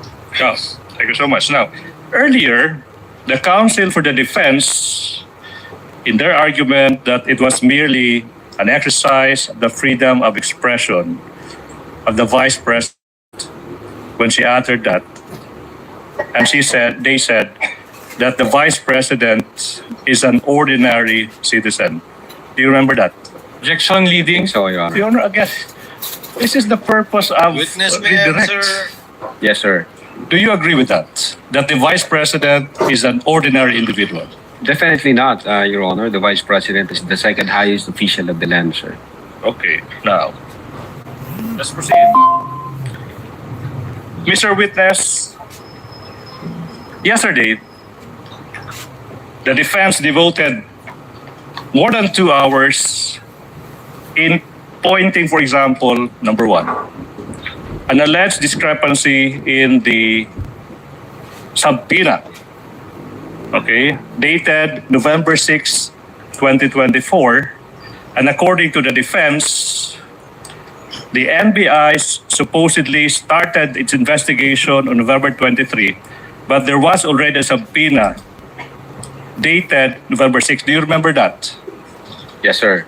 Mr. Witness, how do you characterize this error, if at all? Typo, sir. Typographical error, sir. Typographical. Para maintindihan ng ating mga kababayan, Attorney Lotok, ano ba ibig sabihin kung alam mo ng isang typographical error? Well, basically, hindi ito substantial insofar as the document is concerned. Ito ho yung may mga, for instance, maling spelling o nagkamali lang ng date. Then pag makita mo naman dun sa surrounding circumstances, ito naman ang tinutukoy na date, ugaya ng mga case numbers. Case numbers. Now, what effect, if any, did this typographical error have on the statement of the Vice President threatening the President and the two others? What's the effect, if any, of these errors? They don't have any effect at all insofar as the findings of the NBI is concerned, sir. Why is that? Well, because those typographical errors does not alter the fact that the video exists. It does not alter the fact that the Vice President uttered those statements. And it does not alter the fact that the findings of the NBI is that the Vice President committed the crime of grave threats and inciting to sedition. Okay, Your now. Honor. Okay, now, the defense also mentioned that there is a lack of signature of Attorney Ria Asuncion on one of the several minutes of the interview, this time with a certain Jason Rubrico of SMNI. How do you characterize that error again, if you know? Typo, sir. Typo error. What effect, if any, does that typo error have on the statements of the Vice President threatening the President and the two others? Again, sir, hindi ho nabago yung utterances ng Vice Presidente. Hindi rin ho nabago yung video. Hindi rin ho nabago yung findings namin na indeed kompleto yung mga ebidensya at ang Presidente ay nag-commit ng crime of grave threats and inciting to sedition. Okay. Third point. What about the alleged discrepancy in docket numbers? How do you characterize that error? Objection, Your Honor. The witness already testified during cross-examination that he was not privy to the assignment of docket numbers as that is the function of the DOJ. So he won't be competent to answer. Your Honor, I do remember, despite that, the counsel asked several questions after that, and the witness was able to answer those questions. Your Honor, it's for the witness Your to answer Honor, that. he mentioned, Your Honor, that he does not have personal knowledge. In fact, Your Counsel, if he gives a different answer, then you can address that in your Yes. recross. Okay, sorry. Witness may answer. This discrepancy in the docket numbers, how do you characterize this error? Again, Your Honor. Objection, Your Honor, he won't be competent to answer that because docket numbers are assigned by the DOJ, not by the NBI. Exactly, that's the Again, counsel, let him answer. What if he answers that he's not competent, then that's his answer. Witness may answer. Well, kung docket number lang ho ang pag-uusapan, hindi ho nawala yung existence ng video. Hindi rin ho nabago na ang Vice Presidente ay nagsalita na meron na siyang kinausap na tao. Attorney Lotok, your answer is not responsive though. Kindly answer the question of the counsel. Okay, how do you characterize that error? Typographical error. Okay, next question. What effect, if any, does that typographical error have on the statements of the Vice President threatening the President, Ferdinand Marcos Jr., His Excellency, and the two others? No effect at all, Your Honor. Hindi ho na-alter yung utterances ng Vice Presidente. Okay, now, let's go to the affidavits of investigation which the good counsel mentioned in yesterday's cross-examination. During your cross-examination, you were asked questions concerning the January 30, 2025 affidavit of investigation. After that affidavit was submitted, now the question is, what action, if any, did the Department of Justice take, and if you know? The Department of Justice evaluated the referral by the NBI. And then after evaluation, nag-issue po sila ng certification na kulang pa, insufficient yung inyong sinubmit. So dapat i-comply niya muna itong mga requirements na to. So nagbigay ho sila ng, I think 7 ho ang nandoon. Yun po ang ginawa ng Department of Justice. All right. Now, what did the NBI do, if any, in response to that recommendation from the DOJ? The NBI complied the requirements of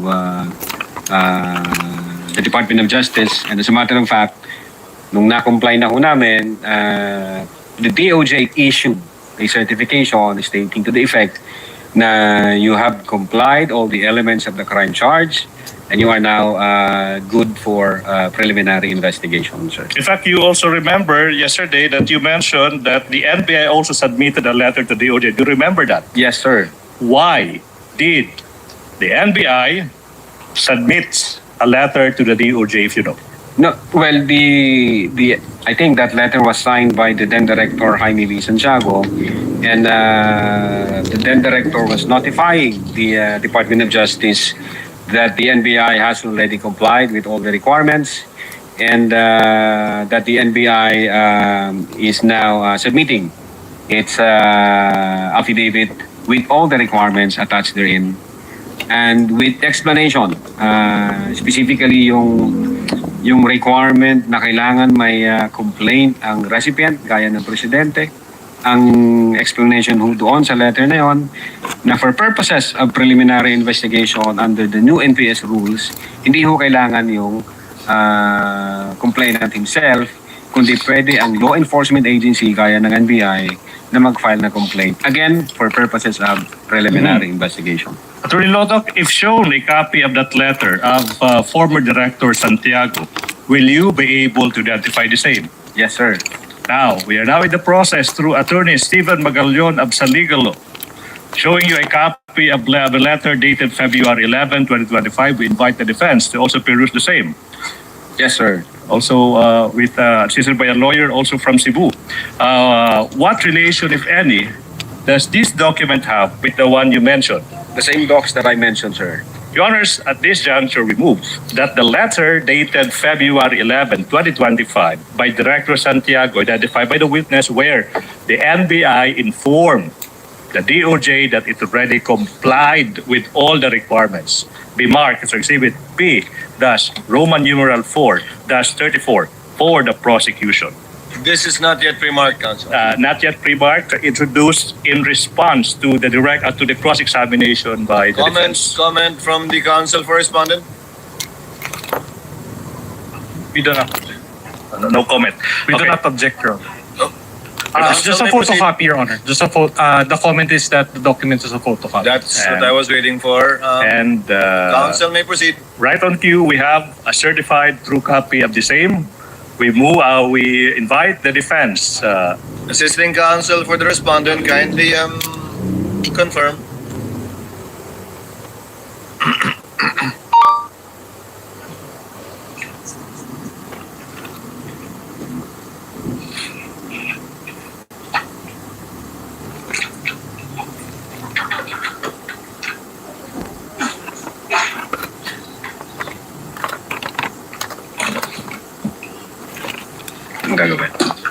May we have a citation from the defense?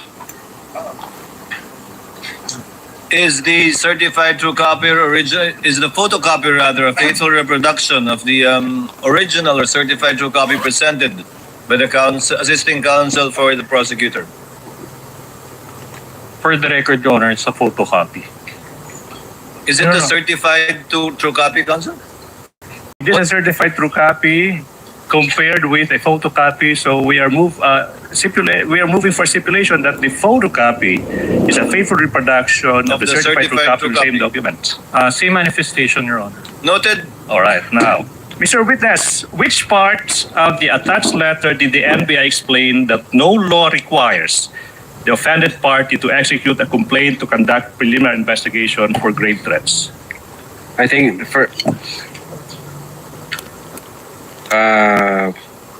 first page, the last paragraph, which says, it is to be emphasized that on 2024 new rules on preliminary investigation and inquest proceedings, a law enforcement agency like the NBI can file a complaint for the purpose of preliminary investigation unless the crime to be filed falls under Section 5, Rule 110 of the Rules of Criminal Procedure. Okay, thank you so much. May I proceed, Your Honor? You may proceed, counsel. Mr. Witness, you were asked whether the NBI already identified the particular individual contracted by the president, by the respondent, the vice president, to kill the president and the two others. Okay, you remember that? Yes, sir. Now, to clarify for the record, what investigation, if any, did your own NBI Cybercrime Division conduct on this matter, if any, if you know? Again, sir. Okay. Let me clarify. You were asked whether the NBI already identified the particular individual contracted by the respondent to kill the president and the two others. And you said you remember Objection, that. Your Honor, on the use of the word contracted. We never said contracted. Reform Council. That the vice president already spoke to a person to kill the president, and that person said yes, so that's a contract. Now, do you remember that? Yes, sir. Objection, Your Honor. It's a conclusion of law made by the counsel for the prosecution. Witness may answer. All right. Now, to clarify, sorry, Your Honor, this is now the question, Attorney Lotok. No, to clarify for the record, what investigation did your own NBI Cybercrime Division conduct on the identity of this person that said yes to the order of the vice president to kill the president and two others? Yes, Your Honor. Again, the reason why we sent a letter December 2, 2024 to the Vice President is for that purpose. We informed the Vice President that we are also investigating on that alleged threats against her life. Unfortunately, hindi ho siya nag-appear, so wala ho kaming makitang validated information. Then aside nun, we also issued subpoena to the media personalities who were present during those press conference and who have personal knowledge na nangyari yung event na yun. And in fact, tinanong po namin din sila, isa-isa, kilala niyo ba yung kinausap ng Vice Presidente? May idea ba kayo kung sino yung tao? At bawat isa sa mga nasa pinahon namin at nag-appear, sinabi nila na hindi ho namin kilala, wala po kaming alam, Your Honor. And then, nung chinek namin yung open source, nung nagkanda kami ng open source investigation, kasi yun nga, sinasabi ko kanina, Your Honor, tinitrace namin yung sinabi ni Princess Maui na Romanov, ang nakita lang namin doon, yung statement ni Mayor Baste noong January 2024. Tiningnan din ho namin kung relevant ba yung pag-aalis ng 75 PNP personnel from the BPSPG at inilipat sa Manila para doon sa peace and security, parang i-augment yata sila. Consider din ho namin yon, pero wala ho kaming na-validate na information relative to the threat against the life of the Vice President.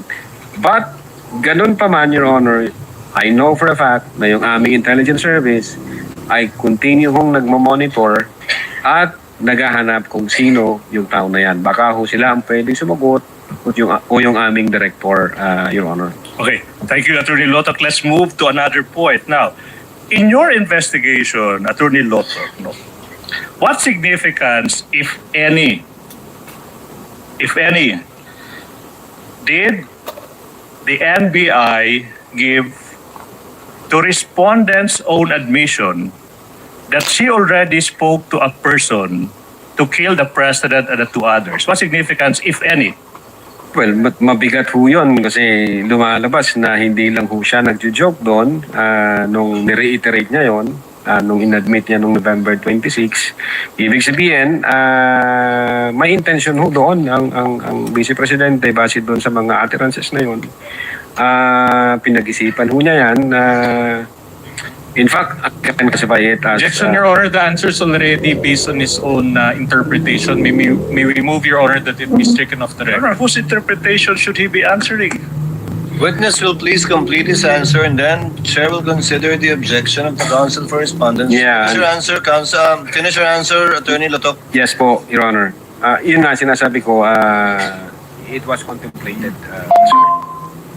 Okay, now, Attorney Lotok, Your Honor, move to strike it off the record considering that he included conclusions of law in his Your Honor, he's answer. a lawyer. I mean, you have been asking questions on the basis of law and we did not complain. Now I'm asking question to him as a lawyer that you Counsel, are moving. please, motion is denied. Let it remain in the record for whatever purpose it may serve. Let the senator judges give it its due weight according to their discretion. Witness, counsel may proceed. Thank you so much. Mr. Witness, you were also asked about the NBI's alleged lack of coordination with certain government agencies such as the PNP, the Armed Forces of the Philippines, and the National Security Council in its investigation on the threats to the President and the two others. Do you remember being asked that? Objection, Your Honor. It was Yes, not sir. covered by my cross-examination. It Your was Honor, please. a query from one of the senator was judges. raised- In the discretion of the court, the counsel can ask questions not covered by the cross-examination. We'll allow it. Now, could you explain to the court how is this so, if you can? Insofar as communication with other agencies, the Cybercrime Division back then, nakafocus ko kami sa investigation aspect. Now, pagdating doon sa security ng highest officials, again, for a fact, I know na may ginagawa yung aming intelligence service insofar as communicating with other relevant agencies gaya ng AFP, PNP, PCO, and even National Security Council. Yun nga lang, yun sa amin, Your Honor, nakafocus kami dun sa investigation. Ngayon, kung may binababaho ang direktor base sa mga impormasyong nakalap niya from different agency, mag-i-instruct po siya sa amin. Alright, now, let me proceed. Mr. Lotok, you were asked during cross-examination about the investigation that you conducted on the alleged threats to the life of the Vice President. You were asked whether there was an affidavit of investigation or reports on such investigation that you conducted, and you answered there was none, correct? You remember having said that there is no affidavit of investigation? For the Vice President? For the Vice President, Yes, okay? sir. And you said, but there was an investigation, but there is no affidavit of investigation. sir. Then the question now is, so whatever happened, what happened to that investigation? Again, Your Honor, since wala ho kaming ma-establish na validated information, hindi ho kaya dito nung sa presidente na may apparent commission of crime. Dito ho kasi wala kami mapagsimulan. Hindi ho na kami pwedeng mag-produce ng affidavit of investigation kung that's the case. Ang ginawa ho namin, although nag-aantay kami ng validated information at nangangalap kami, continue ho na nagmo-monitor yung aming intelligence service. I know that for a fact kasi yun yung trabaho nila. Siguro ho pag sila ang tinanong natin, baka meron silang masabi kung ano yung nangyari dyan, ano yung update niyan.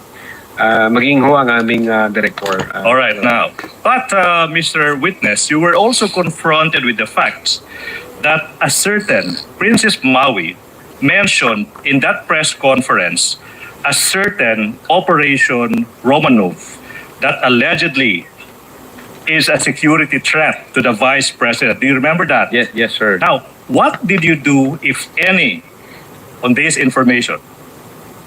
Yeah, security threat ang nakita naming relevant dyan, yun nga po, yung pag-aalis ng 75 personnel sa BPSPG, then nilipat dun sa Manila. And then aside from that, base ho kasi sa record ng COA, meron pa ring 335 more or less na naiwan na security personnel ng Vice President. At ang narinig ko yata kay Honorable yung sa comment ng Ombudsman na ba siya noon o Secretary of Justice siya na yung number na yan mas malaki pa sa bilang ng security personnel ng Presidente. Okay, now, I'm referring to, Mr. Witness, to Operation Romanov. Okay, what did you do, if any, on that information offered by Princess Maui, information on Operation Romanov? Objection asked and answered. No. That was his answer in the previous Asked question. and answered, counsel. All right. Now, what else did you do, if any, in relation to the investigation, your investigation on the security threat to the Vice President? Yes, Your Honor.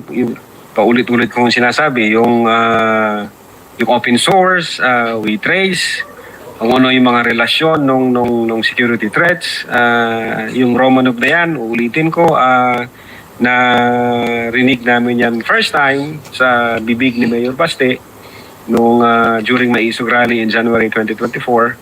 And so far as the NBI is concerned, during that time, nung ako yung hepe, wala ho kaming na-establish na validated information vis-a-vis yung threat to life against the Vice President, sir.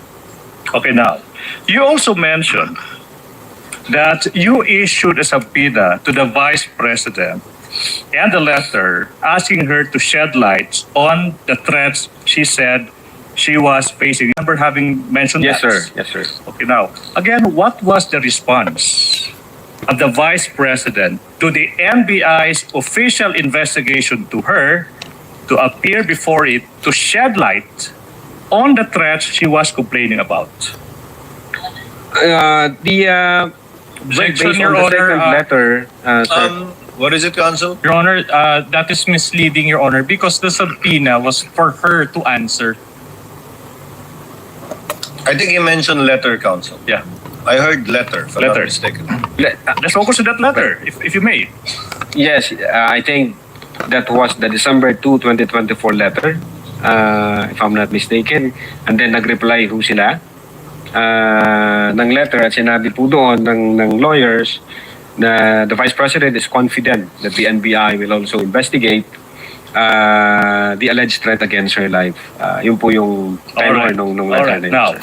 Mr. Witness, you also mentioned that since the Vice President did not heed the letter you issued, you were not able to elicit information from her. You remember having said that, correct? Yes, sir. However, on the part of the threats to the life of the President and the two others, you did not need to interview them personally to proceed with the investigation. Remember having said that? Yes, sir. Now, the question now is for clarification before our honorable Senator judges, what's the difference? Why the difference between the two? Again, ulitin ko po, Your Honor, insofar as the threat against the life of the Vice President, we have not established a validated information. That remains to be allegation. Insofar as the threat based on the utterances against the President, the First Lady, and the former Speaker of the House, that was apparent. Nasa video, narinig ho namin.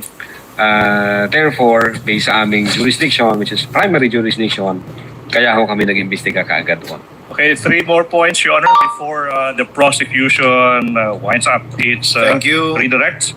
Now, it was also raised during the discussion, during cross-examination, that the Vice President was merely exercising sedation. Do you remember being confronted with that issue? Response to that issue, if any? Objection, Your Honor, it will call for his opinion. Exactly, he's a Will call lawyer. for Opinion, Your Honor, he's not an expert on the matter. He's a lawyer. witness may answer if he knows.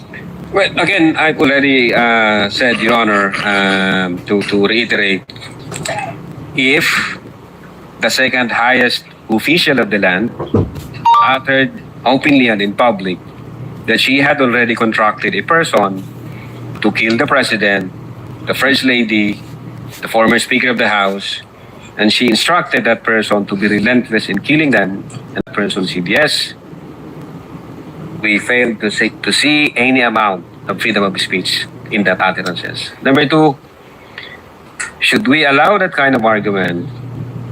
Should we allow that to become the norms of our society? Then nobody would prevent from anyone from doing the same. Imagine the chaos, the disorder, and the anarchy, Your Honor. And number 3, as a lawyer and being in the law enforcement, freedom of speech protects lawful expression. But it does not protect utterances that satisfies the elements of a criminal offense like this one, Your Honor. A criminal offense like this one. Now, as a lawyer, Attorney Loto, when the Vice President utter in public that she already spoke to a person to kill the President, the First Lady, and the two others. As a lawyer, did the Vice President betray public trust? Objection, Your Honor, that will call for a conclusion of law already, and Your Honor, as a lawyer, it will call also for his Your Honor, opinion. if I do recall, the council were propounding questions on also Your Honor, may we issues get of a ruling on the felony motion versus and objection, crime. What is please? the penalty? I'm also asking the same line of questions, Your Honor. What is sauce for the goose should also be sauce for the gander, Your Honor. A similar question was asked by the counsel for the respondent, and the witness may answer if he knows. If he knows. Yes, Your Honor, as a lawyer. She betrayed public trust. Yes, Your Honor. Last question. Listen, Attorney Loto.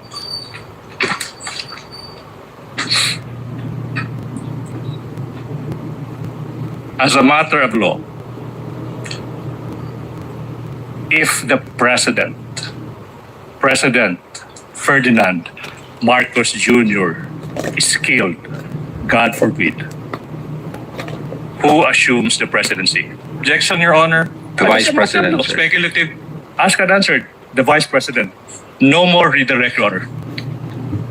Before recognizing counsel for respondent for his recross, Chair would like to recognize Senate President Gatchalian for his interjections. You may proceed, sir, and you have 2 minutes. Thank you, Mr. Presiding Officer. Attorney Loto, napakinggan ko kanina yung isang sagot ninyo at sinabi niyo dito, just this afternoon, yes, we do believe that the Vice President had contracted. Naputo lang siya, but obviously contracted someone to commit a crime or to kill the President and the others.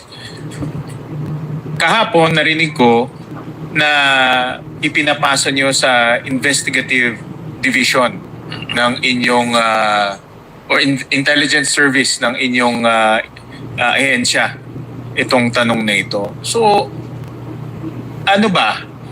Meron bang nakontratang papatay o walang nakontratang papatay? Yes, Dahil ma'am. this morning lang sinabi nyo, you believe na merong nakontrata.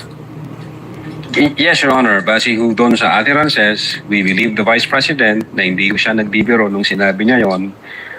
So, ang stand po namin, meron na ho siyang kinausap na tao. Anong ebidensya na meron kayo o meron ka o meron yung Cybercrime Division na made you believe na merong nakontrata?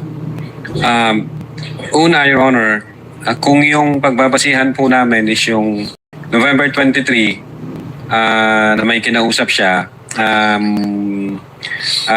pwede hong sabihin na nagjo-joke lang siya doon kahit galit na galit siya or etc. But then nung na-incorporate po natin yung November 26 na ni-reiterate pa niya at sinabi niya doon openly and in public na totoo may kinausap na siya to take revenge kung sakaling mamatay siya. So ang belief po namin may kinausap ang Vice Presidente. Now, in so far as kung sino yung kinausap na yon, in so far as yung existence ng tao na yon, ang makakasagot po, Your Honor, since trabaho nila yun, yung aming intelligence service po, o kaya yung aming So director. yung belief mo ay nanggaling doon sa mga statements Yes, ni Your Vice Honor. President Sara. No more. Statements and admission, sir. Yun doon lang nanggaling. Wala nang iba. In so far as the Cybercrime Division, Your Honor, yes. Okay. And then, meron din siyang reply na sinabi niyo nga kanina, nagpadala kayo ng letter dated December 2, Your Honor. December 2. And may reply rin si VP na dinideny niya na merong grave threat. No? So pag dinideny niya na ginawa niya yung grave threat, obviously dinideny niya na may kinontrata siya. Diba? So bakit pa rin ninyo i-file o rinecommend na mag-file ng grave threat and inciting to sedition kung may denial na? Hindi ho, Your Honor. Ang na-establish po namin doon yung the elements of the crime of grave threat. So nung nakita namin na nasatisfy siya at na-comply siya, nung na-refer po namin ito sa Department of Justice, nag-concur sa amin ng Department of Justice na indeed na-comply ninyo and therefore tuloy yung proseso. But what made you not bakit hindi nyo tinanggap itong paliwanag ni VP Sara sa kanyang letter? Dahil kaagad dito sa letter niya, may denial na ginawa niya yung grave threat and therefore wala rin na kontrata, no? Kasi magkadugtong yun. Well, Your Honor, mere denial would not discount the fact na na-utter niya yon at may kinausap na siyang mga tao. Yun nga ang problema doon, kaya namin siya gustong makausap personally para makapag-tanong pa kami ng other questions para makita namin totoo ba tong kinontrata ng Vice Presidente o kinausap o hindi. Kaya lang, Your Honor, wala ho dun, hindi ho siya nag-appear. Yung kanyang sagot is mere denial lang, walang mga basihan, even circumstantial na basihan. So hindi ho namin siya sinama sa factor in considering whether or not a crime of grave threat has been committed by the Vice President. With your permission, Mr. Presiding Officer, just one last question. Nakita nyo ba kung mayroong capability si Vice President Sara? Definitely po. Ano ang nakita nyong mga ebidensya kung mayroon siyang capability gawin yung kanyang sinabing pagbanta at yung kanyang gagawin? Well, for one, she is the Vice President of the Republic of the Philippines. And number two, hindi naman porket Vice President ka, may capability ka gumawa nun. Di ba? Yes, Your Honor, not necessarily. But alam naman po natin yung background, naging presidente ang... Hindi ka naman porket Senate President, may capability ka gumawa nun.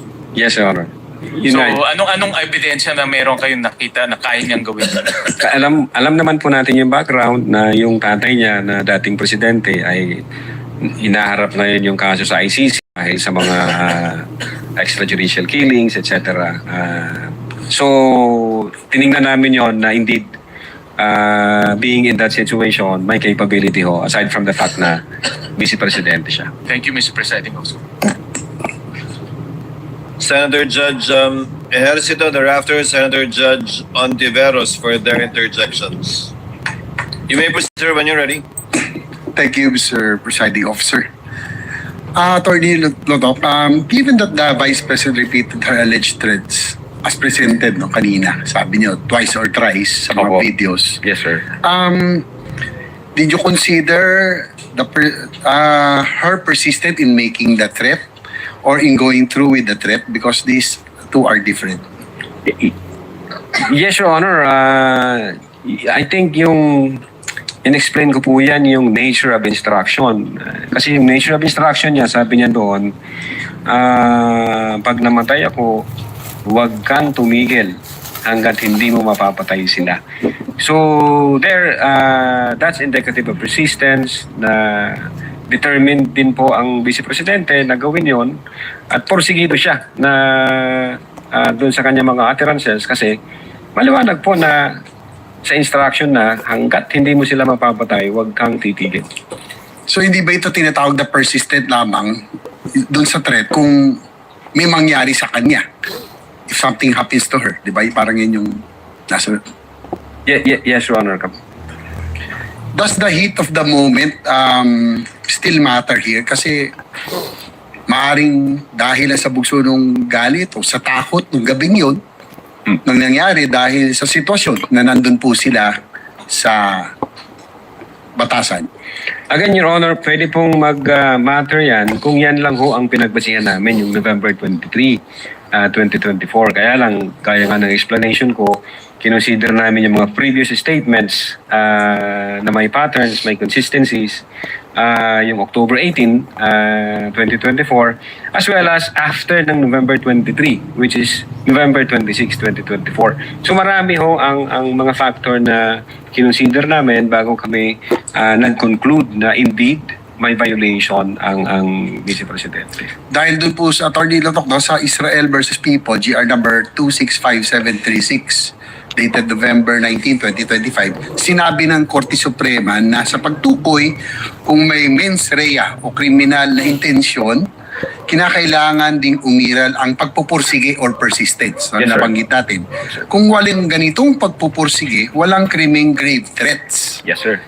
Gaya ng mga bantang binitiwan lamang sa tindi ng galit o bugso ng damdamin, yung nabanggit natin kanina, o bilang biro at hindi naman sinundan ng anumang kilos o karagdagang pagbabanta. Yes, sir. Insofar as persistence is concerned, nakita po natin yan noong November 23 utterances. At the same time, persistence in the sense na aside doon sa November 23, inadmit po niya at na-reiterate niya yon in the November 26, 2024 statement. Dahil meron po sa Article 282, yung threats without persistence are not considered grave. Yes, sir. So, in conclusion, Mr. Presiding Officer, sa inyong palagay, ano-anong ginawa ng Vice Presidente ang may tuturing na pagpupursige o persistent sa kanyang mga banda? Well, Your Honor, October 18, sinabi na niya doon na I imagine myself cutting his head, na gusto kong tanggalin yung ulo niya ba. In fact, may instance doon na sinabi niya na pag di kayo tumigil, huhukayin ko yung tatay nyo, tatapon ko sa West Philippine Sea. Merong ganun noong October 18. And then pagdating dito sa November 23, she was hurling profanities and invectives habang galit na galit siya. Sinasabi niya, this can go to hell dahil yung tao na yan na nakaupo, hindi marunong maging presidente. Wala akong kinukonsider na mas mataas sa akin. At the same time, he was lying through his teeth para lang makuha yung boto ng mga tao. And then nung kinausap niya na papatay sa 3. At the same time, dinugtong ho namin yung November 26. Inulit pa ho niya yun. Aside na persistence na yung nature ng kanyang utterances, inulit pa ho niya nung November 26 openly and in public na indeed may kinausap siya to take revenge. Na kung mamatay siya, patayin niyo yung 3. That's much persistence kung i-establish po natin yung persistence. Tama. Maraming salamat, Attorney Latok. That's all. No further questions, Mr. Presiding. Thank you, Senator Thank you Judge. po. Senator Judge Ontiveros, you may proceed, ma'am, when you're ready. You have 2 minutes. Salamat, Mr. Presiding Officer. Mr. Witness, Yes po, Your Honor. nabanggit niyo kay Senator Judge Ejercito, hindi ngayon lang, kanina, yung admission against interest. Sabi niyo po, ang mga pahayag ng Vice Presidente ay maituturing na admissions against interest. Tama po? Yes, ma'am. May diferensya po ba sa pagtrato sa pahayag ng isang tao kung pabor sa kanya o against sa interest niya ang admission? I think so, ma'am. Kasi base dito sa issue natin, ang Vice Presidente is abogada, alam na po niya yon na the moment she uttered those kind of statements, pwede ho siyang mag-fall in any criminal violation. So pagdating ho nung November 26, instead of avoiding mentioning those utterances, instead of denying mentioning, or instead of denying that she made those utterances, ang sinabi po niya, ni-reiterate niya.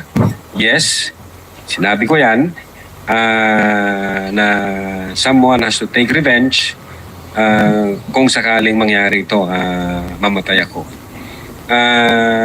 Yun po, Your Honor, ang nakita namin. Kaya ako nasabi na admission against interest po yun. So kung sa halip na i-reiterate niya, i-deny niya yung naunang sinabi, kung sinabi niya na hindi ko talaga minimin yan or may sinabi siyang maituturing na pabor sa kanya, iba po yung pagtrato nyo sa ganyang klaseng pahayag sana. Baka maging iba, Your Honor. Okay. So, ano po yung diferensya at saka halaga dun sa bigat na binibigay ng batas dun sa admission against interest?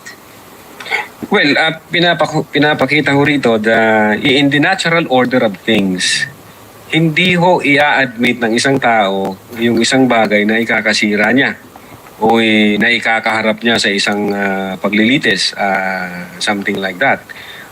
kapag ho inadmit ng isang tao yung isang bagay na ikakasira niya, maliwanag na ginawa niya yon, sinabi niya yon, at determinado siya sa mga pangyayaring yon o porsigido siya sa mga pangyayaring yon. So masasabi po bang mabigat o napakabigat ang diferensya, ang halaga na ibinibigay sa isang o sa ilalim ng batas ang isang admission against interest? Yes, Your Honor po. Panghuli na lang po, Mr. Witness. Bakit nga po pinaparusahan ng batas ang grave threats kahit pa hindi natuloy sa physical act? Well, Your Honor, for purposes of peace and order among the populace, pag hindi ho in-address yung speeches o yung utterances na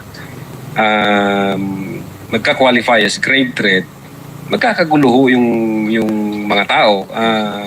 Pwede na lang ho sabihin kahit na sino na papantayin kita pag ito nangyari, gagawin ko to sa iyo pag ito nangyari. So I think the wisdom of the law is to avoid the disorder, the anarchy, and the chaos that it would create, Your Honor. So yung sinasabi niyong wisdom of the law ay hindi lamang sitahin o parusahan yung isang bagay na tumuloy sa physical act, kundi mag-serve ng deterrent para gawin yes, Your Honor. ng taong iyon or ng ibang tao, Yes, Your yung Honor. grave threats. Pwede po yun, Your Honor, to serve as a deterrent. So may preventive na value din nakikita kayo Yes po, Your Honor. bukod sa curative. Opo, Your Honor. Salamat po, Mr. Witness. Salamat po, Presiding Officer. Thank you, Senator Judge Ontiveros. Senator Judge Rafi Tulfo, thereafter Senator Judge Alan Cayetano before the recross Yan of na naman, counsel. si Cayetano to the If any. rescue. Senator Judge Tulfo, you may proceed and you have 2 minutes. Thank you, Mr. Presiding Officer. Mr. Witness, aware ba kayo at one point in time, I just don't remember what date was it, na pinulled out yung certain numbers of security personnel ni BP Sara? Yes, Your Honor, based on the news, may nakita po kami noon. When was that? When did that happen? 2024 yata, yung 75 PNP personnel Correct. from BPSPG, sir. Was that before the utterance of BP Sara in sa press con or after? Before, sir. Before. I think that's before.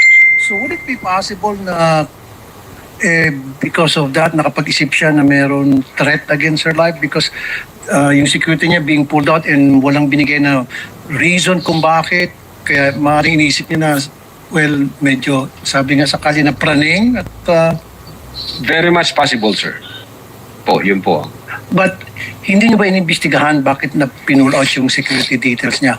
May nakita ko kami, sir, doon sa November 26 na video, kung nalimutan ko lang yung timestamp niya. May sinasabi siyang issue Sir sa Carl security Aliho, niya. shout out. Tama ka dyan. Doon nga sa Obvious ba? Kumusta, BPSPG, sir? parang from military attached unit, ginawang under na ng Presidential Security Command. I'm not familiar with that. So, Okay. Sino pong nag-cause ng pull out? Sino pong nag-utos? Saan galing yung utos? Hindi ko ho siya masyado. Pero I think part ng reorganization, Your Honor, ng PSG, if I'm not mistaken. Part ng reorganization. So, ilan po yung napulo? 75. Na Hindi ko pa alam kung yan yun. Ang sinasabi ko pa, Your Honor, yung dating BPSPG is under ng attached unit ng the Philippines, kung di ako nagkakamali. And then, inilagay na siya sa ilalim ng Presidential Security Command. Yun po yung sinabi ng Vice Presidente during November 26 na security threat dahil dun sa event na yun. Yun po yung tiningnan din namin yan. Pati nga yung 75 personnel. Kaya lang again, hindi po siya sufficient na mag-establish ng apparent violation of any criminal offense. Kasi nga, para siyang normal na function ng agencies and departments. Yeah, Mr. Witness, yun sa akin na kasi yung pag-pull out ba ng security, was it sudden? Did it, I mean, yung ano yung naging dahilan At kanino galing yung order para i-pull out yung ilang numbers of security details niya, particularly PNP, and sabi nyo nga, yung sa PSG, nabawasan din ba base sa inyong investigasyon? Bakit nga po nangyari yon? Yung sa Anong nag-trigger noon? Opo, yung sa 75, ang naalala ko po sa news, parang inilipat ho sila, Your Honor, sa Manila kasi mayroong issue ng kailangan nilang i-augment dahil may peace and order issue sa Manila. So yun ang nakita kong nasa news na ginawa ng PNP, o reason ng PNP bakit mayroong ganong pull-out. Then nung nakita ko namin, ilan na lang yung natira sa Vice Presidente. Nung chinek ko namin yung news, yung per record ng COA, if I'm not mistaken, meron pa siyang 335 na security personnel. So marami pang naiwan? Yes po, Your Honor. And in fact, kung di ako nagkakamali, narinig ko po yung sinabi ni Honorable Boying Rimulya na yung bilang na yan, mas marami pa doon sa bilang ng mga security personnel ng Presidente. So nakita ko namin na hindi siya sufficient para maging valid basis ng investigation. Hindi yung katulad dito sa threat against the President na aparent po yung utterances na nangyari. Okay, dalawang katanungan na lamang, Mr. Witness. So, base sa inyong investigasyon at karanasan, ilan ba dapat ang security detail ng isang Vice President? So, sorry po, Your Honor, wala po akong idea kung ilan po dapat yung... Last na lamang. So, nung na-pull out yung ilan sa mga security personnel niya, sabi niyo nga 75, right? PNP, and then meron pa atay sa PSG. Nagreklamo ba siya? Sa inyong pagkakaalam?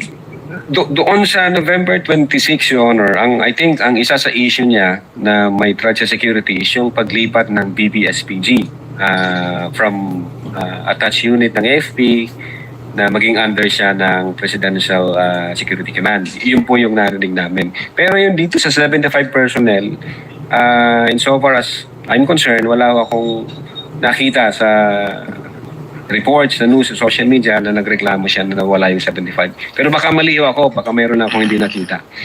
Pero insofar as I'm concerned, wala akong nakita sa news na nagreklamo siya dun sa 75 transfer ng PNP personnel from BPSPG dinala dun sa Manila, Your Honor. At hindi na siya nag-request ng augmentation o pagdagdag dun sa mga nawala na security detail?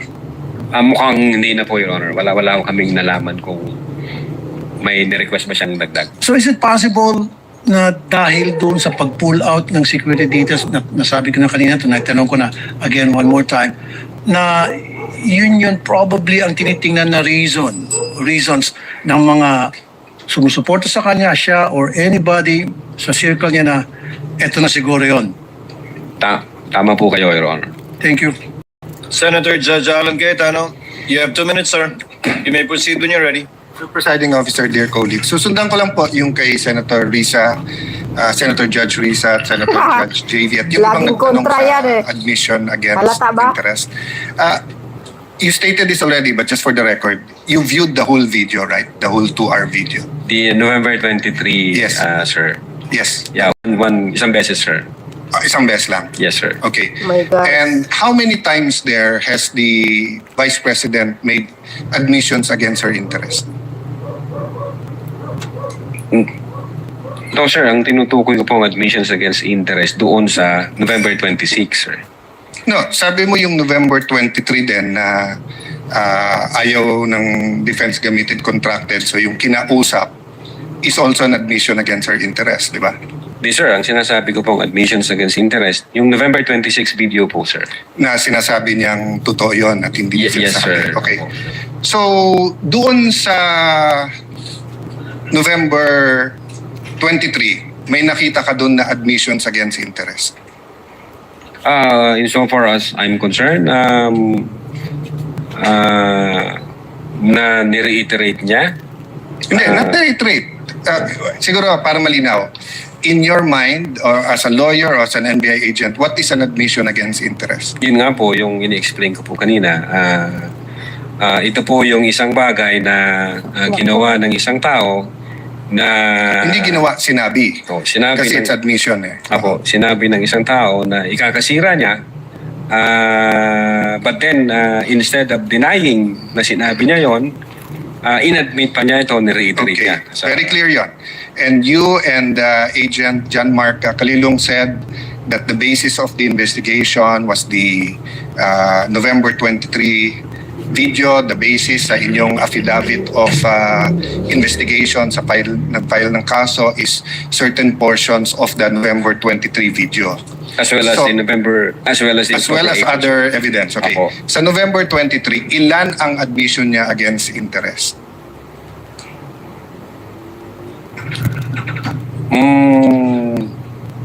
Ang sinasabi ko pong admission against interest, This is a new November question. 26. This is a new question. If you evaluated well the November 23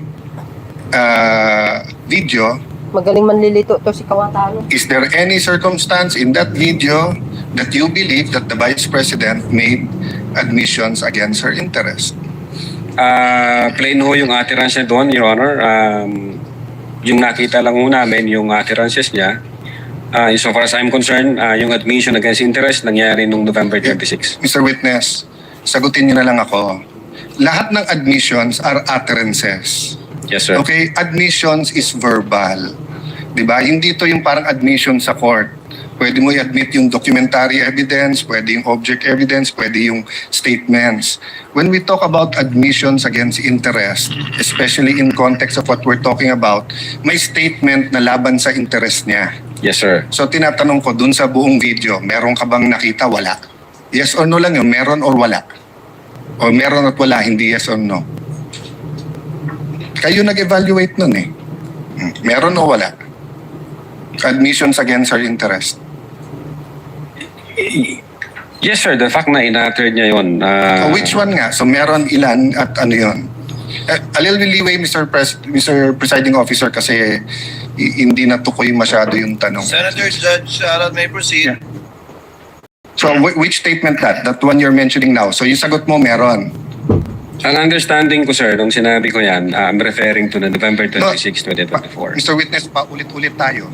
Yes, sir. Burahin mo na yung pinag-uusapan natin you're referring to. I'm asking you a direct question.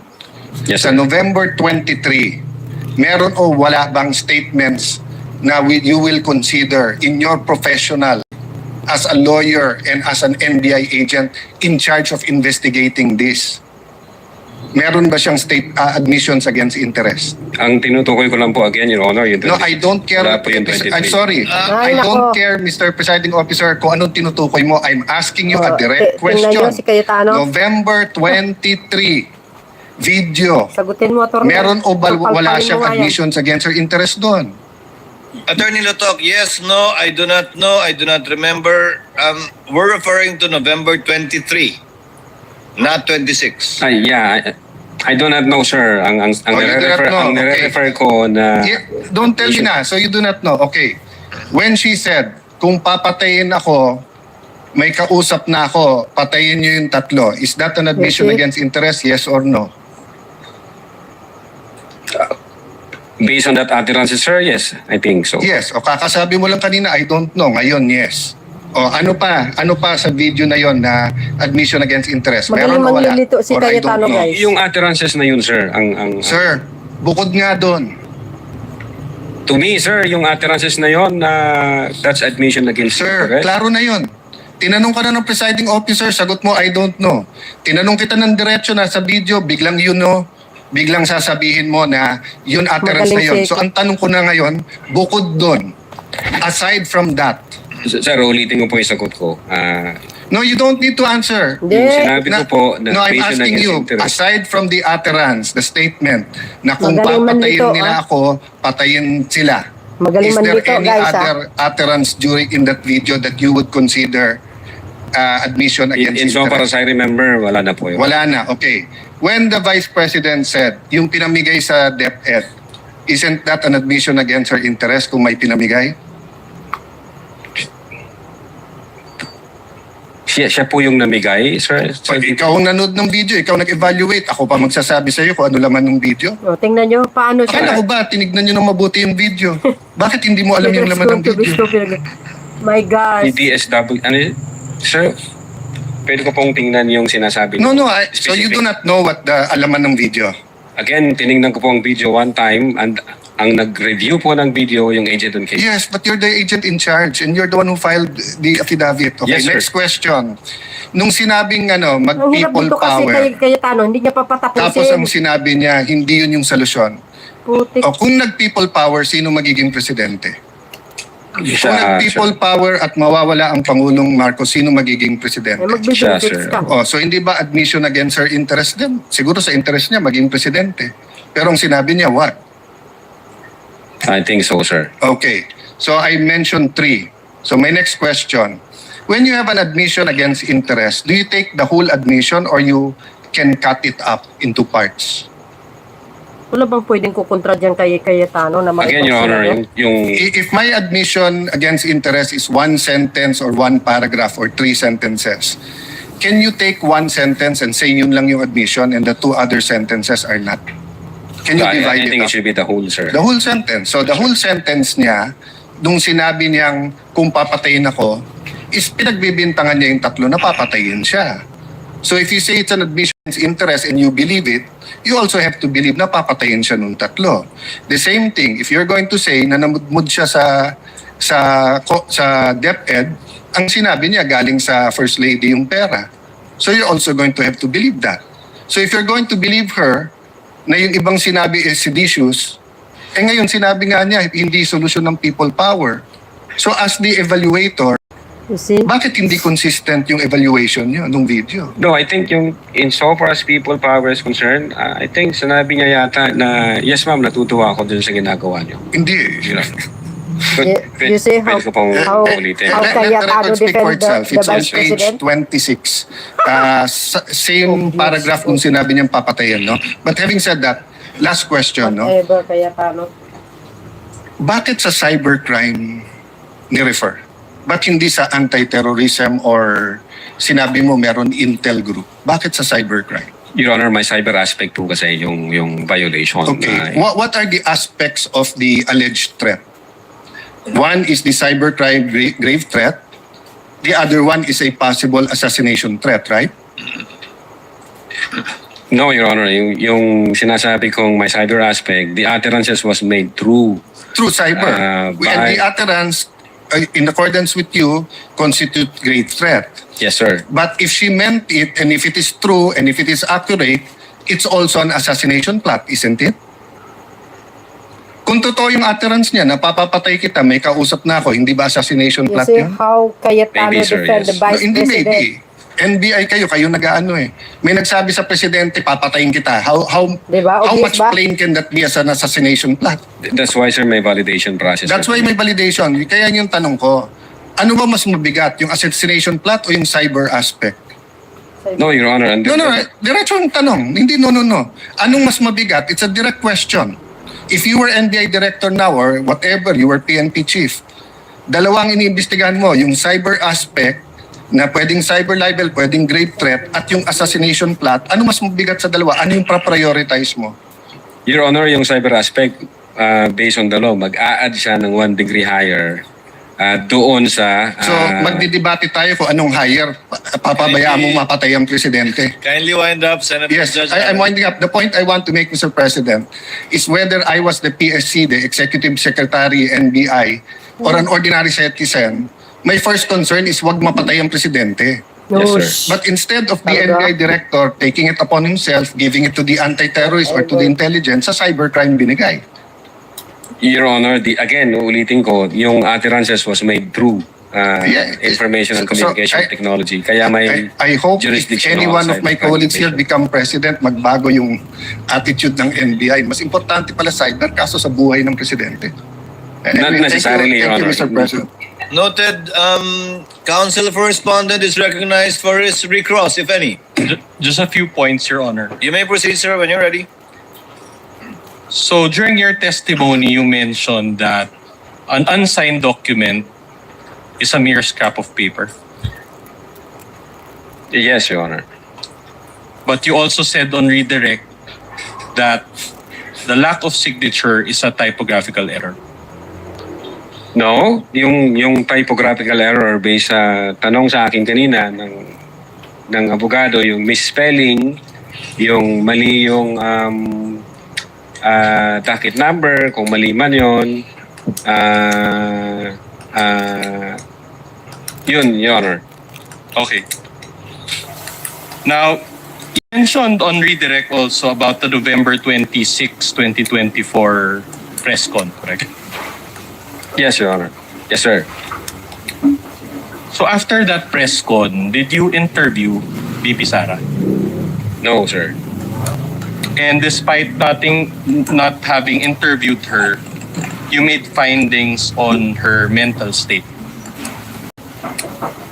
No findings ng mental state, sir? What do you mean by that? My question is, despite not having the chance to interview VP Sara, nevertheless, you included in your investigation or findings about her mental state. Based on the series of events, Your Honor, as I have said, state of mind can be shown through the overt acts, Your Honor. Okay. So you were also asked about persistence, correct? Yes, sir. All right. Now, the subject video was on November 23, 2024, correct? Yes, sir. But to demonstrate persistence, you referred to a press con on October 18, 2024. No, sir. To demonstrate persistence, yung nature ng utterances niya, ulitin ko, sir, in-explain ko muna, the nature of the instruction was persistent because of the fact na ang sabi niya, huwag kang tumigil hanggat hindi mo sila mapapatay. And then, reiterate niya to noong November 26. Now, as to consistency patterns at persistence, pagdating sa galit niya sa presidente, yung October 18 may kinalaman kasi unang sinabi niya doon, walang kinukonsidera kong number 1 hanggang number 2 lang yung Pilipinas na to. Then pangalawa, I imagine myself cutting his head. Then kinumpara namin siya noong November 23. Already satisfied with the answer? Consistent po yung... What was that, Council Correspondent? We are already satisfied. No need to I elaborate. think already answered, yes. All right. Last two questions. So you said that the February 14, 2025 DOJ certification found your findings or your investigation or the case that you filed sufficient. Based on the certification, the DOJ stated that you have complied all the elements of the crime charge, sir. All right.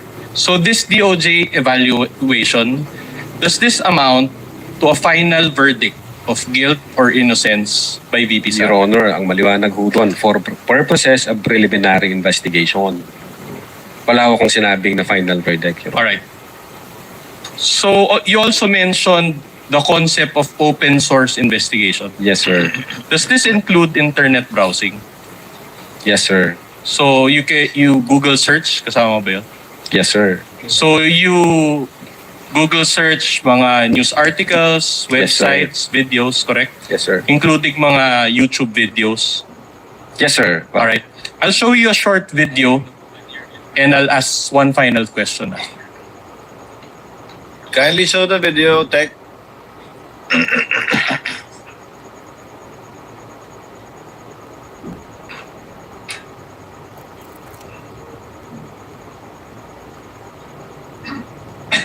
Worry ko lang is yung mga anak ko dahil hindi talaga yan sila sanay na wala ako.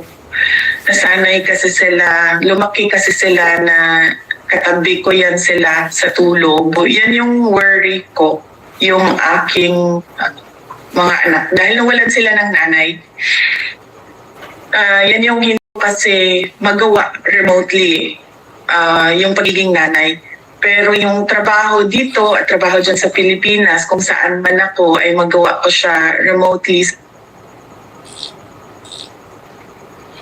So in the course of your open source investigation, did you encounter this video? Hindi ko pa na-encounter yan, sir. Nothing further, Your Honors. Before we let go of the witness, the presiding officer just has a few points. Number 1, to clarify, Attorney Lotop, yes, sa po. pagtatanong po ni Senate President Wen Gatchalian kanina, sabi niyo po, maliban sa mga salitang binanggit o sinambit na ikalawang Pangulo, na may nakausap na siya nagagawa ng kanyang kautosang patayin di umano ang 3 opisyal ng bansa, wala po kayong hawak na ibang ebidensyang may kinausap na nga siya. Insofar as the Cybercrime Division is concerned, sir, opo. Pangalawa po, sabi niyo po, sa ilang katanungan pinukul sa inyo na hindi nyo alam kung totoo o hindi ang ilang mga sinabi ng ikalawang Pangulo. Sa video na napanood po ninyo ng isang beses, yung mahigit 2 oras, sa kabuuan po, totoo po yun. Ang kaya nyo lang pong sabihin na sinabi niya yon, pero kung totoo man yun o hindi, wala po kayo sa lugar sabihin na totoo nga ba lahat ng mga sinabi niya. Well, una, since Vice Presidente siya at base doon sa sirkumstansya na galit siya at nagbabato siya ng mga pagmumura, we believe na totoo yung mga sinasabi niya, Your Honor. And as an advisement perhaps to the senator judges and the public as well, an admission against interest, as mentioned in the rules, is nothing really special. An admission against interest under the rules is simply an exception to the hearsay rule, where a person is about to die or is unavailable to testify, his statements against his or her interest may be admitted, testified to by another person, not the weight we seem to be giving admission against interest na parang umami na dahil labag sa interest niya yun. The rules are specific and the purpose also is specific. It is an exception to the hearsay rule. If there are no other points or questions to be raised by any of the senator judges, Attorney talaga photo finish. Senator Judge Padilla is recognized for his intervention. Pwede po bang magtanong? You have 2 minutes, sir. Yes, of course, sir. Kanina po nabanggit kanina ng isang senador na meron pong 2 kaso sa panahon ni Pangulong Rodrigo Roa Duterte na inimbestigahan niyo po, isang 150 million, saka ano po yung isa? Ang naalala ko, Your Honor, yung kay Mas yata, yung sa... Hindi ako may hawak noon, Your Honor, hindi yung ang Cybercrime Division. I think ibang unit ang nanghuli, although ang Cybercrime Division yata yung nag-file. Pero hindi ako may hawak. Hindi po panahon nyo. Pero ano po nangyari doon? Na-dismiss po ba yan? Ang alam ko na-dismiss yata, sir. Nagsagawa din po ba sila ng masusing investigasyon? Hindi ko po masasagot. Hindi ako nag-imbestiga, Your Honor. Wala po kayong nabalitaan kung gumawa din sila ng masusing investigasyon? Again, Your Honor, kung ibang unit po ang nagsagawa noon, wala po akong personal knowledge. Opo. Kasi po doon malinaw na mayroong involved na pera. Kasi alam niyo, matagal din po ako nakulong. 3 taon din po ako sa kulungan. Marami po akong nakasama dyan na mga hired killers. Katunayan, pati po hindi hired killers, nakasama ko din po dyan. Sila Tihanki. Katunayan, excuse po, aking seatmate. Madami po talaga. Pag-usapin po kasi ng pera, talagang may threat. Pero sa tingin po ba nyo, yung mga nangyari noong November 23, birthday ko pa po yun. Sa tingin nyo po ba, walang involved na kahit anong pera dito, walang kahit anong threat pa rin po ba yon sa palagay ninyo? Kasi ang hired killer, pera-pera po yan. Based on our findings, grave threats, Your Honor, and inciting to sedition. Meron po ba, inciting, okay, maganda pong pag-usapan yan.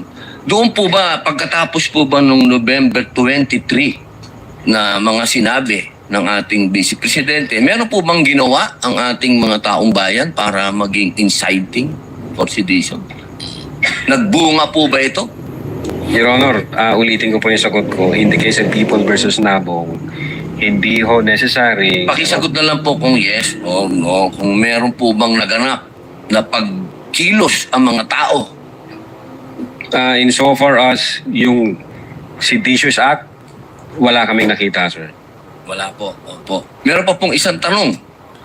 Doon po ba sa mga naganap na maraming protesta, merong trillion march, merong kung ano-anong march, nakita niyo po ba doon ng Vice Presidente?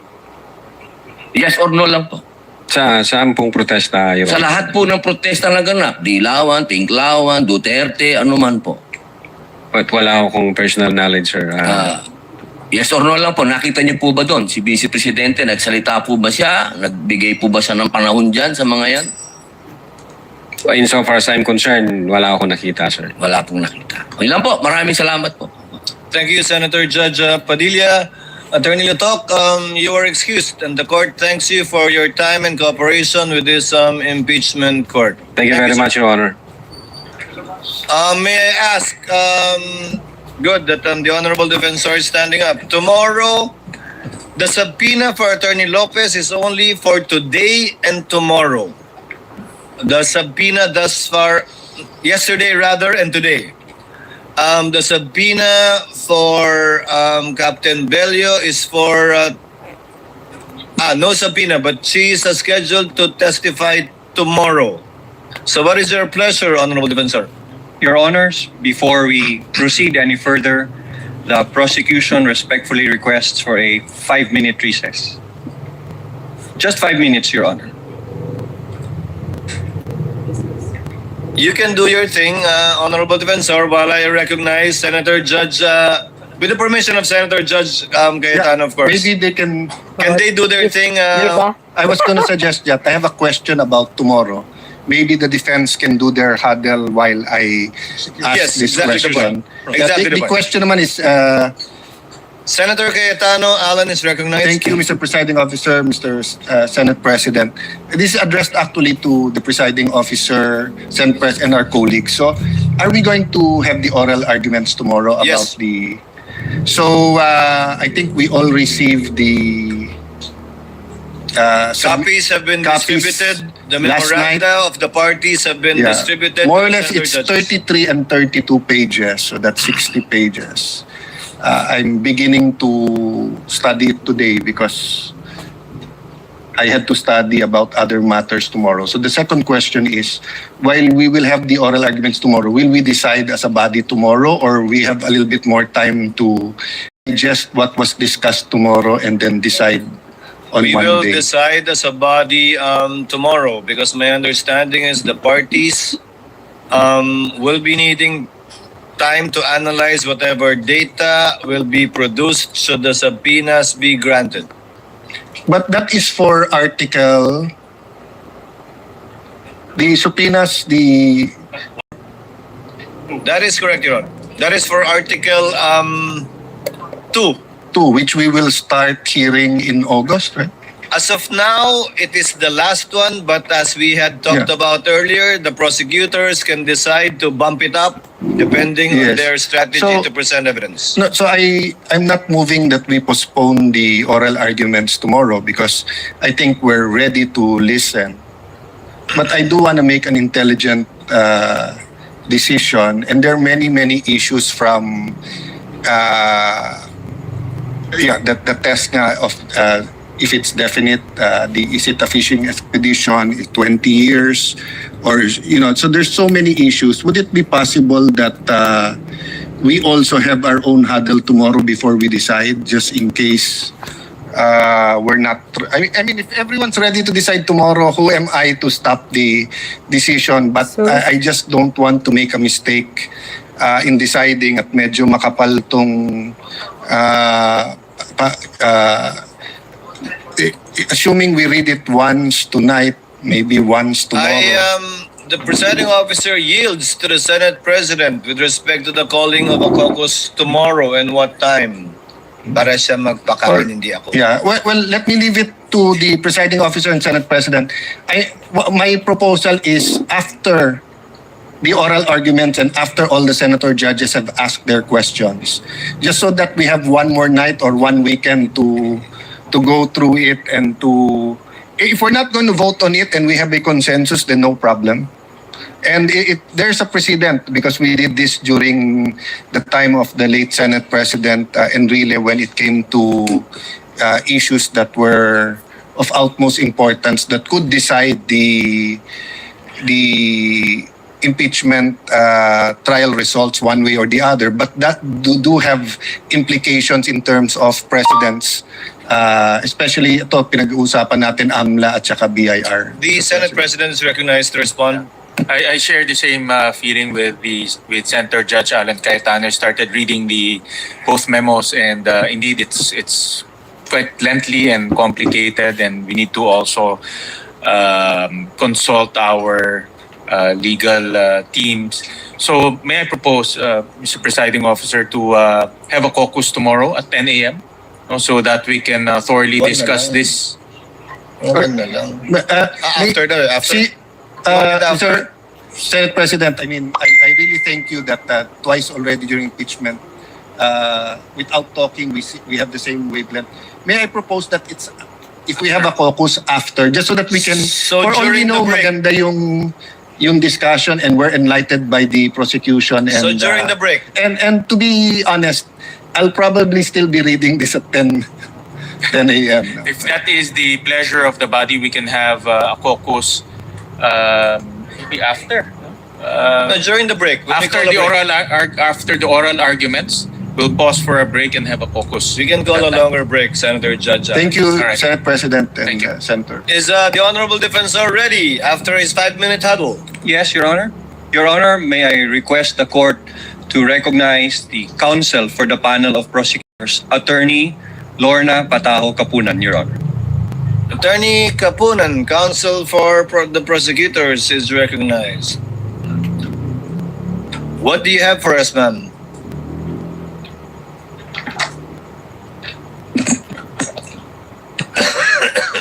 Magandang gabi po sa inyong lahat. Attorney Lorna Pataho Kapunan, counsel for the prosecutors, under the control and supervision of the House Panel of Prosecutors.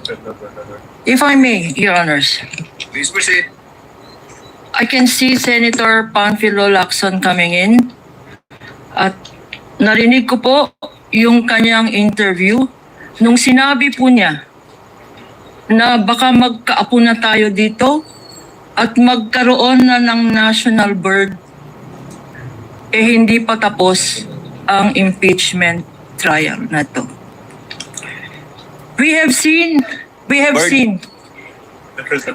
this is, Ma'am, you said national bird. hindi po ba, Senator Lacson? Well, somebody who interviewed you said that you said that. It must be another senator judge or another person. Talking about birds, okay. Please proceed, ma'am. I never talked about birds. Then definitely my information was hearsay. In any event, in the last 4 trial days, we have had several hours of legal calisthenics, direct examination, cross-examination, and today we also had redirect and recross. A total of approximately 8 hours a day and 2 witnesses.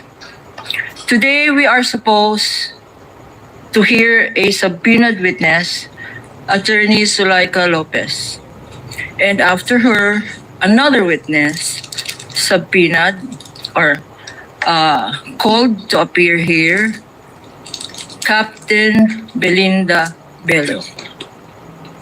After hearing the 2 competent and credible witnesses, not expert witness, but through their credentials showed that they were competent to testify on the matters that they were asked to authenticate. After evaluating through these 2 witnesses, 19 documentary evidence from Agent Kalilong and 45 documentary evidence from our recent witness, Attorney Lotok. And after the very clarificatory and probing questions of our senator judges, after evaluation, and not only during this 5-minute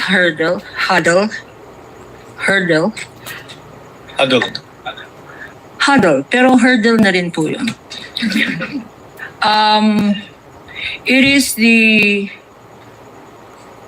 wisdom of the public prosecutors as expressed through this representation that we find it totally unnecessary, redundant, and a surplusage to still present Attorney Zulaika Lopez and as well Captain Belinda Bello. Let me just state for the record the reasons why.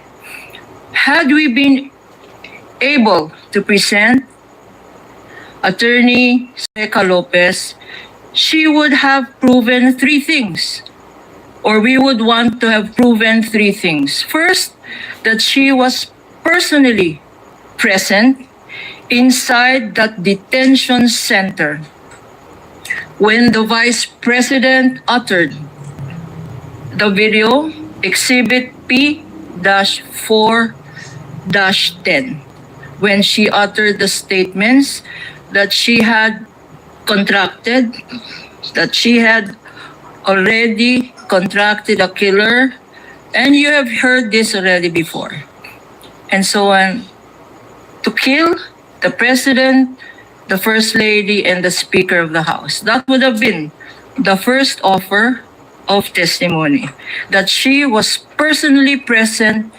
inside that detention center when the Vice President uttered those statements. Admitted already, admitted by no less than Attorney Vinluan here, who in his closing remarks or opening remarks mentioned more than 10 times that that press conference occurred. Attorney Zulueta and the Vice President was there, and that in that press conference or a live broadcast, the Vice President did utter the statements we have heard time and again, Exhibit P-4-10. Although Attorney Vinluan says yes, 10 times, I counted just now.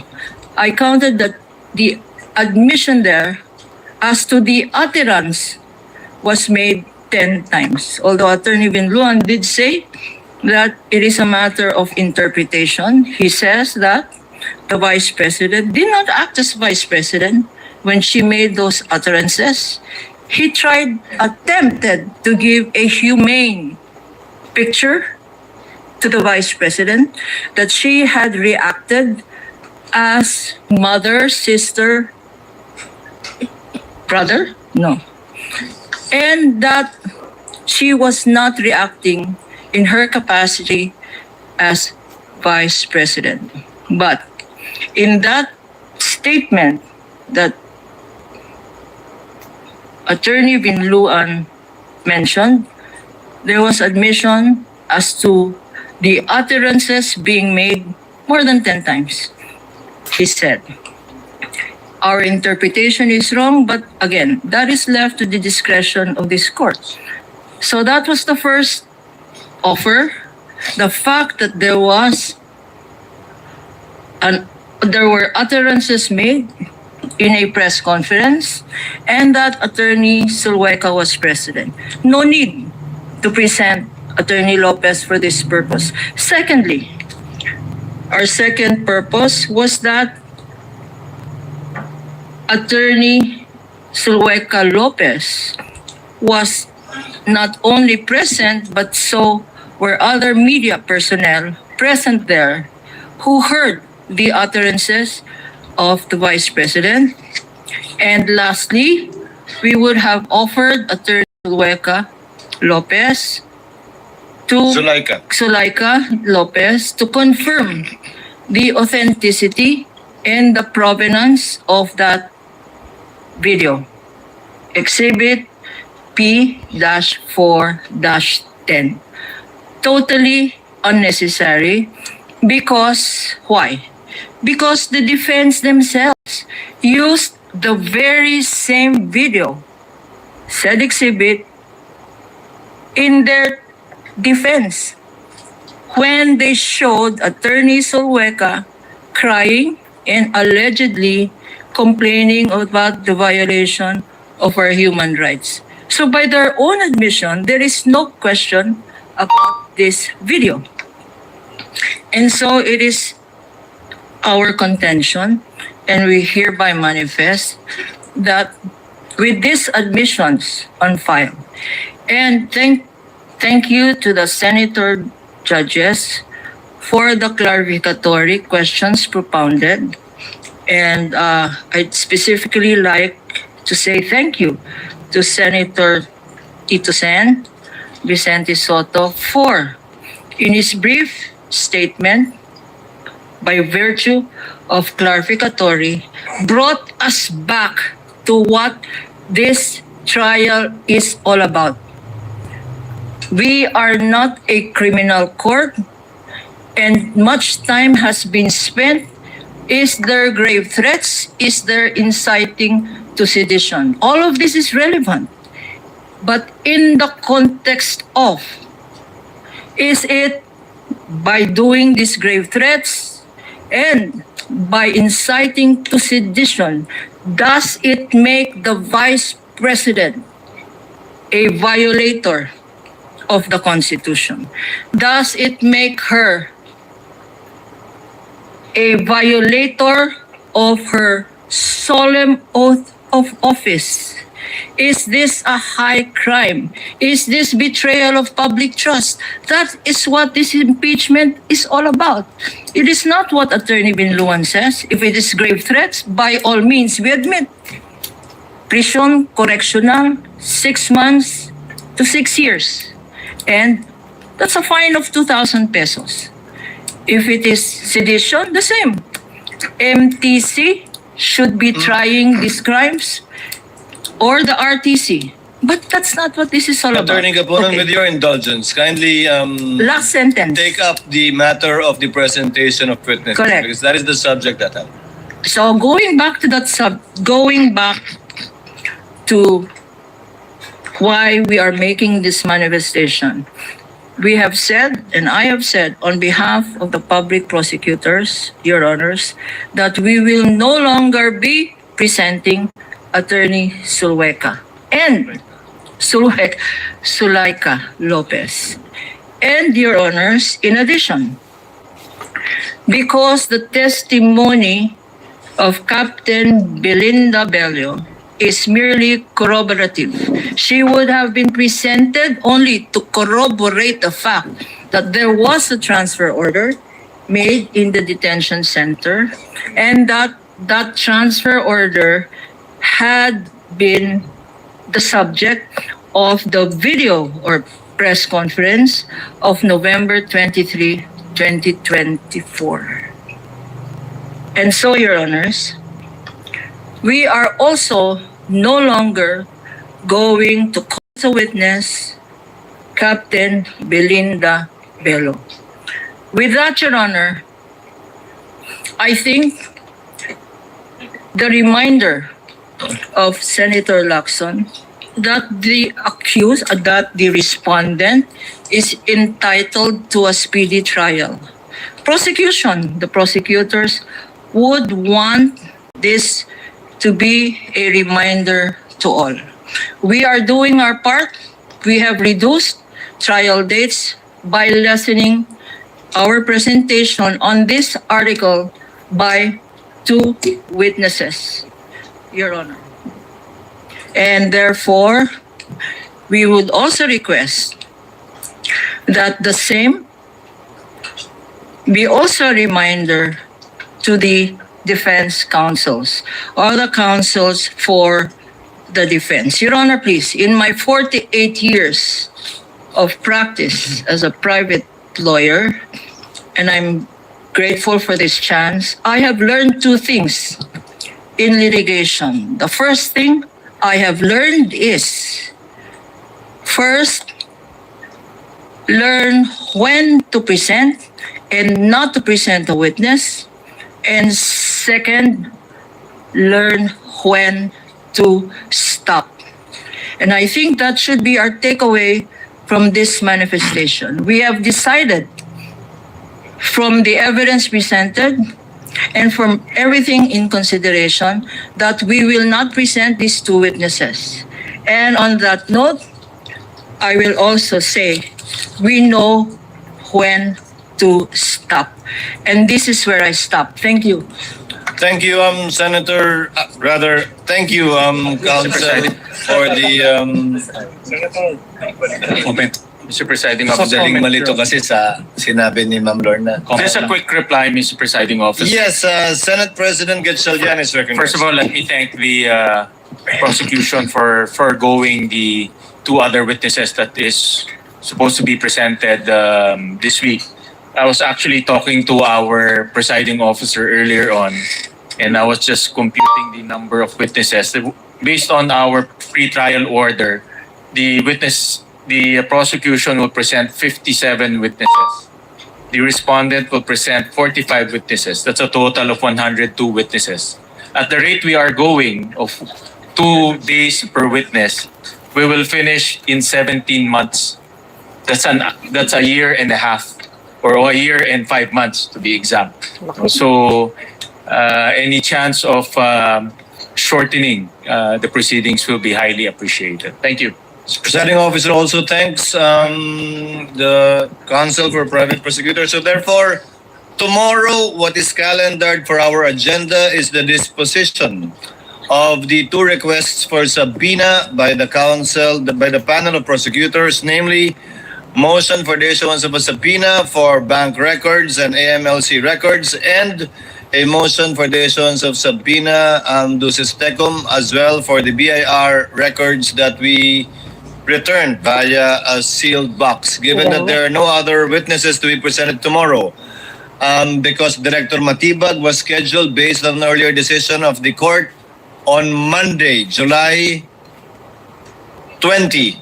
I hope we will have sufficient time to discuss these two subpoenas tomorrow in our trial. To remind, both parties shall be given 10 minutes to discuss the two motions, given that, and this will be discussed jointly already, given that you filed your respective memoranda jointly as well, discussing the two issues. You will be given 3 minutes by way of rebuttal and 3 minutes by way of surrebuttal, should it be necessary. Thereafter, the senator judges will proceed to discuss the matter in caucus and thereafter in plenary. Yes, Senator Judge Alan Cayetano. May I just ask, through the presiding officer, is 10 minutes enough? Your Honor, we will be raising our request to make it at least 15 minutes per part. Because, sorry, I'll just use myself as an example. No, I want to draw the line between a fishing expedition and this is definite, di ba? And of course, if you can answer it in your presentation, better. I don't have to ask questions anymore. And I can tell you very honestly, I'm really interested in this issue. So may I ask my dear colleagues, can we, since we don't have any other witness tomorrow, I think it will go faster if we give them more time and ourselves less time. Maybe 15 or 20 minutes each, and then 15? Maybe, Mr. President, Mr. Presiding Officer, you said 3 minutes rebut. I mean, can we give them more time to rebut each other? I'd rather they be rebutting each other than rebutting us.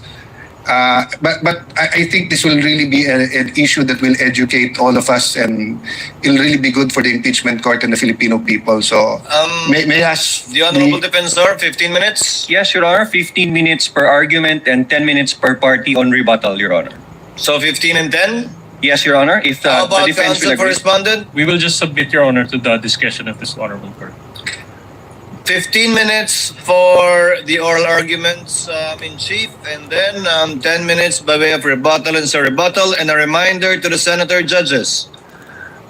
Each senator judge can speak for a maximum only of 10 minutes and for a total of 1 hour for each side. Meaning to say, the side to grant the motion and the side not to grant the motion. So kindly discuss also among yourselves to make use of the time with respect to taking up and tackling your position if you are for or against the motion, so that the period of time will be maximized. Senator Judge Soto is recognized. Yes, sir. Did I hear you right, Mr. Presiding Officer, that you're going to allow us each 10 minutes? But in no That's, case to I'm exceed sure a maximum of 1 hour. Yeah, Senator Judge Soto. for everybody, but I'm sure not everybody will avail of 10 minutes. But if we do, that's 240 minutes. Again, to reiterate, Senator Judge Soto, a total of 1 hour for each side. But a maximum of 10 minutes per Senator Judge each time they stand to speak. So it will be a maximum of 2 hours for this interlocutory issue of the motion for subpoena. Yes, Senator Judge Allen. With the permission of former Senate President Soto, let me clarify. 2 minutes to ask clarificatory question. You're referring to the 10 minutes, 1 hour when there's a motion already. Yes. So that assumes, dear Senator Judge and BIR. Anyway, that's why we'll have a caucus. Yes, may I suggest, Mr. Presiding Officer, and of course, my esteemed colleague, may I suggest that we decide on how long each senator would be given after we caucus? Yes. Instead of setting it now, let's set the prosecution and the defense and and then we'll go into caucus, and then we decide in caucus how long will we be giving each member if we so decide to still debate here instead of getting into a consensus in the caucus. Senator Judge Soto, I completely agree. However, the presiding officer was merely citing what's written in our rules right now. We can, of course, change it by agreeing amongst ourselves to lower it or increase it. Hopefully not in the direction of increasing it. Hopefully after the caucus, we will have a win-cheese solution. Thank you, Senator Judge Allen. Any other points? Senator Judge Pangilinan is recognized. Very, very quickly, Mr. President, this is pertains to an earlier manifestation. I beg the indulgence of our colleagues because it took me some time to retrieve the file. This is reference to my earlier interpellation with the witness on the matter of the case of People versus Mas. Earlier, it was manifested that this was an inciting to sedition case, which was dismissed by the regional trial court. Just for the record, it was dismissed by the regional trial court, not on the merits. It was dismissed by the Olongapo court because on June 24, by Judge Richard Paradesa of the Olongapo Regional Trial Court, because it was an unlawful arrest. In other words, Mr. Mas was arrested unlawfully, and therefore the regional trial court had no jurisdiction, and so the motion to quash was dismissed, was granted rather, and the case was dismissed. In other words, it was not dismissed on the merits. For the record, Mr. President.